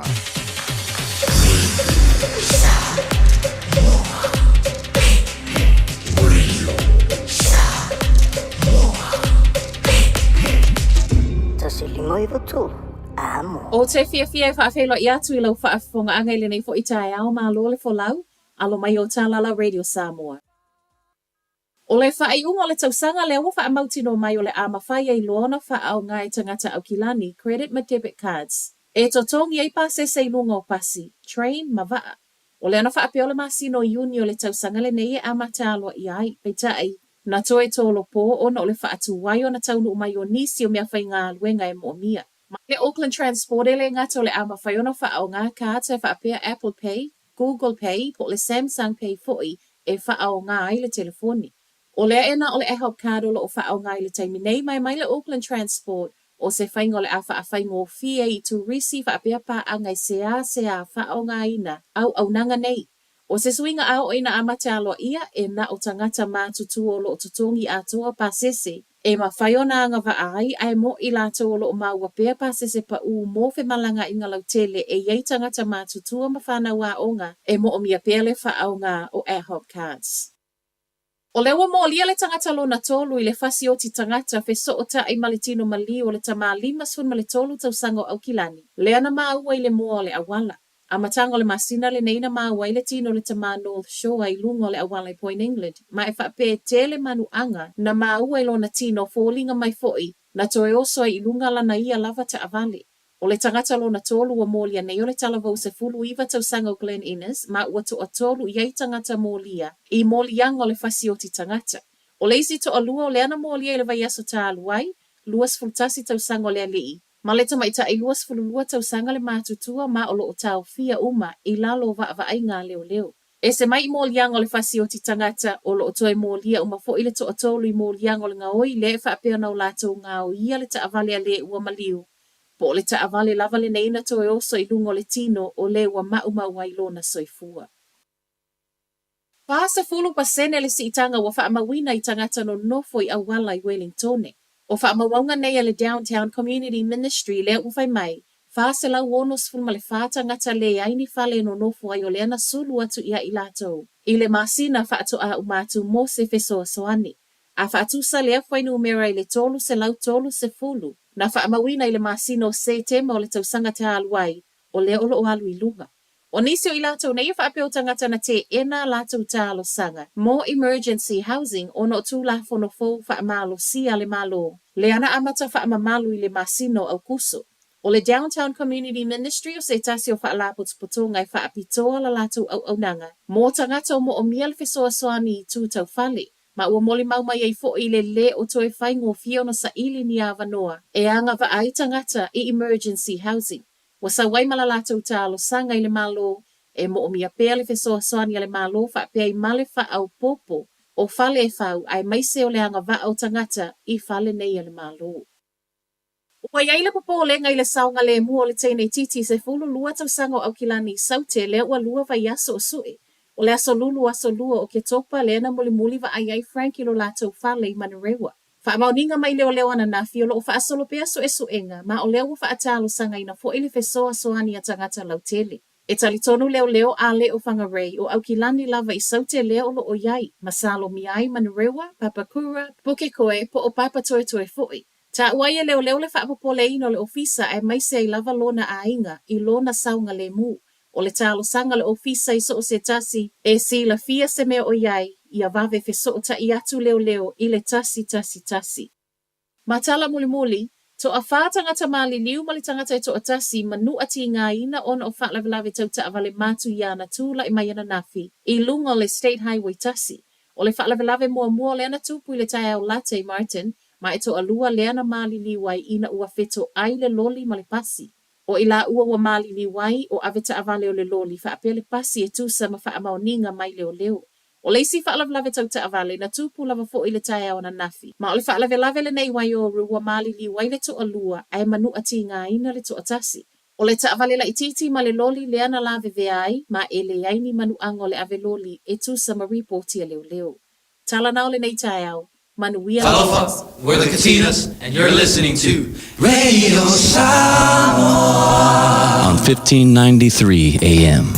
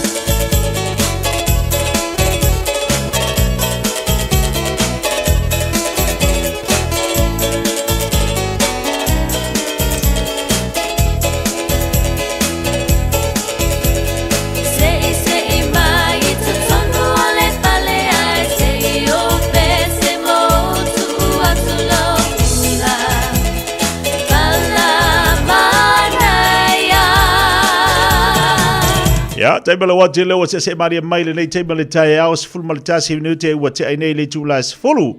I lunga le tau tua blanga le fifia mai pe o le masari ai tātou, i o le afu tātou au lia le onga tono le vaiaso o le fia vai la au siri na mataua, maua le iputi le tai au, maua le toast, ia uma le iputi le tai au, fai sina malo longa mo ila tu o lo malo lo i mauta malawa, na i te mamtina, ia tu e ta pena fu ilo le tamaftanga la tu le uli, umo lo tamaftanga la uli, tu e maua le si malo longa, vai le kilo malo longa, ia nga uma lo le malo longa nga, ia ai fai lola, ia leo sisi malo longa, ia fai lola ma le mea ira fiafi, ia ave kako.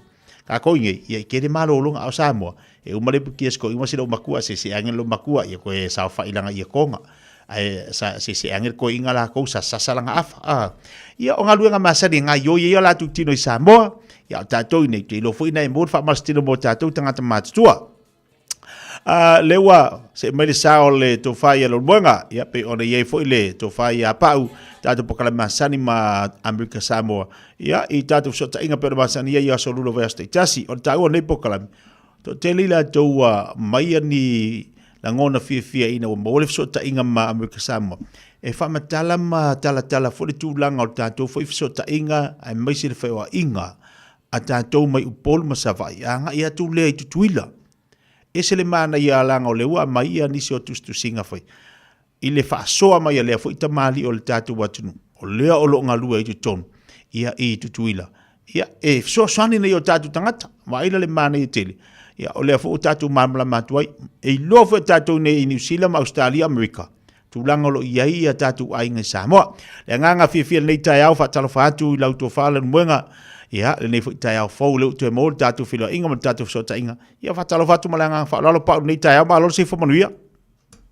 Ma lo se fo titia fatalo fatu fa fonga mai ma le sile mai mo mai le tunu. Ia fa malo le lang so fo ia fa ftai le tu mo fo ne av no le wa fa so to el tato plokalama ia il moto fianga i pango Amerika Samoa ma lo so fo malo le se fumaria na to tali wa tona fela finga malanga pa ia wa tolu ne aso talu to tonu i Amerika Samoa ia ono nis foi o fuanga le ngato loto tamaiti ia ao mo meo tongala o pinga vo ia tupulanga televo ia na mana mia foi le so ia vaenga mole pa wina male atina ino so fuo na yo tatu televo ile nei foi i tu o le lalolangi Amerika Samoa.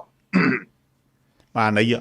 Na mai la le aso o le pa sa whana o le asa na i tamaiti na i ante utuituila. Ia. O lo tamaiti ai e tutuila. E le ase se senga ma lo tamaiti i Samoa. Ia, o masani ai ka le sia ia la tau polo kalamba. Ia whaftai fo i le li sa saunga le mu masolo le ia le whamituina o le asa pai o nei whanau. Ia, mai leise mena tupu nei Amerika Samoa e. O silfia lava o te leo teimi e te tau au nei eini wha fita auli. Ia o afianga o ainga le whaia lota maiti. Ia ma le tuanai o le lota maiti. Ia whaftai o lo o sao mauli msaunga le mufon wha moe o le aso sa pai o whanau i nei tuila manua. Mana ia via le te loe fa pena uma le te lo tatu e kalisia i so si tafa kelope. Le sa fa mana tu na ila sa pa na te mai o foi nei foi la to ia o le me masania ia mantula pa ole ese ia tatu sa mo pi e na wala salotam. Ia nei ia sa ia wai ai ale me le ia sa uma. Pe ole se ngalana ia ai va taideli. Ia mo le asana i tamaiti tatu Samoa, ia o le afua umala tua sapapa, ia le afua whenga i maltu ua wa onga ia la tupon. Ia na fui solonga le leima manu ia i tatu ina i Amerika Samoa. E le baanga ta ua e tau fui ona la veista te me te whasoa i pa ule nei tai au, tūlanga fo ilea mo nei mātua po ila tū na whana nau. Ia la tu walo ina i Amerika Samoa. Ai te ile o toi fo i savai po upolu no foi, e whai na e whasoa mai le tūlanga lea, mō nei whanau ia whamuna mole. Whaftaia mo le avanoa, se tatili nei o mata upu e te tau au na nofu silfia in tātou tunu. ia ai me se lava ia matua ia po ainga sa ia whanau sa soifua ma whanau tunor whafonga mai ia i le tātou mauta ngase o le LPJ i whangaalu Amerika Samoa. Ia ai watoe tu ua Amerika Samoa no nisi mafuanga le malfia. Ia manga i atu i Samoa po New Zealand po Australia po whelava le tonu i whafo atu Amerika Samoa. Ia mau mawai. Ia o le telo tausanga u mawai msalo le silia le tonsfulu fastfood tausanga. Ia e leila loifo le luasfulu tonsfulu mata upu i tausanga. Ia o matua o ila tausa soifua mai Amerika Samoa wale o toi nei. E talusanga ina se fsosoni. Ina ia mawhai eo na whaia le pepe whanau. Ia o se tasi fo i o alo mwhanau na whanau i Amerika Samoa. Ia pe whai fo i se Certificate of Identity le whai ngoi no CI. Ia i tula fono Amerika Samoa. Ia pe fia whai fo i se tusfolau Amerika. Ia mo silfia la e tatou tunu a mowal nei avanoa e whaso ai. O le pepe whanau ma le CI. Ia o mata upu e whapto tonu lava il malo wha territory Amerika Samoa. O le tusfolau Amerika. E le au i le malo se le malo Amerika Samoa. O le tusfolau Amerika. Ia o le property le malo tele o Amerika. Ia e whatau teia i lalo o le mtanga luenga o stete po le Department of State. Ia a whaila e iaisesi na soifua i nei tutuila. Ia mautinoa lava pe a whai malanga i Samoa mo esema ma Amerika Samoa e le mai loa le lunga o le soifuanga pe toi foi mai. Ia mautinoa lava ia whaile pe whanau, ia tāpāle pe whanau i Amerika Samoa. Ia ma ia whaia le si ai Amerika Samoa. A ma whai foi na whaile tusfolau Amerika. E ma whai foi na whaile tusfolau Amerika, wai tono tusfolau Amerika. Ia iai lava ia le whaupunga e tūsia le tangata na whanau ma soifua Amerika Samoa. Le tau i le tūla fono Amerika o le US National. Lona winga o le tangata na whanau tutuila. E ese mai le tangata foi le peo au ne tau talato le citizen i Amerika. Ia o inala i loa i le sesenga. O tela foi teimi i nei o tātou ainga mai Samoa. Ia e ngata lava le tāpenanga i le whainga o le CI. Ao le CI le Amerika Samoa. E nao le ono masina lo nao ngā. O le tele lau teimi o ai Samoa. Ia e o watulo ma le ono masina. Ia wale au ngā le CI le. Ia mai e le whainga o fianto le whale Amerika Samoa le CI le ua expire po umalo nao ngā. E iai ia mata upu o le teimi watua nā i o i lātou na soifua Amerika Samoa. O nā ngā i le Samoa. O na o leo lātou a inga ua whaile pu le nuu, voi leo le nuu. E whamao nia se pepa o tametiti le na whanau le nuu le i Samoa. Ina ia mawhaina whai eise tusfolau Samoa. O le lave ia tia o mata upu nei. O na sa ua fia il tele o talo sanga nei a inga fo ia toi whai pepa na whanau i Amerika Samoa. Whai e pepa whana. Whai e male si ai. O le tangata na whanau i tutuila. Ia mai le whai ngofie. A wā a whai e whamao nia e sao sa whanau tangata le tutuila. Pe a whai e maua le pepa whanau. Whata se man tusinga o a inga o tangata lea. O affidavit se wha mautu wai na whanau Amerika Samoa. O lona winga. E toi whalea o ngā ato al tusfolau Samoa lea na whai. Whalea o ngā ma le pepa whanau. Lea na whai i awala i le tusa maltu lafon. Ia ma te le ai le lave. Ia ai o le tausanga lavai. A whai o lo walo na whanau i Amerika Samoa au toi foi i so se atonu i whafo atu Amerika Samoa. O lo iai awala sa i le pepa whanau le na. A whapela e fia whaisi tusfolau Samoa po se tusfolau New Zealand. E ma whai o na whai. Ai whao ngā lava le. E whao ngā lava le pe whanau i Amerika Samoa. Ma tu sia tono tusfolau le na. O le tangata lea. Na whanau ma soifua i Amerika Samoa. Ia e whai ngofi ai leo mea mole anga i rumba. Ai ua le tau mwhai foi le e wia isi awala whaasol tu lafon. Ia e fai el tus fola vo le fai mai na fa na u se nu isa vai po se nu po. Ia ai lelo. Ele fai ngofie pe fai to sa ili ia le awala to fai ele pe fa na u male mas si ai mas tus fola America. Ia ono le wa ia le tus fola Samoa la fai mai na fa na u e Samoa. Na fo uma na fai pe fa na u Samoa. Na fa na u Samoa. Ai a fai lava ele to fo i mai tutuila. Ta pa pere le pe fa na u le mai America Samoa. E ona fai le tus fola Samoa. Ai to tonu al tus fola Samoa o tangata le. Na soifua mai tonu o America Samoa. A Holland to sa tangata le tutuila. O le fai ngofia ia tia ona ulu fale tutuila. Ele tus fola Samoa. Ona o lai to tonu al tus fola Samoa. Sa fa nau ia America Samoa. Pau, a o ta yeila le vaenga le wa mana ia le vaenga le wa tango e tau fa tata mai. A fa pe neila o le tangata la e nofo ala u polu po sa va u leva na nofo ai. A o lena fa na tutuila. A o le la fia su e sona pe fa na we fa iso nga passport. O ai ona fa so soani I le ta mai titi I tutuila. A wari sa ili ngolon pe fa na ia a po fe tonu a fo ila ya nga ia ta mai titi le sa ile po fea tonu se no fanga sa ile na I fa mau fo ile a wale fe ngolon pe fa na mo la fa lolo. O te anga ile ofisa fo ile o America la pasa America le pia. Ele me fa no so soni le official na no ta ku nei.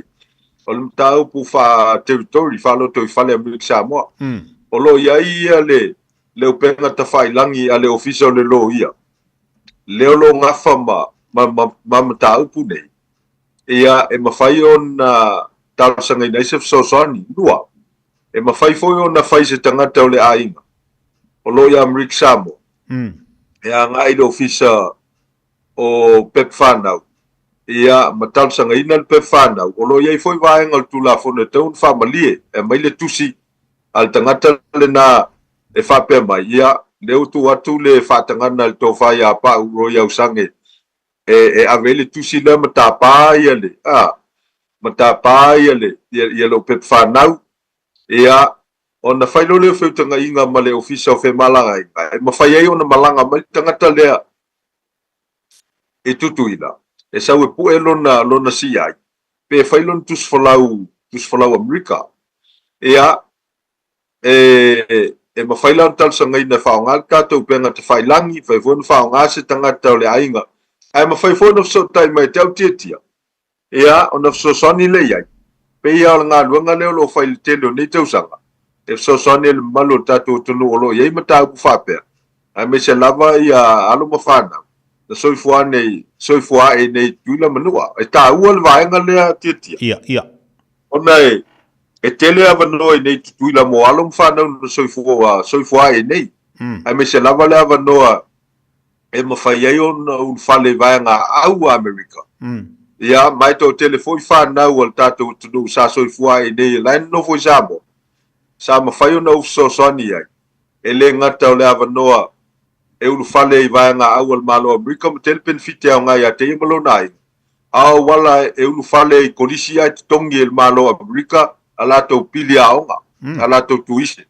Ia, mafso soni lato plokalama ia o onga I kolisi ma universite le ngata kolisi tu fatasi Amerika Samoa ai fape na fo universite ma kolisi I Amerika wa ao na faile si ai al tangata le ia e ma faiana ul fale lo Amerika ia le tau fai se visa ia pe o to telo tato to no lo itus folau Samoa tau tal sanga le visa ul fale ia ila tone ia na na maua tus folau pon si ai Amerika Samoa ma tus folau Amerika ia anga ilo I Amerika fa wawa onga ia pe un fale foi I vaenga au al malo tele o Amerika mo ila to ia pa ufa mole fai ana e tau soswani e iai nei whanau te ilona o atu ai latu ainga fo ie o atu ala tu matua ma vatu savai ma po fono no foi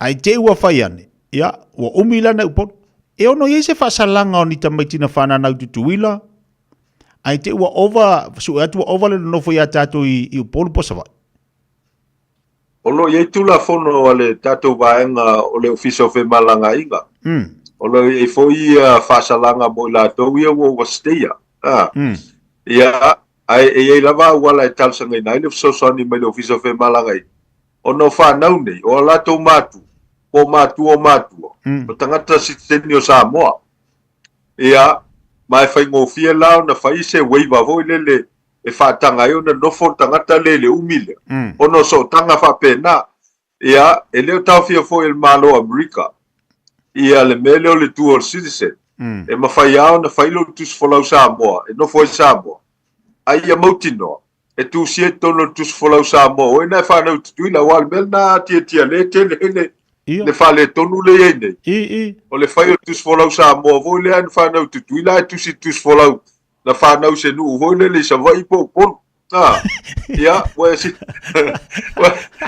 le fia vo ia ia me akamase e fa fe fe sin pau la e fa fe nga ku por ngamio man to foi tia e me fai anga la ku kaka le ainga fai le pule nu vo le nu fai mai asau sau tu singa vo le o tangata le na fa na witua na fa na witua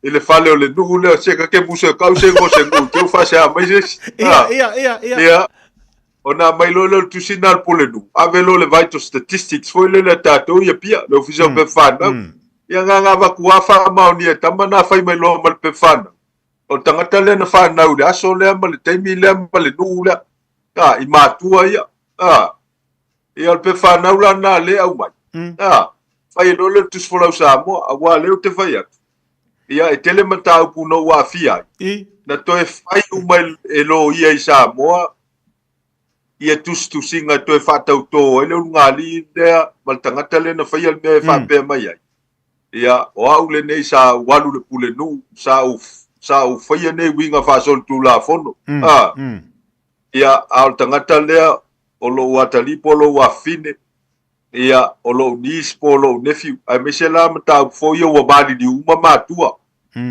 ia le watu uile le watu uile tangata fo le la inga tau sia tamai tina me se tamai te la lo suban ia e toi fai a toa le process e toi fa le o nga ile pe fana toi fa le o nga i maltus folau sam ia on stata lia lo le ele vital statistics tutuina le fa le o nga ino mena fatai do lo le mata ku tutuina ma fai lo le sa i ngol pe fana u le tangata le awale mo le official vital statistics e su ela i fa mo live birth for you to meet le fa no tono fal mai ia o tele fa pela e tau langa ina le nga luanga pule nu pa fa yo pule nu fa fo mai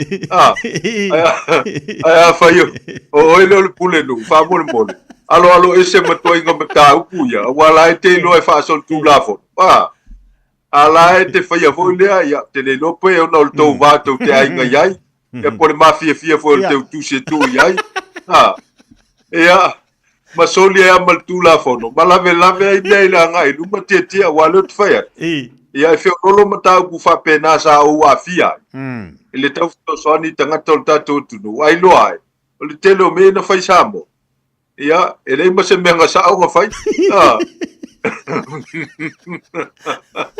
ia ai te tawana o no sai e sa ili ia mawale pe fa na nei a fai ele to e foi mai fai le tus folau New Zealand pe fa pe se pitanga i New Zealand ia pe fa pe la wa fata ma fai se New Zealand ia postus folau Australia pe fa pe tulanga na tus folau Samoa ia pipi ia tono tus folau le mena fa na wai ia ai tu la America Samoa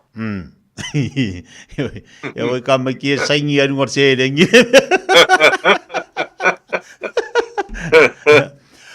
le moinga e fa fe mo fana fo ye pe fa tainga ia wa o tamai o le tutuila mau ia tina por sava ia ite o lele pe fo mai o tamai o le wa fai wa na alala le ino fo maule pe wa mo se siksengi fonga le tutuila le lomtua a fana e fa fe na tabiti fa pena a o le wa citizen o tamai o le tutuila mau ia ku sor siksengi ia America Argentina e moni me no fo mau po le tutuila ia po America foi E whawhingo whiana whai pepo nei tamiti nei mo le teimi ia mo ila tu whiana nofo i Amerika. E po te tuila fo. Ia, al me moni tia. Il teimi sa ve ai le to falto to ia fosunia. Sa ve ai ma fai pule fo dea o le sui o le Kongresi Amerika Samoa i le laumua i Washington e sa faulu el pili le mapasia el Kongresi Amerika ia le tula fono e anga va ai la to sa fana na fafo to Amerika Samoa a se tasi o matua o tutuila ma fai ngoi tula fono le o le nationale ia mai o le tele ia tangata whapena sa mawhai on tal sanga ina pi tanga ia mawhai e o na ngai mai tutuila ma o i Amerika ia o tele la voten ia welo foi tatu tangata whai mea tu ia ai a whai ai te sila fia o lo tamal tutuila po lo tinal tutuila ia o lo iei a wala whaltu la fono i tutuila ma Amerika ina ia whanga solo ai ia le fina wina o le pi tanga le e mawhai ai o na maual tus folau Amerika po le si ai Amerika Samoa. Ia, le tali lai lau fisi. E mawhai o na whai. A whai foi o iei nisi o whaafonga mai mo mai tāpolo kalama ni tai au. Ia, e mawhai o na sotai mai. Ia, o na tuinatu la ia lea o whaamaumaunga o mea mana o mia. Ina ia mawhai o na whaatau nuu wai mea na. Ia, ma anga waa ai lau sunga. Ia, ile si ai Amerika Samoa ia pole tus folau Amerika mea na tiatia ia whai ona whaatinoina pe a whai ei whaamaumaunga e mawhai ai ona whaamautu le pitanga o il tangata le sa soifua i tutuila po manua o lea se umika ke la koe o ka ngofo whai kukuila ma whainga palai saka pepa ka ke ngofo ai o ka ikara kukuila maui pe a wate ta ingo ta itale ta tia latu o lea se umi por mea e kaki whenua ia se visa fuidea ka alu sau mwhainga palai. Ia, e whalango a i le tuainga foile le tangata e ei, tangata le tāsanga malona pi tanga i se tangata i tutuila. Ia, po manua, whate ta inga a whai o oelea wale umantata la no el pitanga al tamamal tina ai a fai o e so uso po so tu fine po so tu ngane na fa na tutuila la no foi tutuila ia e ma fai el tangata le na el vaenga tu la fono o mo meu preference a wa tu la fono ia Amerika Samoa ia e preference tasi e tau il leono o tangata la lea o lona uso po lon tu fine po lon tu ngane na whanau tutuila o lesi tangata na whanau Samoa. E whaila tangata tutuila le lalo tu la fono o le preference lon tolu. Ia o na tal sanga ia lona sibling. E sau tutuila. E sau e no foi a sau la tangata le. Ia e whai ngofia wa e sau lo a whapeta lia tal sanga u whamaunia ta ma whatasi tina whatasi.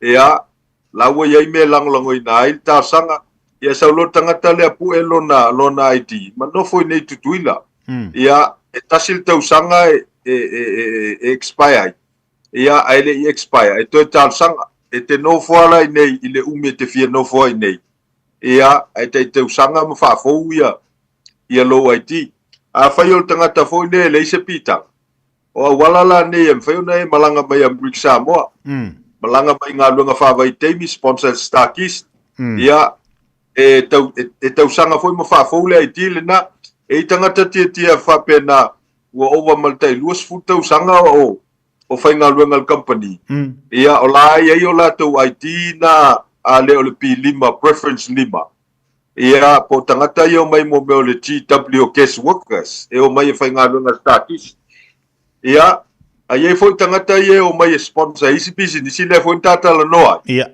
o mai na lo le vaenga tu la fono le preference ono o le preference lo na fa ia ai mai se ia mo me o skilled workers foi ye tangata ye o mai o fo mai ia o lo ia mo me o nga o engineer nga nga foi ye le mo tangata tuila fa noa fa ya onga ia no mai le tangata la lo le o le preference lo na fa ma le preference lo na ono ia ai e foi tangata foi lele sau e no foi lona inga so soni I mo meo ngā ruenga lona inga e talo sanga la e tangata le ainga tangata na e sau le preference 5 ia sau le tangata la no foi le ainga pule pe fia fai ngā ruenga ia pe no foi e so soni foi lele fa mai no fanua se tulou ia tau singo tangata matutua le ainga ia e tau sanga foi la e te no foi fa folo waiti e a to no le luas futa usanga te no foi tutuina ia tal sanga lola ia le o le meta o le no fo mau o le permanent resident ona sui lola to luta usanga le umie e fa ngai le IT le na ia mo to fa fo o le te mia la te umie le IT le immigration and examo ia e fa tanga lo fa lo ai foi le tua examo ma e malanga mai o le meta a fa te malanga la expire lo IT e te tau na whafolo wa I tia te le tua Amrik Samoa. E whai ngō whiena e tau whale mai pa e tau malanga mai tono o tuila. Lo whaftai. Ia, tau alunga le tāpo kalame leite me le tai au. A vai le tāu o lau whasoa. Nana whawhisilia tu la vai lau sunga. I se tasi o tātu pāanga le whawhisilingia ia lau tō whalo muenga. Lau tō whapa tu langa pe ona iai. Whawhiwhia le tangata whaile whai meua lewa na whai ngaluanga tutuila tu ualo tutuila malanga mai New Zealand. Le ala visiri mai. Ia, o lewa no wha maula I tono atunu nei. Pe mawhai ona, ia, ta te leilo ta itaia atulanga le tau pitonu, le tau atunu. Pe mwhai ona entitled to e talaina le tua le meta o le Social Security refund. Le ala visiri mai. Pe koe anga vaala ia. I walo sa ngo fo ngeli atunu nei.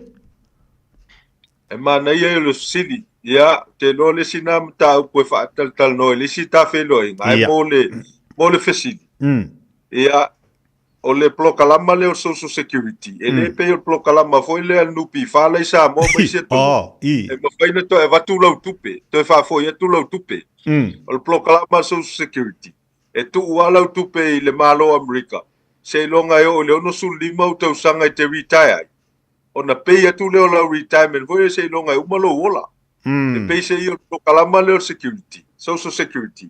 Na fau el malo America. E te tua iei lo vai. E a faiala tia.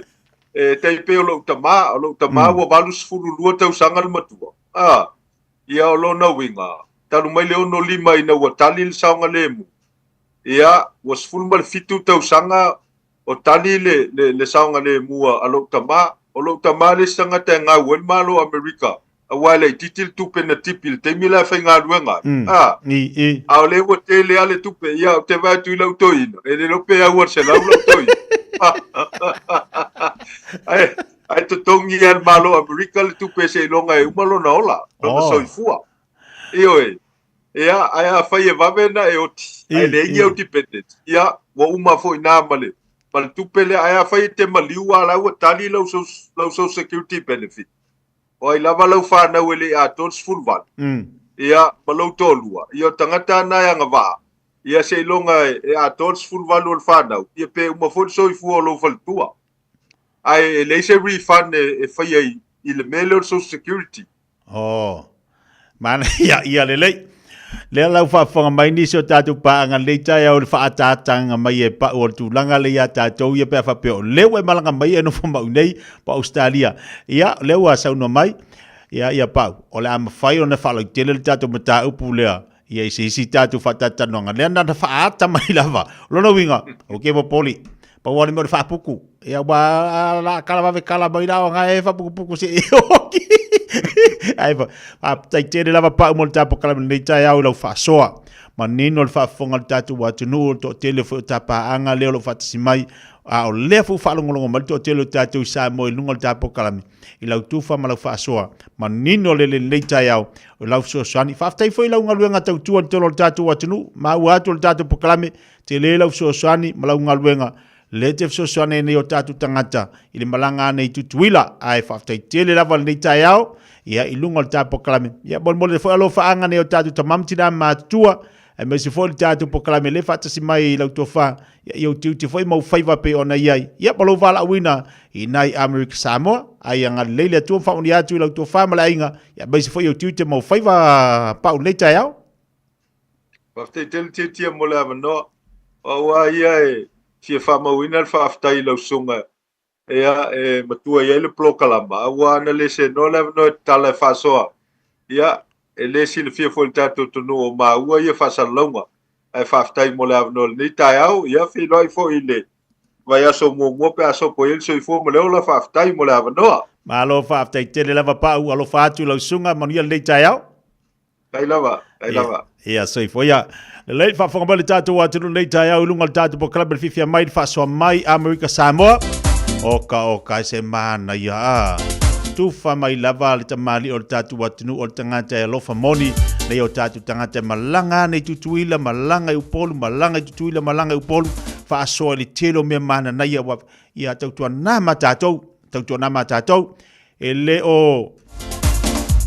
o lilo ilu mole tu ole sila ele le tautua le tamali i tono tatu watunu le fo ua tatu wa ai matatu titilo to tele foi latu le olo mole mawina tele ia so so le tamali il tatu watunu e te bale wati le o to football fitu minute talo le tu la se football tasi ya fa malo atu tatu watunu nei tai au malo lava lo sai mai malo fo lava pale tu te bangaluenga pe ona fenga ia malo fo lo sai ia ti la to umalava le olo mafutu mai lungo tatu tu awe ngalo la so lu se fau to tu li tau mai tatu proclamena mal le tofa ya pau alofa ila upitunu masiaki ane ngayo inga mame olo tutupu ai wa awina atu ona ole langolango mai local boards ale pulenga nu au kilani mai mea olo tutupu il taiminei lo upitunu e o italafou ma mea olo tutupu i tamaki makauro ia mautino ai o e sila fia mea e tatau ona e iloa muli mai il matou Facebook le stala mo amatou pepa o tala ina ia e mawai le tele o mea o loo o foina atu i le taupitunu.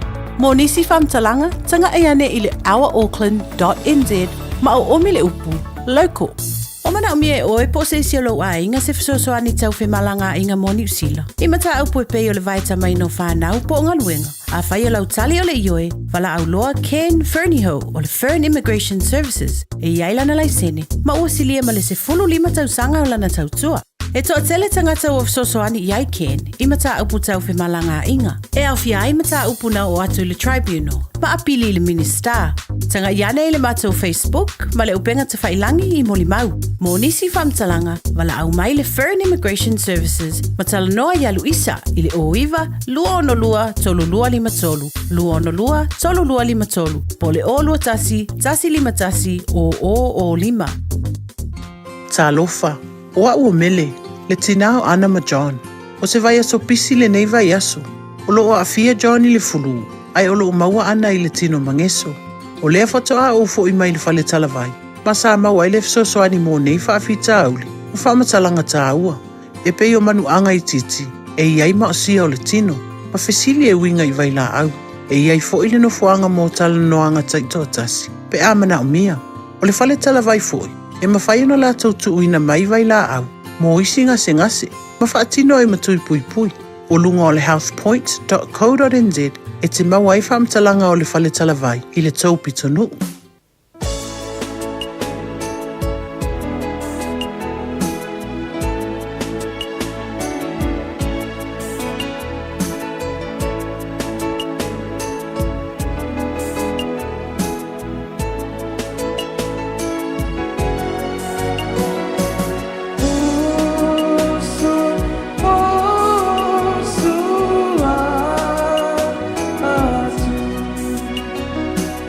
Yeah.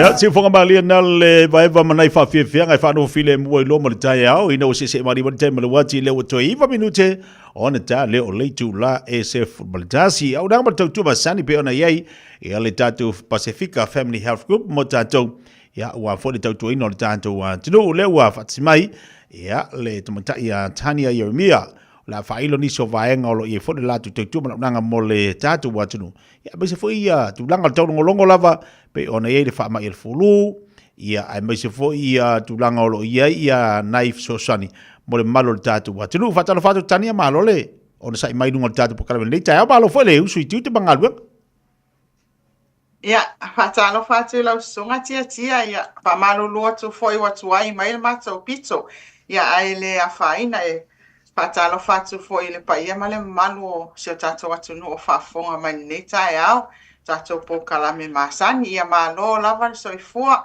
ia malo le folau na tato ai ngai mai se na tato matutua pafitai malo no se onga tono le vai aso tania ai o le mana ia o tau longo le tanga luenga le seifu malolo ina mara tau foi pito la umo le tatu watunu ia ma tatu uma ina ia no fouta le lei ma taala nei vai taimi o le COVID ki reo iei le au ke pese atu lava ia avatu foi nai tu alalo mo le tatu watunu COVID ki mele wa iei tani o matua i masau ale arudunga le mele wa iei iari ia ai e sa le lava le sa noanga ia e pe o le me foi na o le o lo fai e pea ia famanatu foi al tato au nanga ia e fata wa ina pe lo so i fo puia ia mai nei mau fa mai o lo ta milo pe tono tato community ia pe la tu langa na lo ia il famanatu nei ta au pe foi famanatu i aso o mavai ia i tato tui pui ia ele ngata ile covid ia a o tui foi al fulu ona o le lava mo i o le wa nga i le taimi e te tau na mawhanawhanai. Ia o lea lava i malulu, lava i mato o tele, lava foi i e tangata o lo a fia i lea foi fulu ma le COVID, ia. Ia manua ia i lunga i le vaenga leo tui pui tia. Ia e whamanato tuai foi ia e le ngata foi tui tangata matutua. Ai whamanato pe tui o nai o tatou whanau. Ia o le vaenga ta ua lava lea mo nai o tatou a inga ia e whamanato o to sauni malanga mai Samoa. Ia tautua nā e tā pāse pe patu ia alo ia sia whanau fo i mai tatou mautanga se mo tōtua po whea lawa foi o vaai e masia ke whanau. Tautua nā e o mai ma au mai ia pe patui. Ina ia mawhai o nā vaai e po atu i o sia o whanau o lo o misi ia po wa uma foi o na whai. A tau nuu mai loa lai nei, ia wha amauti noe tau ao ina, ia le pepatuina, i le fōmai fo i whale a inga. Ia ole a restalai, e fōfua lava i lunga o le mea ole a au mauai. Ia o tatou wha amanatu nao tatou tui pui. Au ta ia i tani a wha mole e tatiri ma mau isi mai male vaenga le tau o pepatuia na tamaita mai Samoa. A wha whepea kia balanga mai a le rungari ia, mai pepakuia ni umakuia ka magiki. A o le misi, wai ni matui, a fa pengira sa ngar ko ku au makur ka magiki o la se me o fa ingo ka wa tu il tamatiti na mo nei ia ele se a fa ina o ia e na va foi ia tato tamaita i tau simai ma fa yo no la to siakina po fe tonu le tui ele i faia ia ma le tui o la mana o mia o na vave o na fai tato tui ia lo fa nga solo pe tamaiti o nai wa ye tato tu si foi e lima taita ina itina ia il fa solongo tu il fa nau pe tu il misela ia o le tu il tale vivini ia o le ate fefete ia marfiva fai ai foi ia tato tu i umana o lo tono al tu sina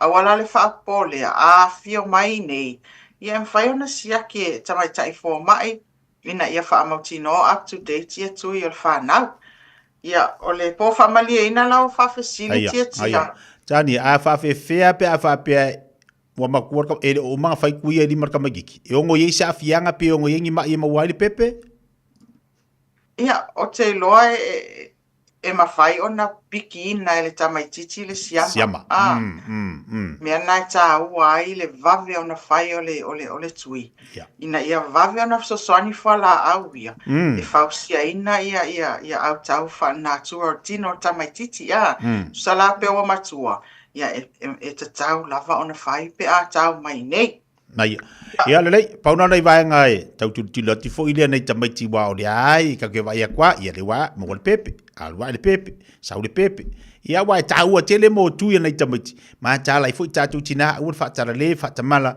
tau tua nā tuia nei tamaiti nei vai taimi, ile lei, o anisi vaenga, tau whamana tu mo le tatu watu nei tai ao, tani o whamana mo le.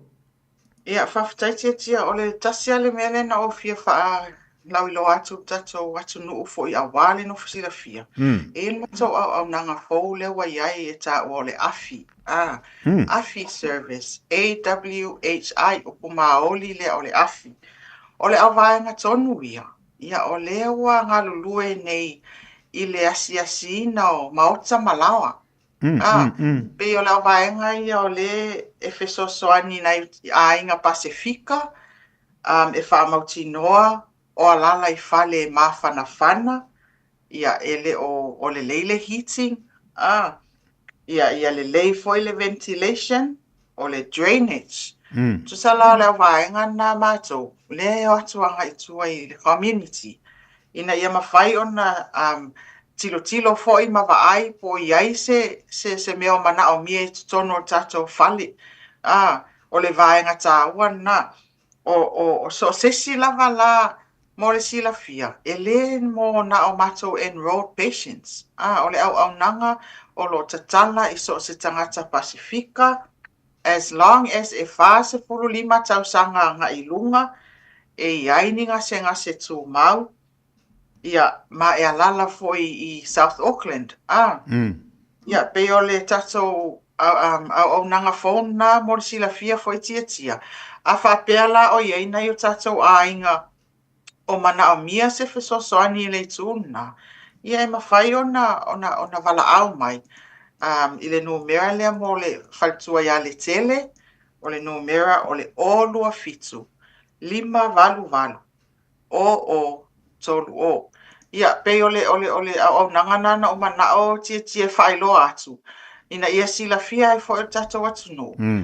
Sosoani foi o lo fai ona maua mai mo I tatou ia ai mai se lava ina I tatou a inga o lo mana mia se sosoani I tūlanga o fale o lo nofo ai a wa o le mafuanga fona o le tele o ngase ma faafita au ia pe ale le me nofo ai no winga o le o nanga ma le tautua foi le o asiasi so se fale a pe ia me siani tangata matua Ia, pe ona whailo atu. Mona I o tato ainga I tangata I iai ia mai tū mau.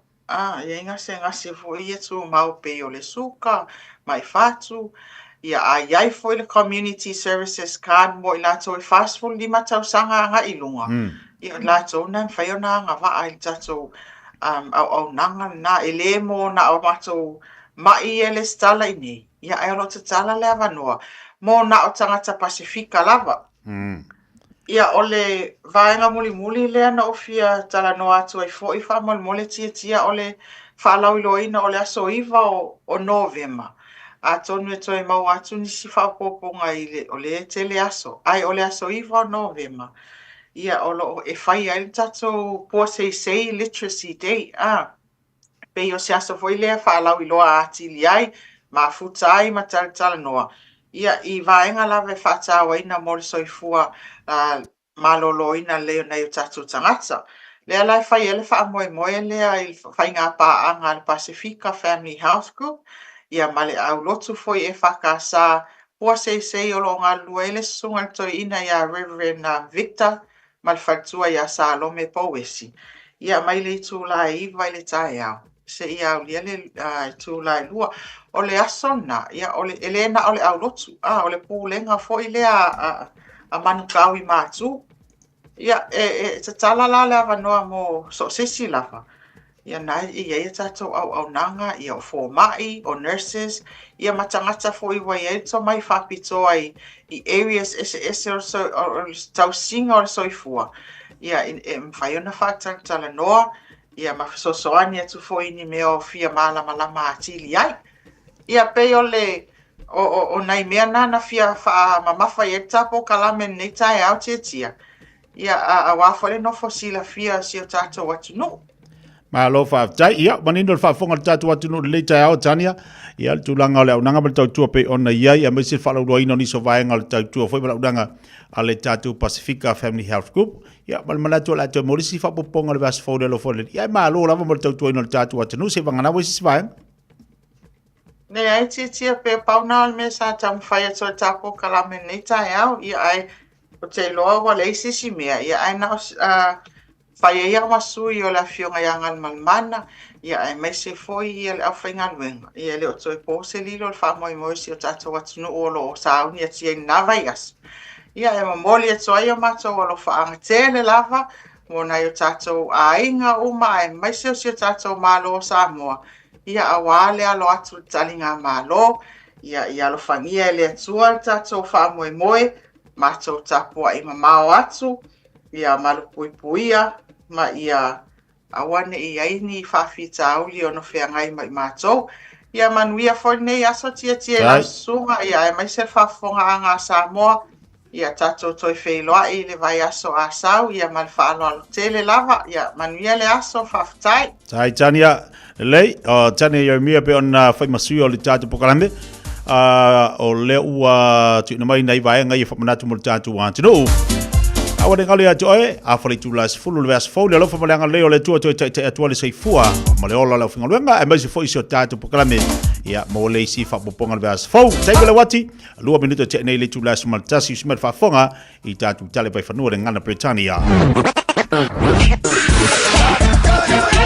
Malo soifua, o le si fufonga Samoa, Radio Samoa, tasilima I vatolu a mo, se kia Radio Samoa.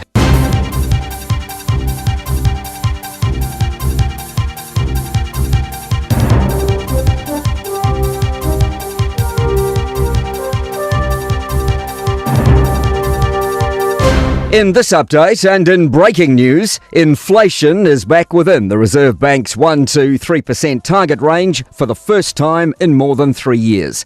Latest Stats NZ figures show the inflation rate was 2.2% in the year to September. That's down from 3.3% in the year to June. Inflation hasn't been this low since March 2021. Police are undertaking a scene examination in the Waikato town of Te Awamutu as part of a homicide investigation.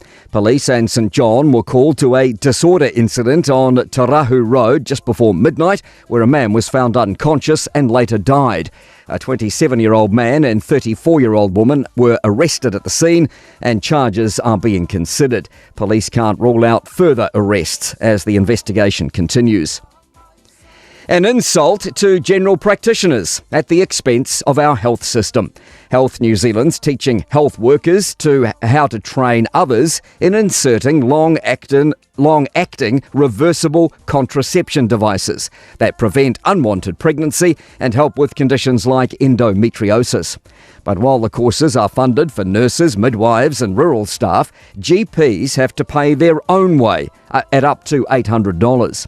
General Practitioners Aotearoa Interim Chair Dr Buzz Burrell says it's yet another nail in the coffin of general practice. This government, like the last 20 governments before it, have been trying to drive down general practice and remove general practitioners from general practice. Almost 6,000 people received an orange or red light warning by the government, according to data from the new beneficiary traffic light system. Although 98% of job seekers are complying with the scheme, a small group is falling short of their obligations, such as finding or being ready for work. That's news. In sport, the White Ferns will play the West Indies in the semi-finals of the T20 Cricket World Cup on Saturday in Sharjah. England have been ousted after the Caribbean women chased 142 to win their Group B pool match by 6 wickets with 2 overs to spare in Dubai. World number 52 ranked Scotland have secured a home 0-0 draw with 8th ranked Portugal for their first point in football's UEFA Nations League. A case of bonkers at the Conkers. A cheating scandal has erupted from the World Championships in Northamptonshire. David Jakins has rejected claims that he cheated his way to a first men's title after 40 years of trying. The 82-year-old has been accused of being a plonker by swapping his real conker with a metal imitation. Suspicions arose when he obliterated his opponent's nuts in one hit. That's sport. I'm Malcolm Jordan. Alofa I lau pitanuu. Masiaki ane ngayo inga mamea o loo tutupu ai. Ua awina atu ona ole langolango mai a local boards. Ale pūlenga nuu ua au kilani. Mai mea o loo tutupu I taimi nei I lau pitanuu. E o I talafou, ma mea o loo tutupu I tāma ki makaurau. Ia mautinoa ai o e sila fia mea e tatau ona e iloa. Muli mai i le mātou Facebook, le stala mo a mātou pepa o tala. Ina ia e mawai le tele o mea o loo o foina atu i le taupitunu. Mo nisi whamtalanga, tanga e ane i le ourauckland.nz ma o omi le upu, local. O e si la fia mea e whaatino e mawhaiona e umi ai so fale motu le lumanai. A whai fo i so fale motu, o e si la fia mawhaiona whaatino ni isi o fuafuanga e whaonga le equity o lo fale. A wane e misiere por kalame o le malu i fale, ia fiafi o soruru taitasi le se fulu e te aile whaa. O le a e si la fia ai au wala e mawhai e ona e umia se fale motu le lumana ai, ma au wala e whaonga ai le equity o lo fale motu, e whaata wai se isi o fale, le por kalame o le malu i fale, ia fiafi o soruru wa yaso taitasi se fulu e te aile whaa. Mga umia se maafa mga kosyo kingalay sa mo. Sisi, le Lifestone Headstone Life fai le lako fa pikoa mo maa e lalo mai le 5 afere kau. E mafai fo inga lafo i sa moa. Vili le ongu se lau kasi valo 5 po o le website o le lifestone.co.nz. Fa iloa le Lifestone Headstone o le Radio Samoa na e maua ai le nei fa asalalaunga o na lafo lea o le maafa amanatu i Samoa e au noa ma se tongi. Lifestone Headstone le au nanga a le Pasifika. O le A1A Tree Care Limited, lātou te whaia au onanga nei. Teu, whamama, whangata, pe ave sea ni la au mapongati mai lo whanua. E ma whai fo i ona lātou te wina lau tonga la au matoi te tau. Wasilia mar se furu tau sanga o lana tau tua. Wala au lua le A1A Tree Care Limited, le olua tasi olua o toru ono o. Olua tasi olua o toru ono o. John saw a city that could not be hid. John saw this city, oh yes he did. John caught a glimpse of a golden throne. Tell me all about it. Go right on around the throne. He saw a crystal sea. There's got to be more. What will it be? I want to go to that city he saw, New Jerusalem.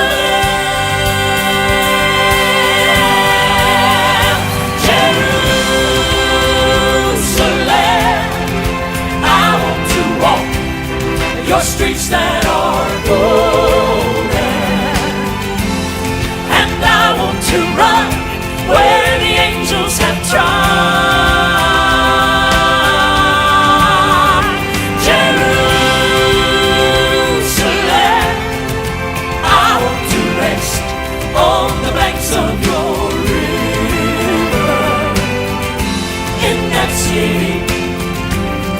City of God.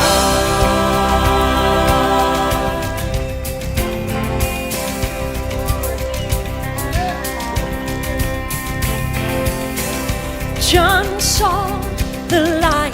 Ia, te bale wate nei, te bale tai au, leo as fulu minuto te nei, ia lei tu lai sumal jasi tau tu al fifia mai mal po kalame pe ona ile ni tai au fou, nei fo ia suma tongo fie le lofa maleanga leo le tua.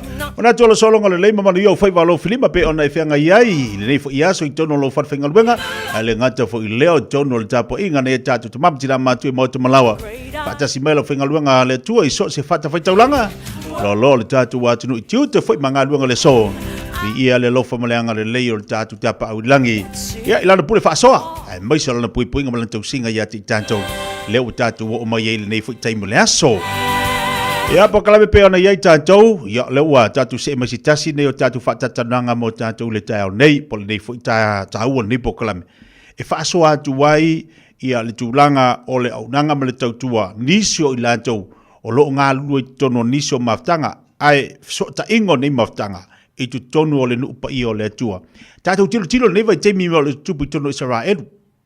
Tātou wawai, lea fu tātou wawai news, tātou wawai i lungo penga ta whailangi, mau mai whaptalanga i nisio tātou paanga. Ia, o leo o loo au mau tonu o le nuupa ia. I taua mamisa, ai whaftai, o loo iai ni tangata o loo mawhai o na tutu, e avea ni tangata baha ai o latu o loo avea o ni tangata tatalo, mo tu tonu o le nuupa i o le atua, le ngata whuilea. Ia, o te tonu atu no umalaulangi. I le ngatala na Israel, a o lea fu i te talo mo atu no umalaulangi pe ona ima tātou Samoa. O lea lo tai pena ia o lo fatino ino le tonga ala wapinga, o le whale apitanga i tono Israel. Le fo ila o mfai ona whaatinoina ma whaamanatuina. E nisi nei o tātou mawhtanga pe ona iai. O le awhalau tele le nei po kalame i le nei tae au, le whaatasi mai o le whalatua i a Maria Taala Polata i Vau Fosi Smith mo tātou le nei tae au. E tala le tūlanga o le nei au unanga po le nei mawhtanga pe ona iai mangalue ai ia ile nei fo i vaitemi. Ia a o la mwhai o na whalau tele mo lunga o le tātou po kalame nei tae au, le nganga fia ma le nganga whaalalo. Talo fatu lo fianga fatu Maria malo le sei fo manuia le tai au fo malo fo de pale tu te banga luenga ia me se fo de vala wina nga luenga le li fatalo fatu balanga fifia malo sei fo te tia fatalo fatu ile ilo sunga fa pe fo fa tai malo nga lulu e tu sai fo nga luenga fa pena ona vala wina o to le nei tu o tato ainga e mo le fo fatalo fa le so fa manu malo Yesu Kristo tato ainga lo loa pa anga o tato li tiolo fa pena ona fa fonga mai ai le ngata i lea i au whaarupenga ia matama matina matutua le ngata i lea o le lasi o sa molo fa pena ona mau mai le nei whasalonga i le nei tula ma loso i fo maua ma loso i fo manuia vi ia le li ona o le matango fio le nei aso ma lo fa aptai ia o le lava mai ia le afionga ia misa ona tulanga o niso tutuangia ia a wa fa lava o e masui ia ile taina male ngā luenga o lo tu avena o lo olua ngā lulu nei le maftanga ta o le prayer for Israel po te talo mo Israel e whana e tau tala lai titi o le a tonu lava ia le nei maftanga ta o le te talo mo Israel ma le nganga whalalo Whaftai mo whafsiri tia i o te ilo o le tau tele lava o lo tau tu fesili po le ale wingo le nei me o te talo mo Israel Peta o le nei maftanga sa whapena ona whaavaina mai le whaai ungo le tausanga ta siva i walima. E leo se maftanga la whape whatoa amatane i New Zealand, lei o le maftanga whapena ona wala awina i le atua. Amata mai lava si o tatua tunu o Samoa, se i o mai lava i le nei tūla, ma le nei vai tau o lo whaawa awina ai. O le aunga fo i lao le tatalo mo Israelu. O le wala awina na mai le atua i o mātou tangata. Ona o te tonu le upo le atua lo whaasinu tonu lava e aona tātou te talo mo Israelu. E leo se ngā luenga la whape e whai na o mātou le ai. O le ngā luenga vaa ngā lulue whaatasi o tātou vaa e tātou te ngā lulue whaatasi ai a wale nu o le atua. O le aunga lao le ngā luenga le ne o te talo mo Israelu. Pei ona e te tonu le whiongpa ia le atua. Salamo se lau lo o wha mawinai. Ai oia tuia o tau ia manuia Yerusalema, amene. Whamai e manuia i la tau o e alulofa, ia te oe. Ia iai manuia i te tonu o pā, mani manuia i te tonu o mota. A tātou nofalama tātou wawa ai, o le tātou te sāwali wali lungo le upo le atua, ona o lo wala awina le atua nisi, e tutu molo na nu. O le mafua anga fo i o le te talo mo Israelu, ona o le taimile nei, Ani fofuanga le tua na whaavai lava mea uma lava e o lava te tala le lei. Na amata mai lava e te tono o Israelu. Pe o Israelu le ata wa aia nao le e ka le sia mua mua i le whata tianga le atua. O le o tatu wa aia le taimine ina ua whaasafua mai le alofa tu no le atua. I le lalolangi atua. Le la e awa i ona tatu tutu mo le nu o le atua. Ono i te tono ile le afionga le atua. E a on tatu talo mo Israelu. Tatu te lo te talo la, ona o ni manuia. Ai tatu te talo, ona o le usita ia, o le upu, marfolfolanga le atu soifua. Lono winga ole whatonunga le au mai mo tātou, te tau fuilan tātou whaia. A ufua fuila ia ila uwhiangan whalatua Maria, i tausanga, lono winga, wa ova maluas futasi tausanga talu wana whawaina, malinga luenga. O ova malusu tasi tausanga. Whaiunga November i le tasiva i walima. Ina wa... Fato a foi mai foi nai no wala awine le tua e alu tonu Israelu. I le mea leo tonga lawa pinga o whaleptanga, o Feast of Tabernacles. O se teimi mua mwhalena ina o wala awina i le atua, ina tūla i whapea e alu. Ia, nausta ia la wala awa le atua ma tūla i maalu. O teimi na ele i se mala maanga tele o winga ya Israelu. Fato a ilon mala ma tele ina ua taunu ua tui fiti, wala au lea tua tama, ele lava so mala mai winga ya Israelu. A le ua e whetalai, e te tau no walu Israelu tonga lawa pinga lea. A petai ele whangaso longa le malanga lea, te tono fiti, na awa i lea tua, mai ele salamo lea, e whase fulu. O ele tusi la Isaia e whase fulu, sorry, tusi Isaia e whase fulu. Ai whaita watu le o onga le nganga pa ia tusi le Isaia e whase fulu.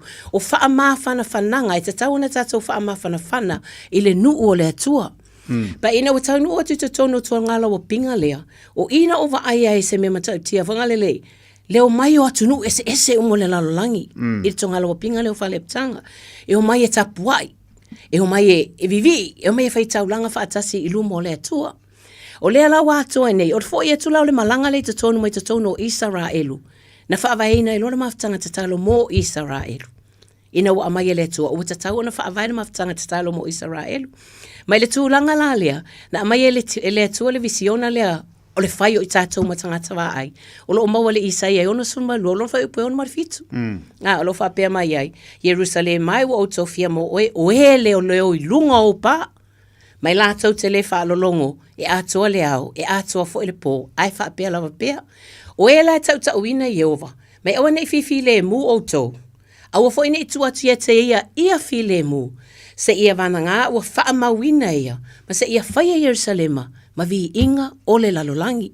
Na mai le tua le visiona lea, ina ia amataina, ai matapena ina ise mawhtanga ta talo molo na nuu, ua totoe le tua i le loto, ina ua iai te tōno whale apitanga nei ma ova ai, le meo lo whaonga aina ia le atua le lalolangi atua, e a ona tūtū lai, ma ta talo mo le nuu o le atua, ona tātou te lua, e le ngata o whaamanianga, ai e tātou usta ia le upu, o whapena ona whetala iai le whionga pa ia le atua, na mai le malvisiona le tātou te, le ngava tau po le vision, ale ngā luenga po le mission fo ia ngā luenga, whai mai, ai oi atuia o tau ia manuia Yerusalema, e manuia i lātou e alofa i a tei, le upu la le wha mai ai oi. Le maa nei e o tu ina tu e ino le upu le ai oi. Ango ati tōna whapalangi, may pray for the peace of Jerusalem. Yet atu mai le ngara, le wha Samoa ina tu e ina, ai oi atu i aloia. E ta tauna tato wau ngani le atua ia manuia Yerusalema, tato te tatalo i le atua ia iailo na file mu, ona o Yerusalema, na amatai le atua, e tu e whaai ufo i le atua, i to tonu o lona no ufitfilia. E iai lana ngam tafa yo ia, oe maa o kerisiano, ua whaola ina poso sa kerisiano lava le ne lalangi, e ta tau i ona tato tutu, ma ta talo mo le nu o le atua. Le lawa atoa nei fia, mai le iwa iwa lima, le o ma le teimile nei. O lo wha pēnā, o na ngai yoi lava le au ta talo, ma o le nei fo inga luenga tia. Pia na e se la fia, e lo se ngā luenga wha pēa, o se leipo na o se na ni tanga nei tangata, le ai. E le o se e kalesia. It's a ministry, Prayer for Israel Ministry. O le ministry foi la lea, e ese o matangata o lo whapena, o na ngā lulu e ai, wo foina o lātou wola, wo foina o lātou taimi, e tutu whaatasi ei, tūlunga o pā Yerusalema, ma ai oi le atua, ia manuia Yerusalema. Ai sea, e wha aina loto nisi o Israelu, se ia iai le ato o toanga, o tangatanu ese tutono o le whaotanga. O le aunga lama le whaomoele na. O whaola e saunua fatu, e leo se lotu. E leo se lotu. It's a ministry. Tu sa, e tatala whai to so se silava. Langai pe o tātou ai e lola lei po le lotu po whainga tāo nā no whapeo lei o le kalesi ai, o le kalesi ai. But o le ministry ai ana mai le atua, e leo se lotu, ai e tatala le whai tutoa, ma le awa noa, ina ia whape nāu nei iaiso se tangata kerisiano, mawalo nā awa noa i whia tatalo mo Israelu, o loo awa noa tātou, loo awa noa whai toa, tātou te ngā lulu ai, ma tātou tutua e lungo au pā Yerusalema. Malo whaftai, ma nino le vala le talatalanga le whaletua o le tau o le mawhtanga te o le tatalo mo Israelu, so se tangata, kerisiano, so se tangata tatala le avanoa, le ale e kālesia o le engalui ai, maua le avanoa, e te sau e te tūma, e te talo mo le o le atua. Ale upu mānai o le ufa mafam, ai oi, o le ai oi, au ngani, mānai o upu o le ua mele neitai au mo tātou, loro inga tā ua tele lea, ia mo le whafonga le tātou watunu au talatala, le la tāhau atu la i lena i tāhau le whenga le whalatua, ia mo whale apitanga i tono Israel, ia mwhena e saunua i whalau tele le vaenga lea le whenga le whalatua Maria. Tungalo o pinga o whale apitanga, ona o tungalo o pinga ne, o lo whamawina o male whionga le atua Levitiko e luas matolu. Le lafa toa o matu tungalo o pinga o i ngā pū, o matutunga lau pinga o tongiola. Lela usa so o mai matunga lau pinga whale apitanga. Pe o tunga lau pinga ne, o whaatawa ina ia, una le tele o tangata le taimile nei whamai, o mea nai patino ia Israelu. A e whaitau manino ne le upole atua, the Lord says, these are my feast. O a au tunga lau pina ne nei, e au o na whamana tuina. Ai se a, o a por kalame na whaatatitia le atua mo Israelu. O lea tama aiale nā o i tātou le ekalesia, e ao o na tātou sāwari vali ei fōi, e whātau nuina, e o mai lava e le taimile nei. Le la wa tatou wa o mai tonga la wa pinga o fale apitanga. I tonga la wa pinga nei o le fale apitanga. It's a wale tono Israel, it's a Feast of Tabernacles. Before ona tata le amatanga tia. Ina ua uru fale nei to inga tonga la wa pinga. Oka se matanga o fie whatever ai tangata ese mai le lalo langi atoa. Tuso le uo mai tangata ese mai le lalo langi atoa. E o mai ie vivi ima fai taulanga i te tono o Yerusalema. E o mai e vi ia Yesu Keriso o lena fai ele toni o la mo oi mau i te tono le lau mua o Yerusalema. Whatatia lau, o le taimi fo leo tonga lau pinga pe fai tau le tusi le Levitika. O le taimi o se selenga. Amene. O le taimi leo se selenga a saito. Tana noa leo le ato, fa mei a uma le taimi o le serselenga, o ngā mai leo tō ulua I serselenga, as an offering, mai lumo lau taulanga I lumo le ato soifua, a tō ngā lau pinga foi lea, tō sa e fitu o nā aso e whai ei, a e valu I le aso, e ma whai una malo lo, ma o sāpati le nā I lumo le atua, o le aso mua mua o le sāpati, o le aso lona lua, o le sāpati foi, a o nei aso o mai e whai tō ngā lau pinga nei, e ave e a le taulanga, a inga taitasi. Ave lau taulanga I lumo le to soifua. Fa pena ona etu watu ai o le taulanga, fa me o le taulanga o mea ai, o le taulanga o saito, o le taulanga o vainu, o waina. E le fa peala e te savali fua. E te alu malau taulanga I lumo le tua. Pea ona fa alonga ina I tonga lawa pinga nei. A ola le teimi o tonga lawa pinga foi nei. O tangata yuta ia uma. Wai e fali. A tangata yuta ia uma sa tangata I tono Israelu. Po fe fo me la langi lo whatever ai etu iai. Wa fau o lato tama I fali fo like a temporary shelters. I tu o lato fali. Wa fau lato fali. Peni fali o tato Samoa. O na ato le I laula au. So se laula au a me se laula au lau pama. E ako mai fali ia. O na no nofo I le tono I. E fai tapo inga I tono o fali nei. E a ai e te tono o fali nei. E fellowship e te tono o fali nei. E le feta lainga ale atua. Tau te mana tua I le taimi na o au mai ai o tau mai ai kupito. I o tau mana tua vavenga na whai, I o tau mana tua ai le alofa tu noa o le atua. Le lai wha manatua ai tangata Israelu, e o mai ai le taimi le nei. E matau ria whala tonga la o pinga le pea tatala noa, ne pea whalau tele la I titi lava. Mana ia le mea mai le anganga pa I o le atua fo I, au sa ili atu se si mea fau. E me le nganga pa I o le taimi o le serselenga. No va aila o toi wha ata mai ma toi wha manino mai ma toi va ai tu le taimi o alu I tonga lau pinga. Me le iwa lima iwa fitu iwa valu. Fa so solo mai ai. Ina o lava ina wa le o toi alu fo ia wha awhetai le atua le ua iei nisi o sui o Samoa. O le ua whai matau a veina pele fo o Samoa I tatono tonga lau pinga I le nei taimi. Tu sa la ai le serselenga lea. Le se fa ma upo le to le taimi o le serselenga saito. Ai te tilo e taimi o tonga lau pinga o atu no uma la langi. O le taimi o le serselenga le to watu amata na tu fa atasi le tino o Keriso. Amene. Me amata tu fa atasi le tino Keriso. So it's something that's very very prophetic in a way that o mai le nganga pa ia le ngata le tatia mai le serselenga la le tino I la le mea ai a serselenga saito. Le mai le tua wo le taimi o tatau ona tatu fa atasi le tino o Keriso. O wai ele taimi la le o le serselenga le tonga la pinga le o tonga la pinga o fale pitanga nei. O lo fa pena e ona avatu taulanga nei tangata I fitu valu aso e fai taulanga nei. Tato vava ai le famile Romas fulmalua. Yo foi nato tato tino o le taulanga ola le lumo le tua. O taulanga I tala noa ele whenga toa le tala noa I mea na maua I limo tangata taulanga o le tino taulanga o mea whaia o la tau lima I fuol ele ma mea uma. Ei na wafio ma Yesu Keriso. Ile se la sila Yesu Keriso. O le taulanga le finangalo iai o e ma. Amene. O le serselenga le o lo finangalo le tua. I o foto tatou tangata. Ia so o malaba. E le ngā whapenga le sa. Iai. A waso I e fiku I kawangi tatou loa. I e tatou whatawa ina taimi nei. O whaivi inga I le tua. Ma I e tatou wola ia Keriso. Not just Sunday. Not just Monday. But I e tatou savali vali. E ala ai. Ma whaolatanga Yesu Keriso I o tatou tangata. Mana ia. Whaafonga tātou watunu le tala ina o le whaleapitanga. Manino le leili whaafonga tātou watunu. Ia o lea fua tāpena o le whaleapitanga la le peone tā ua e o whatua o le whamanatu ne tono Israelu. A o lea fui o lo mawhai o na whamanatu ina. E te tono le mawtanga pe o na ngaruru ai. E mwhai o na sauno I la lea vai ngalo whengon whatua. Man. Tusao, e mawhai ona whaamanatuina wha lea pitanga, po whele vaenga e te ele lalolangi e le teimile nei. A o te tonu ai o Israelu, o le whaata waina le nā o le iai o tonga lau pinga le o wha lea pitanga. Pei taina na wa mai ele atua teimi nei, matauri fo le e tango tāpā sesi. Ia ise mawhai na fōdinga le o tonu o Israelu, ia ni se le mawhai. A ina ia whaalau te le ina, le winga o le melo le whale apitanga i tatou tangata.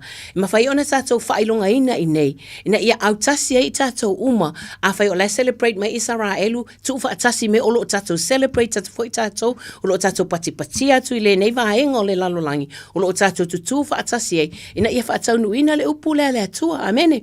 E matau lia mai fo la o e te tia o tatala noa le tae. O le nei le tonga lau pinga lea. O le tasi ro tonga lau pinga e se le tāua i lumo le atua. Ona, e yeilo na whaatau nu uina muli i tatonu ai le fionga pa ia le tua. Lo tala noa le sakaria le sfun mar whawhai mai. A o le taimi a fio mai a Yesu Keriso e nofo tupu. Amene? Taimi wa fio mai Yesu Keriso e ilona tūlanga whaatupu, ilona tūlanga aloa ia o le ao le lalolangi atua. Mai ia, nofo tupu mai tatonu o Israelu. O le taimi la na, o le alu e whai e tonga lawa pinga fo ila lea. E wha mai la, le taimi fo ila lea a o wanofo tupu Yesu Keriso. E whaasanga tau atu no ia Israelu. E whamela o tangata to toe mai ai, i taua ia, o tangata to toe mai ai, i lato whaasanga tau ia Israelu. Whamai o tausanga uma, e ao ona o te tono o Yerusalema, o le mafuanga, e o e whamanatu le tonga lawa pinga lea, e o lato te whaivi inga ia Yesu Keriso, le tupu sirisiri, o whaapena ona nofo tupu o ia mai te tono o Yerusalema, i le a aipa ia, o lo whaapena ona vātau ele lalangi atoa. And me fo ina elena eva ai, se tama i Jerusalem ala ikikia. And everybody wants to have a part of Jerusalem. Ona yeilo na mafuanga, o mafuanga lea. Ona lo tama fai fo le tia Apollo ia, ina ia fo sona ia. Sona ia, sanga ia part i tutonu i, but he doesn't have a part there. Because Jesus is going to reign there, and that is Jesus himself. That he will come back. O me whala ngai au ngai le taimi le nei, au tatou celebrate tina mawhamana tuina tonga lawa pinga le nei. O le tatou te tāpena, o ele kerisiano, o au le kerisiano. O le tatou tāpenanga lea. Va ai le tatou, va ai le tatou tau tulinga nei, te o tatou le ma o tatou ai. A tatou tau whetuli man mautinoa, o tate iai umai i, se lati iai umai i le tāpenanga lea, marwhamana tuinga le tonga lawa pina. Pe a o na fio mai Yesu Keriso. Alo whaftai, ia, wa.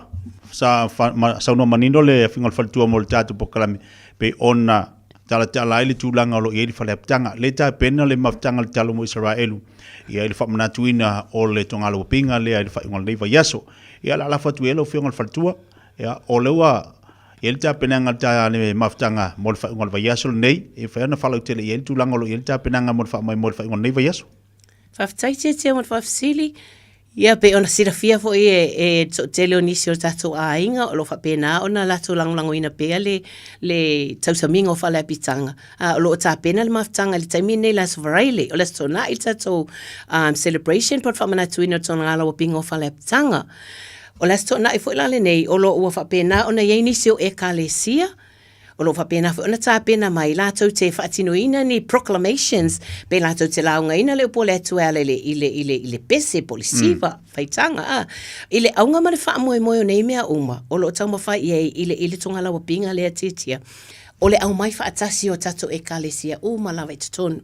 Ina ia tatou ngā lulue whaatasi, tatou te whau whaatasi le whaatali, a wale fio mai o lo tatou ali o Yesu Keriso. Tatou te tutu whaatasi foi, ina ia whaapena o nāti, ina en maa lo le atua.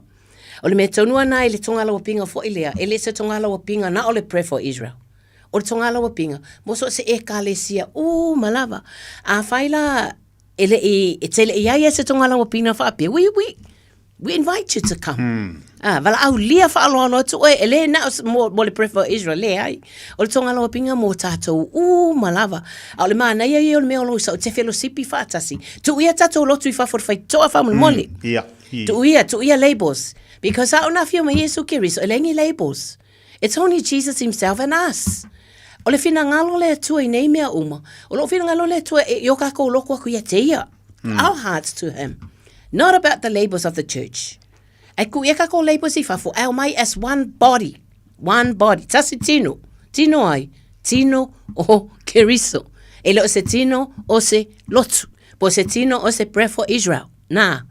O le tino ke riso e o mai tātou te ngā lulu e whaatasi. E le whainga o le nei to ngā lawa pinga.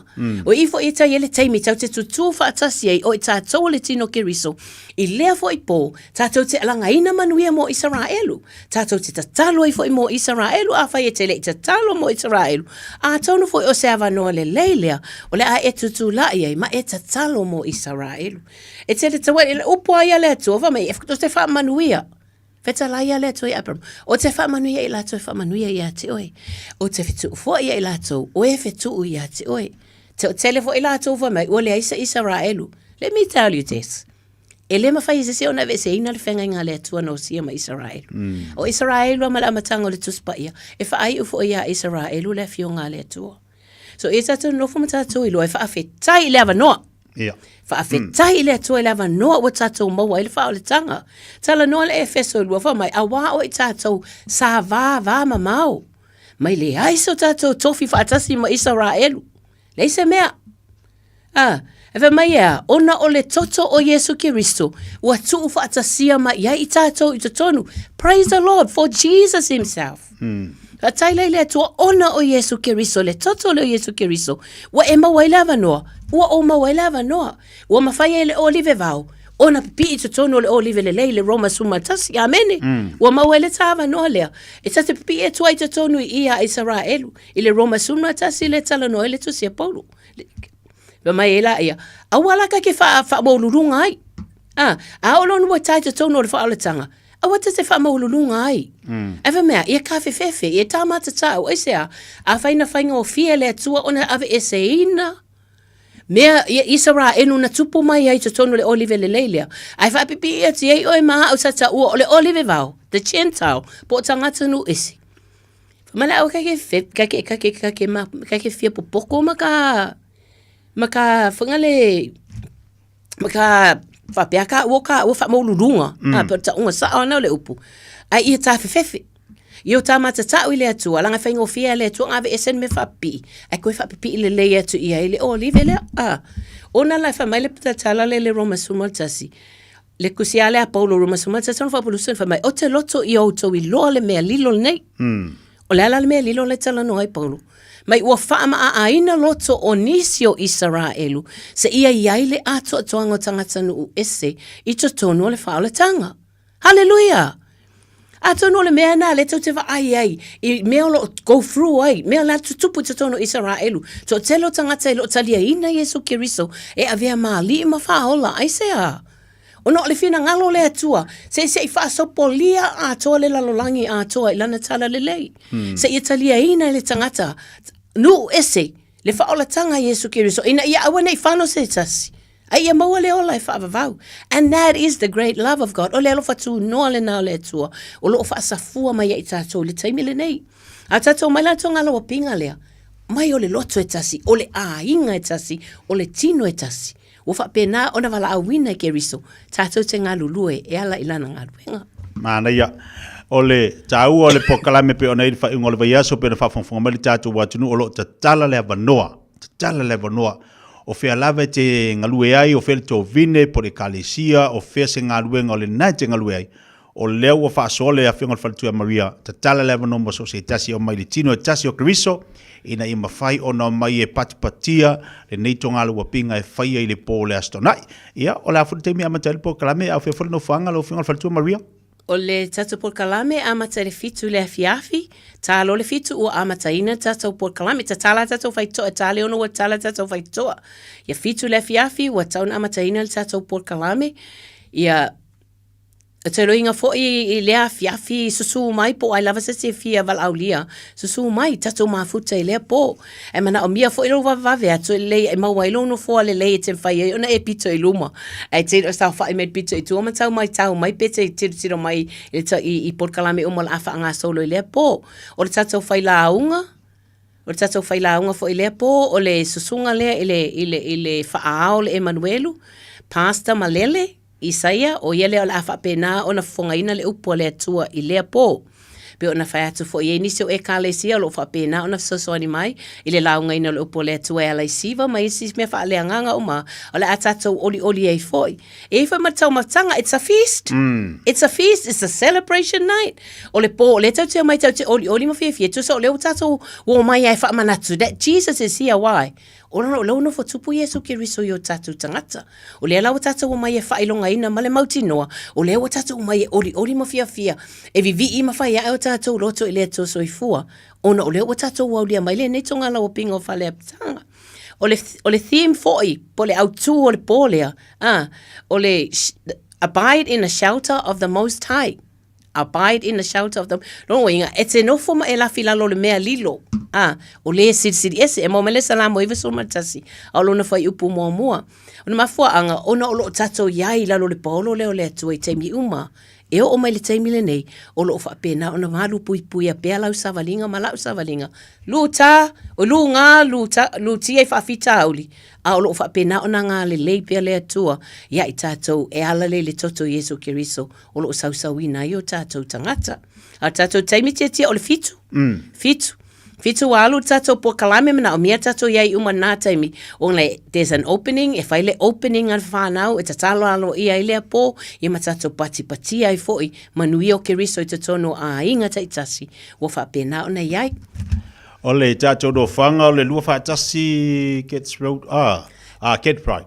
Yeah, lua ole tato address 241 Kirkpride, lua whaatasi Kirkpride, i maangele whamon Te ranga so ngofie ono le hold wala wilo o mai to tele. Ia lele, malo whaftai le whafongwhamele tātou watu nei vaenga le tai au whailo tūlanga lo iai le moe a le maftanga le talo mo Israelu. Ia leo tāpenatu mo le whamanatuino le whaleaptanga leo lo whatino ine tono Israel. Ia lea whelo patia e niso le au kerisiano. Ia e maiso le ni maftanga o le prayer for Israel pe na iai. Ova ma le lua se furu tau sanga talo na whawaina, ia malo lava ngā rue malo fo le malo ngā ruenga le atua, ai manatua o le nei ngā ruenga, o lo ta tala lava noa so se tasi lava, so se kalisia, o i lava fia ofo ina mai lo na soifua ta talo mo le nua le atua, ia bese atu nu umala langi la vea te masa mo le ta talo, o lau lea ngā ruenga ma lau lea tiute mo le tātua tinu, se vangala wesi si vaenga lo fianga le whalatua Maria? Ia. Aftai o lewa to e whamna su mai me leo te talo mo la langi a toa ona le misi atu ia te awa o le au fo o le tutu la i o tātou te talo mo Israelu e mwhai ona tātou te talo mo i la tau lo o whaasanga tau mo Israelu tātou te talo ina ia maua le whaole tanga Yesu Kiriso tātou te talo ina ia maua le file mu lea ia iele li o le file mu whaasao lo toina ba ngā le upua le toa ma whai ona whaasao lo toina le tangata o te talo fo ila le mo le lalo langi a toa a wale alo le tala le ina ia whapena ona whaatau nui nei le upu lea whamai u whama aina lo tonu isi o Israelu se ile ato toanga a toa tangata nu ese tono whaole tanga o le sila aunga le ngata te talo malo si mo le nu o le toa a le te talo le mo le lalo langi ato ai mai se lava ila tau o lo whaasanga tau pe mo le nu ia ai mai se fo i tatou atu nu o Samoa le ngalo ia Samoa le talo o lo whapena ona whaalu alu loa a pe fo no tau sila mai a o ia le ministry e ave lua fu a Samoa ma fu a Israelu e loa ai o i tatou o tangata loe le ngata na lango ina Israelu a lo whapena ona tatou tutu e talo whaatasi mo isi atu nu uma o le lalolangi e pena Paulea tia ai Malo whaftai, ia, manu ia le tāpena atu le whamoe le whaunga le yaso, ia fo ile anga leo le tua, ma ia tāpena ile li mea uma, ia ai mai se fo ia loto ma nganga o tangata, ma tātua uma, ia o lela awai le whamoe le whaunga le yaso. Ia manu ia tele ia fofanga, ia o le soa, ai mai se le whaunga le yaso, o le whaunga le whatua Maria. Ia whaftai tia, whaftai mo whamanianga, ia, tai te fo mo le avanoa fa pena na tu ina mai e fa pena na tala ai le aunga mar fa mo e lo fa mana tu ina tonga la wopinga fa le aptanga no te lo o fa si umi o fa ilonga ina o fa si umi o fa ai le ia le fa se avanoa fa peta tu te tala noa i lo na mafua anga ale le fa tai le tu o ma wale ne avanoa tawa o ma fa ona tatu tala no ma fa ala wi lo tatu a inga po ai lava fa fonga mai se sui fa fianga inga o nisi fo o to uma lo fia mana o mia o mana na o fia o mai le po o mai o mai tatou mafuta, o mai tatou tatalanoa, o mai tatou felsipi, o mai ase o tatou opongi le tupu o tupu, ma le ali o li, e si tia i le napu. Ia ona tatou woi fo i le o tatou e kalesia mano fuanga o lo tatou iai, ma avatu e fo i atonu fo o le afi, o le ama woi fo i se si mea fo, ma se si mea le lei, e te halu ma oe, e wha amanuia atu ai lo ainga, e wha amanuia atu ai fo i lau e kalesia, o no le tua manuia, ma o te tau tino tia te o le nei upu, a te talo mo Israelu, e wha manuia le tua, langa ua mātou tofo iai. Ua mātou wa aia wha manuianga sa saa mai a le tua, iona maenga uma, talu ona whaia le ne ngā luenga. E ngā luenga wha manuianga i lale tino, ai sili, wha manuianga i lale nganga. O wha manianga le nei a fiafi, wha whitai sa moe lau whaafongafonga mai, wha whitai si o tatou atunu uma po ai lava ua maua mai le nei a la leo, ia wha manuia tele le atua e lau whaafonga i le nei aso, wha manuia fo i le atua i whaiva matiu tele, a wha iui ua atua i fo i le nei aso, e lau tatalo, tasia tatou wheloha i lea po, ina i tatou maua se mawhtanga fia le ngatailia, ia wha pena no wha lau teile i le atua lo whale ie, e te malama ai i le aunga mara wha moe o le neitonga lawa pinga o whale apitanga po le Feast of Tabernacles. Ia manu ia tele sa moe le nei aso o no Yesu. The golden throne, tell me all about it. Ia lo se bali tebe le wati toys football valu minuta talo le tula se football lua le mafutopa le tato wanti no. Le fionga le faltua ia Maria Taala Polata Iva Fosi Smith pe ona ia le tala ina le maftanga o le tatala mo Israel ai maise o le tonga lo pinga o le fale apitanga le o tapena tu e fa unga le vaia so la stona nei awana emisia awana emisia na proclametale tu lai fitu lua fatasi tatu si le hol masani lava nai talua tu lava e afi le moto wili alunga i male vale le mangele lua fatasi Get Bride Road ina imangele mawale le ia ile tatu hole na tale fitu le afia filastonai talia societasi fe lava le to vine na tinga luai sumai talamai au tatu patpatia le lofa maleanga le leo le tua e ala fo le nei maftanga po le nei fa moi fa ngol veaso le tongalo wapinga o le fale aptanga se vanisi de tatu fali ngana vatu le proclame le moe ina o se bal tebel wati to es football fit 2 minute on the tale le tu las malua lo se fu maloloina o lo io lava ao proclame fotal so fu maloloina o le amateli le sofa me i le valu i le fiafi se ia pa ia le tu la iva i le po awinati te o fa lo masani ale Petra Doctors male Petra Community Trust fantasia male Radio Samoa. O e sa ni malanga mo Samoa, ma le tualole mo ana rentals, e mau ai so se tu ai ngā taavale mo te tongi, mo so se mana onga, e ma whai ona piki le taavale le malewa lele i whale olo, polo tātou o fisa au tu i ala fua, pe mo muli anto le whale tani malo o loo e wha mautu ai ngā whaapitoa, e iei le insurance cover e te fili mai ai, a wale pui ngā ne i tupu se whaalawelawe, a o loo iei le wha mama a venga mo oe. Mo nisi whaamtalanga wala au le tātou pa anga le Pacific Easy i le ovalu se lau, o tasi onono pe asiasi i le Facebook ale Moana Rentals po le upenga tawha ilangi o le moanarentals.com Moana Rentals o laupaanga e taitoloina oe a o e malanga siasi i Samoa.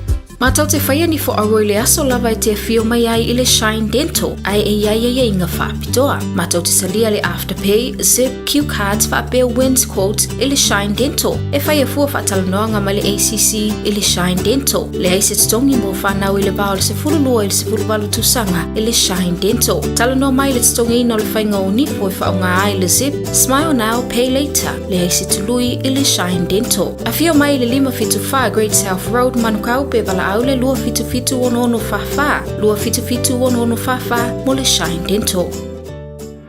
O le R-Dash Travel o le company numera tasi le taungo fio pase se mo fe malanga inga i Samoa fa pe le malanga bai i Samoa New Zealand Day. A fer de loa i le office o le R-Dash Travel tasi valu lima Great South Road i Marurua. Pe vili mai i le telefoni tolu iwa lua o fa o o. Tolu iwa lua o fa o o mo le R-Dash Travel.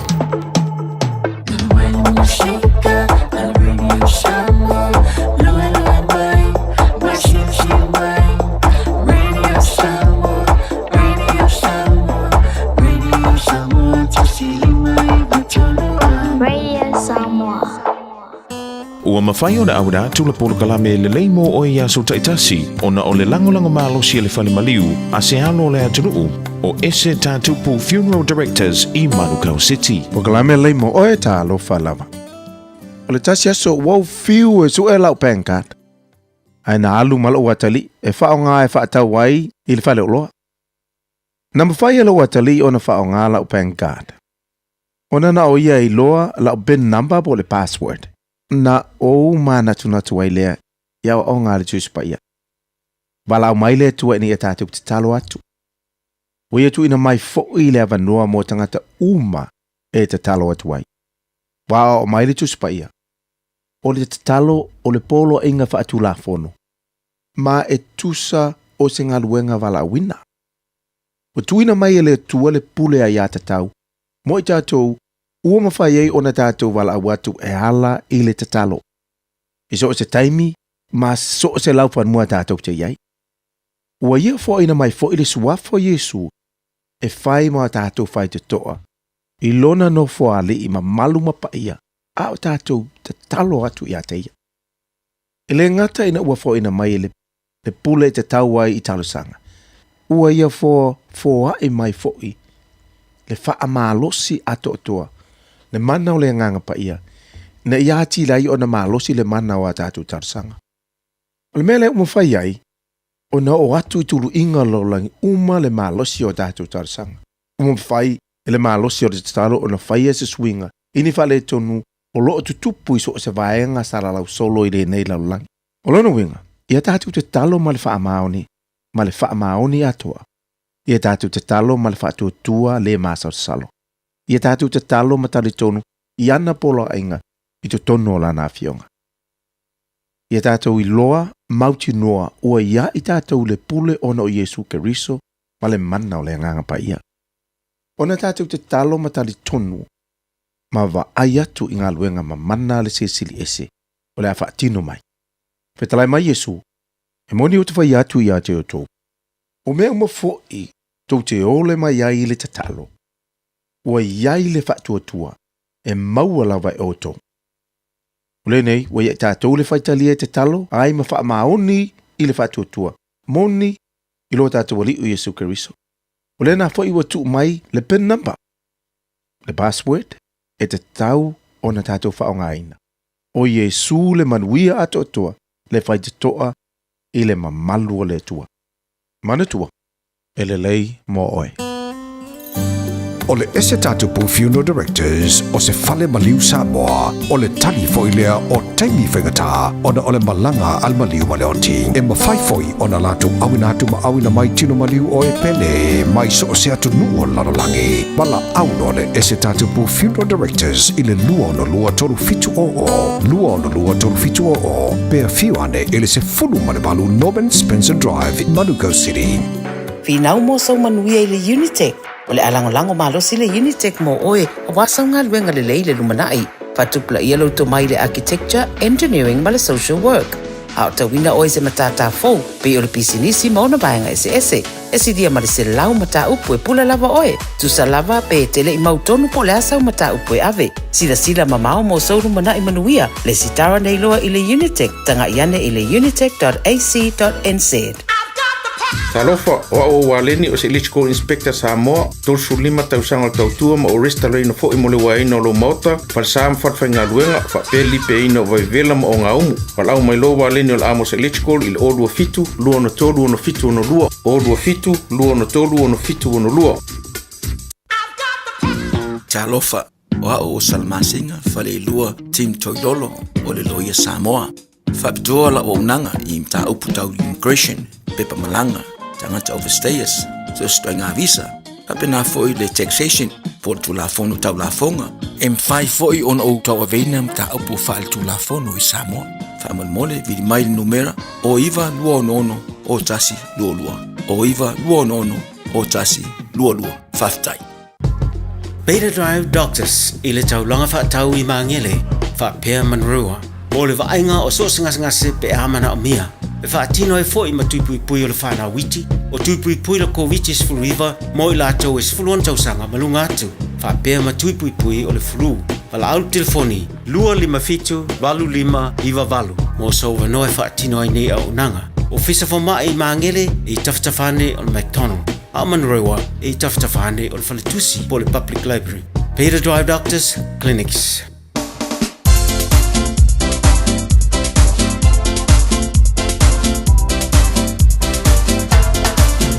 Upo le mo e peona ye le nei tai au le fa me le tatu wa tunu le tei va minuto talo le tula sma luas fa singa malo si fa lenga na fa time vi le mo lava le upo folo le tu mo tatu malava ta ua yo le tatu fa ngolong te lo i te mi o mai me tu po le aso i ai fu i ale te mi e fo me tu pu i lona taimi alu watu fo le po le upo le tua e fo ina le leisi na fu i me o fa li tonu le loto ma le ma fa ia fa tali ina lo fale tali ina o ta vale tali ina tono la ngaluenga upo le mo ia mai se fo ina fa mal au le afionga pa ia le tua pe fa fonga mai ai i le nei fo yaso le vat si mai le tau la unanga al sunga toxia sunga le pula le meka kas wa fo le na tau mo tatu le nei tai au tala toxia malo se fo maria ia langi matafi la sunga le li fasalau ia por tai fo tatu polo kalame o le fifia mai le fa fon anga sa mo po kalame fa tele radio sa mo taslima i betolu amo ya fa malo su fa malo ta wa tai nei tai au tia matango fie fo i le fa longo tu fo il polo kalame o le fo le lei mo oi ta talo le masalo you want to be them so nole ya pasta yeah you tato foi faia mo pin foi fa numero fa lo carta swipe lo carta fa ka fa la password ya password ka ko malo le tua o yesu te sa ole te se na fa longo ia fa pe ola o ana fa longo le lei pe fa pe wa fa maoni te dia yesu ave marim fa ole lo wolang mai salamo mai liu ese mai me nei lo langi ai fu tu lo ia ai alu leri ia pe fa pe le password nga na wena longa o yor swa fo yesu ai si password ai do wa ke me ver swa fo yesu ia fa pe alo swa fo yesu nga ke longa o wa salamo ai kali lo fa ka nga plana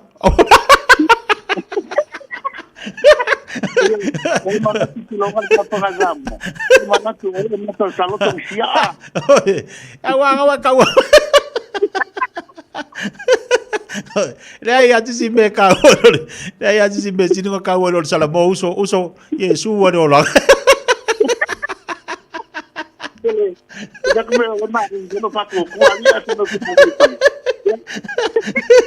Eso. Ya le sa.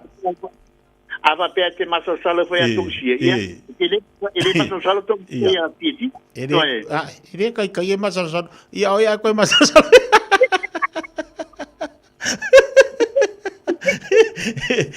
la botuia le tai au me siringa wa irot password de que le langi o Yesu ia sala mongi do ia ola tu langa le ele tau la danga tato falta vale lo atono va ya stogi ya pa tai la sunga tia ya mo va sia ata yo le sile vai fo tato so ifama yo mo le aso ya fa tai la sunga tia mo mato no le nei tu la le aso ale bi inga lava fa fo ilo tato ta pa le langi te te mo lo so ifo so tato te nu fa peso mato bola ya le tato fela i manua le mala ya fa ta lo fa tu lo fa fo anga sa mo po fe lava me ma wo me fa sa lo ma fa business ela le suifonga sa moto slima i tolu amo ya e fatalo fatulava tom sia lava tele lava male fa malo se fu manuia pa malo fa lava manuia sa mo ya ano len sinel se tia pe amerta tu alo mega kasi le na tongo fo le nei ba so mata mai lava la sona fu la so lua la so na nafi ya male so le sola le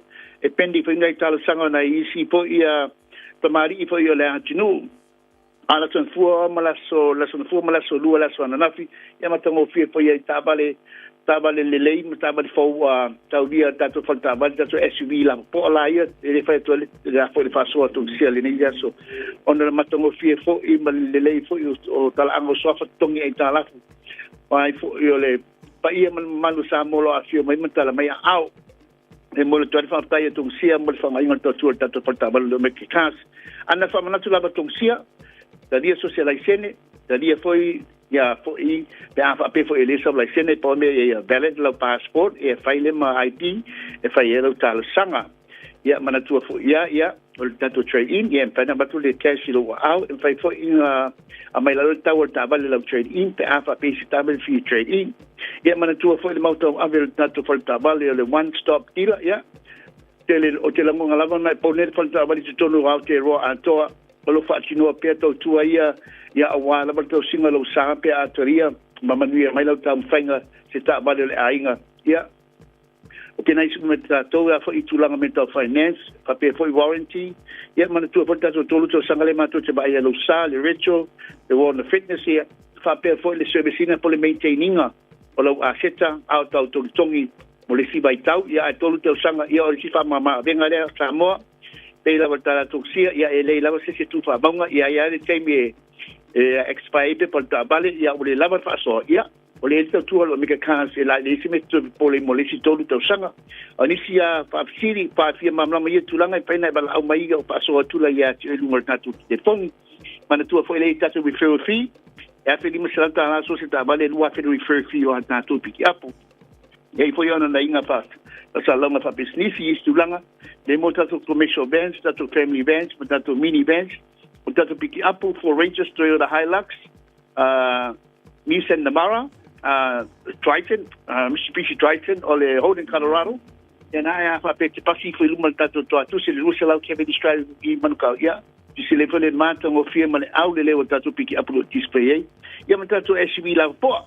Visi tulanga na to e sa mo ki fa sili pia malam mai, su mai, tala mai au, a fio mai sa mo i le rusa lau Kevin Australia i manukau, rusa lau Kevin Australia ni manukau po papato toe. Ina foi me faina bala amal da landline. Ole oiba lua fitu lima balu te sinua oiba lua fitu lima balu te sinua ia por te fori por sunga ia tua me makati ole olua tasi lima balu lua te sionu olua tasi lima balu lua te sionu ia por te fori foi la o onga tauba atunsia ole olua tasi fafituono lima fatasi olua tasi fafituono lima fatasi ia fatai tela tia manio faiba pato fafa se fua mo te o eluso se tia ai vai ka pinna pa ingalo para ki alu lang ai ar ka pinna lei toki sia male o nanga mtau tuale me ka kas pe fa fanga mai ai ya olu tasi fa fi tuono lima fantasi olu tasi fa fi tuono lima fantasi ya le tau tuale sunga tong sia o le lua se lau Kevin D Drive nai manukau o le fo le tau tuale nanga le te mari o tanto wan no e mau tau lunga tu se tau tuale tia mo tanto le nei fo yaso fa te te le lava sa mo le atu pele ya manuia fo yo to fa valo filima pe ona yai ya manuia fo to maftanga man to fa ya fonga mo se manu Francis Yone le uta pena mai ya wale fa wino po kalame ale Radio Samoa. Moltatu sumpo las falelio la le statu sumpo ona onise fo fuanga pe ona yai fa malu dua tuale tatu watino ai manuia tala manuia tele le yaso ya manuia fo fuanga lo fengai matute ma faiva ya mo ilato ngadue i le nei fo itaiao alo fatu tia so fo mai manuia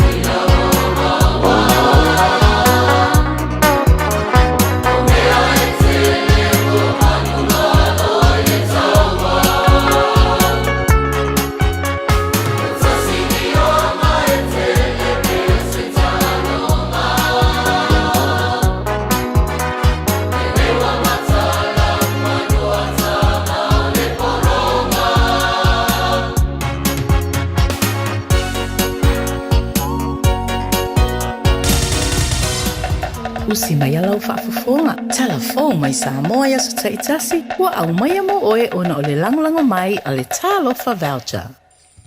O te whiwhia fwoi whātalofa lo tātou tino, ia usi mai alau whaafonga le tautua masani tala mai lo tātou tino. Au whakasolo i pia ngā ruenga o le mata i tua pui pui ngore ngāta i whale o nuu tūna lanta i le o ngā sami. Lea o lo ngoto ai le vaasu e su e le fitafite o le sami o le malo o ni usira le mano wanui. Wa whaeloa le komiti o ngā ruenga whasoa soani ni whaale tonu e aafia i le ngāta i whale. Whapea o ngā sami o Samoa. Le whaia i nei o se tapu o whaasai o na toe whangota i na ngāta i whale. O nisi o nuu i le atu sa whata o lo o taula lata i le o ngā sami. O lo ngoto ai lea vaasu e su e. I le liponti le komiti na tu ina whalawa i tile mai le fianfio le solua o le mai asu nei. Wa whaelo ai e whapea ua mai a sia ngāta i whale. O nuu e pe o te fitoala, o le tolotolo i vaiee, le fioanga o salamumu. Nuu suatia, loto whangasa whata masa napu. Ma ua mōni mawina ai e le ini sua au o lo fi ai le ngāta i whale. A mata mai le alo alo e o i mata whanga lau ne one o ia nuu. Peitai o lo wha au au na siaki, ma mata i tū pēa ni tūlanga i tūla i mai ni sua au e vaia, i o ngā sami o ia fioanga.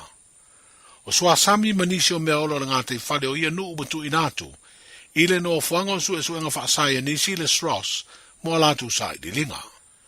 O le tau fia o le toe whangota ina o ia ma whingota i nisi o nuu o lea wha ai tū o le tātou motu o polu. O whaalia ni poti la tamai al komiti, o se i tū mauti noa, o tau fia i tupe maua a inga, o lo o whaalango lango i le atina e o whainga whaiva, ai maise o le i tū i tau mafa mo le tau singa o le soifua manui o le tino ia sa uma. Peitai o lo o ave tu o lalo ia fio anga, e lava papale a o whaatino ai ngā luenga, mo le wha mautino ai o le saunga le mua le si o manga o le ngā te whale, mai sua o masaa, ona o le vaa ua ngoto ai o ngā sami i saute o ponu. E tu sa mariva se furu ai ngā le atu sa whata, wo iai le ngā luenga na wha tala no ai, ma wha malama lama i tu e te tau no lātu si la fia, ma o lo wha awa upea ia wheido inga ma wha tala no anga. O lo whautua ina fo i ainga matangata o lea wha i tu o le tātu mutanoo, ina ia wha ilo atu ni wa inga ni sua o masaa, mani o taota mai le wa wangoto, la tau te mori mawina i o lātu ngātai whale. Wa tūla lata le fō launga Samoa, i le tau o wha ma winga wha le tonu o le tau, a o tūla lata i le wha i unga le neitau sanga. Wa wha ilo ai le ofisa le wa i tau i le tātu mutanoo, wha matalanga masani e tāpena pena ma mau i ai, a o le io o le masina fōu Novema. O valo ia le ono iai o ni e wha pe tasi i le lua, e fausia i te tonu o le wha se lau kilomita o le wha tāmino sanga o ngā sami o Samoa, i le tau o whae a mata ia Novema, e o ia a perila le tau sanga fōu lua o lua lima. O le tasi o wha ua wha bea mai le wha ai tau, e ono wha tūlanga i le wha nga tolu, po le category 3 lona malosi, pe tai o lo wha tūlanga a fianga o le tunu i le tau o wha, i tūlanga masani po le normal. O lo a fia pea lo tātu o tunu i winga o le tau o tā ua o le El Nino, ai ua valo ia le suia, i winga ua wha ingoa ina o le La Nina, i le tau amatanga o le tau sanga whau. O valo ia i fo i le wha solo atu i na wha tupula ia fianga o Samoa i timunga, ma lamati ai i lo longa. I le tau sanga i wafe ma le tolu na amatai na wha ngā i oi e le aingo Aggie Gray, le fale tali malo le Sheraton Samoa Beach Resort i muri whanua. O se ati na e sa maua lungalo na tūlanga le lei, mō malo tau aloa e a whea matulisi eno no whai. Pei ina whitaia i malu i tau whainga tā, ina ua a fia le tātu la rolangi le wha mai koviti, ma a fia ia na tupe maua. O leo wa toi te tala nei lea fale tali malo, o le a avea o se tasi o no fuanga mō le fono a tai o malo o le tāmbulenga, e pēo na whaatūlanga o le awhai ai le mafutanga a whaurulunga o malo e limas furuono, po le retreat. O le fionga e le minstao tangata tā whao o le tai fo i leo le malo, na sau no e le sau ninga na whaamawinai, le toe te tala o whai to toa o nanga le Sheraton Samoa Beach Resort, na whaatupelo na toe whaare leia, i le tau e luas furuono o tesi ma le vandu miliona tā la. O se leni o lo iei ma le sao, o le whalaptonga le whaputunga tupe mo le lumana i menui o tangata, le nupi wha.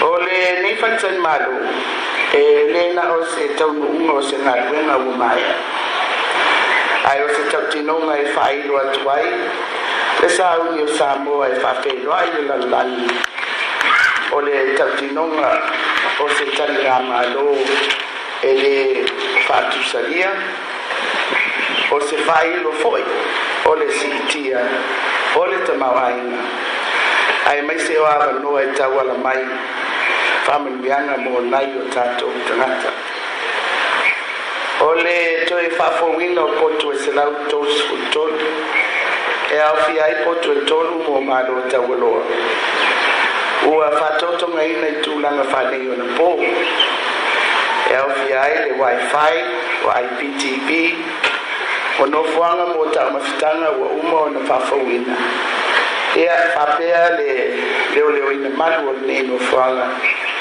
i me poeta al CCTV mai ole tawa fai o ne ngalo e tu sa male duas ful wono te si male badu milion na tala ma to e momoli le ala faftai ya la to uma sa ngalo lue malangolango fatupe tene ya tinani se vai ngore saunga le fionga fia me Dr. Naomi Mataafa o le minstau tanga te tā whao mai mo mai le tunu o le pāle mia fo i o Samoa. O le toi te talai o ofisi o le malo o ma pisi nisi le aso lua o le nei vai aso. I le ua mai ele aso malo o lo i le aso ngafua na wha mamalua i le aso sao le lotu o tamaiti o le nei tausanga. Na whero i eile kāpeteni whiriwhiria o le tātu o le kapiliki o le toa Samoa, le sunga ia Jerome Luai. Ma le taitai o le malo o le fionga le tamaitai pāle mia, le fionga fia me Dr. Naomi Mataafa. O se wheloa inga na ave eifa amunianga le tamai te pāle mia le kāpeteni ma le au atore toa Samoa, a o te pena masau ni aila na malanga i Peletania. O le malanga mai lo tātu mutunu o le kāpeteni na wheloa i ei foi, ma le Pelestene ma le pūlenga o le tālonga la kapi i Samoa, mo nisi o fuafuanga, a o le itola wapi whaatasi le tātu toa Samoa e peo na whiriwhiria. Na whaeroa mai le Pelestene le kapi le tino o se fuafuanga whaale ainga, na mafua na malanga mai Jerome Luai i Samoa i le whae unga, o le vai aso ni te nei, ma mauailo na avanoa e wheroa i atu le te tai o le malo, ma nisi o tai o le tālonga la kapiliki i lo tātu o tino.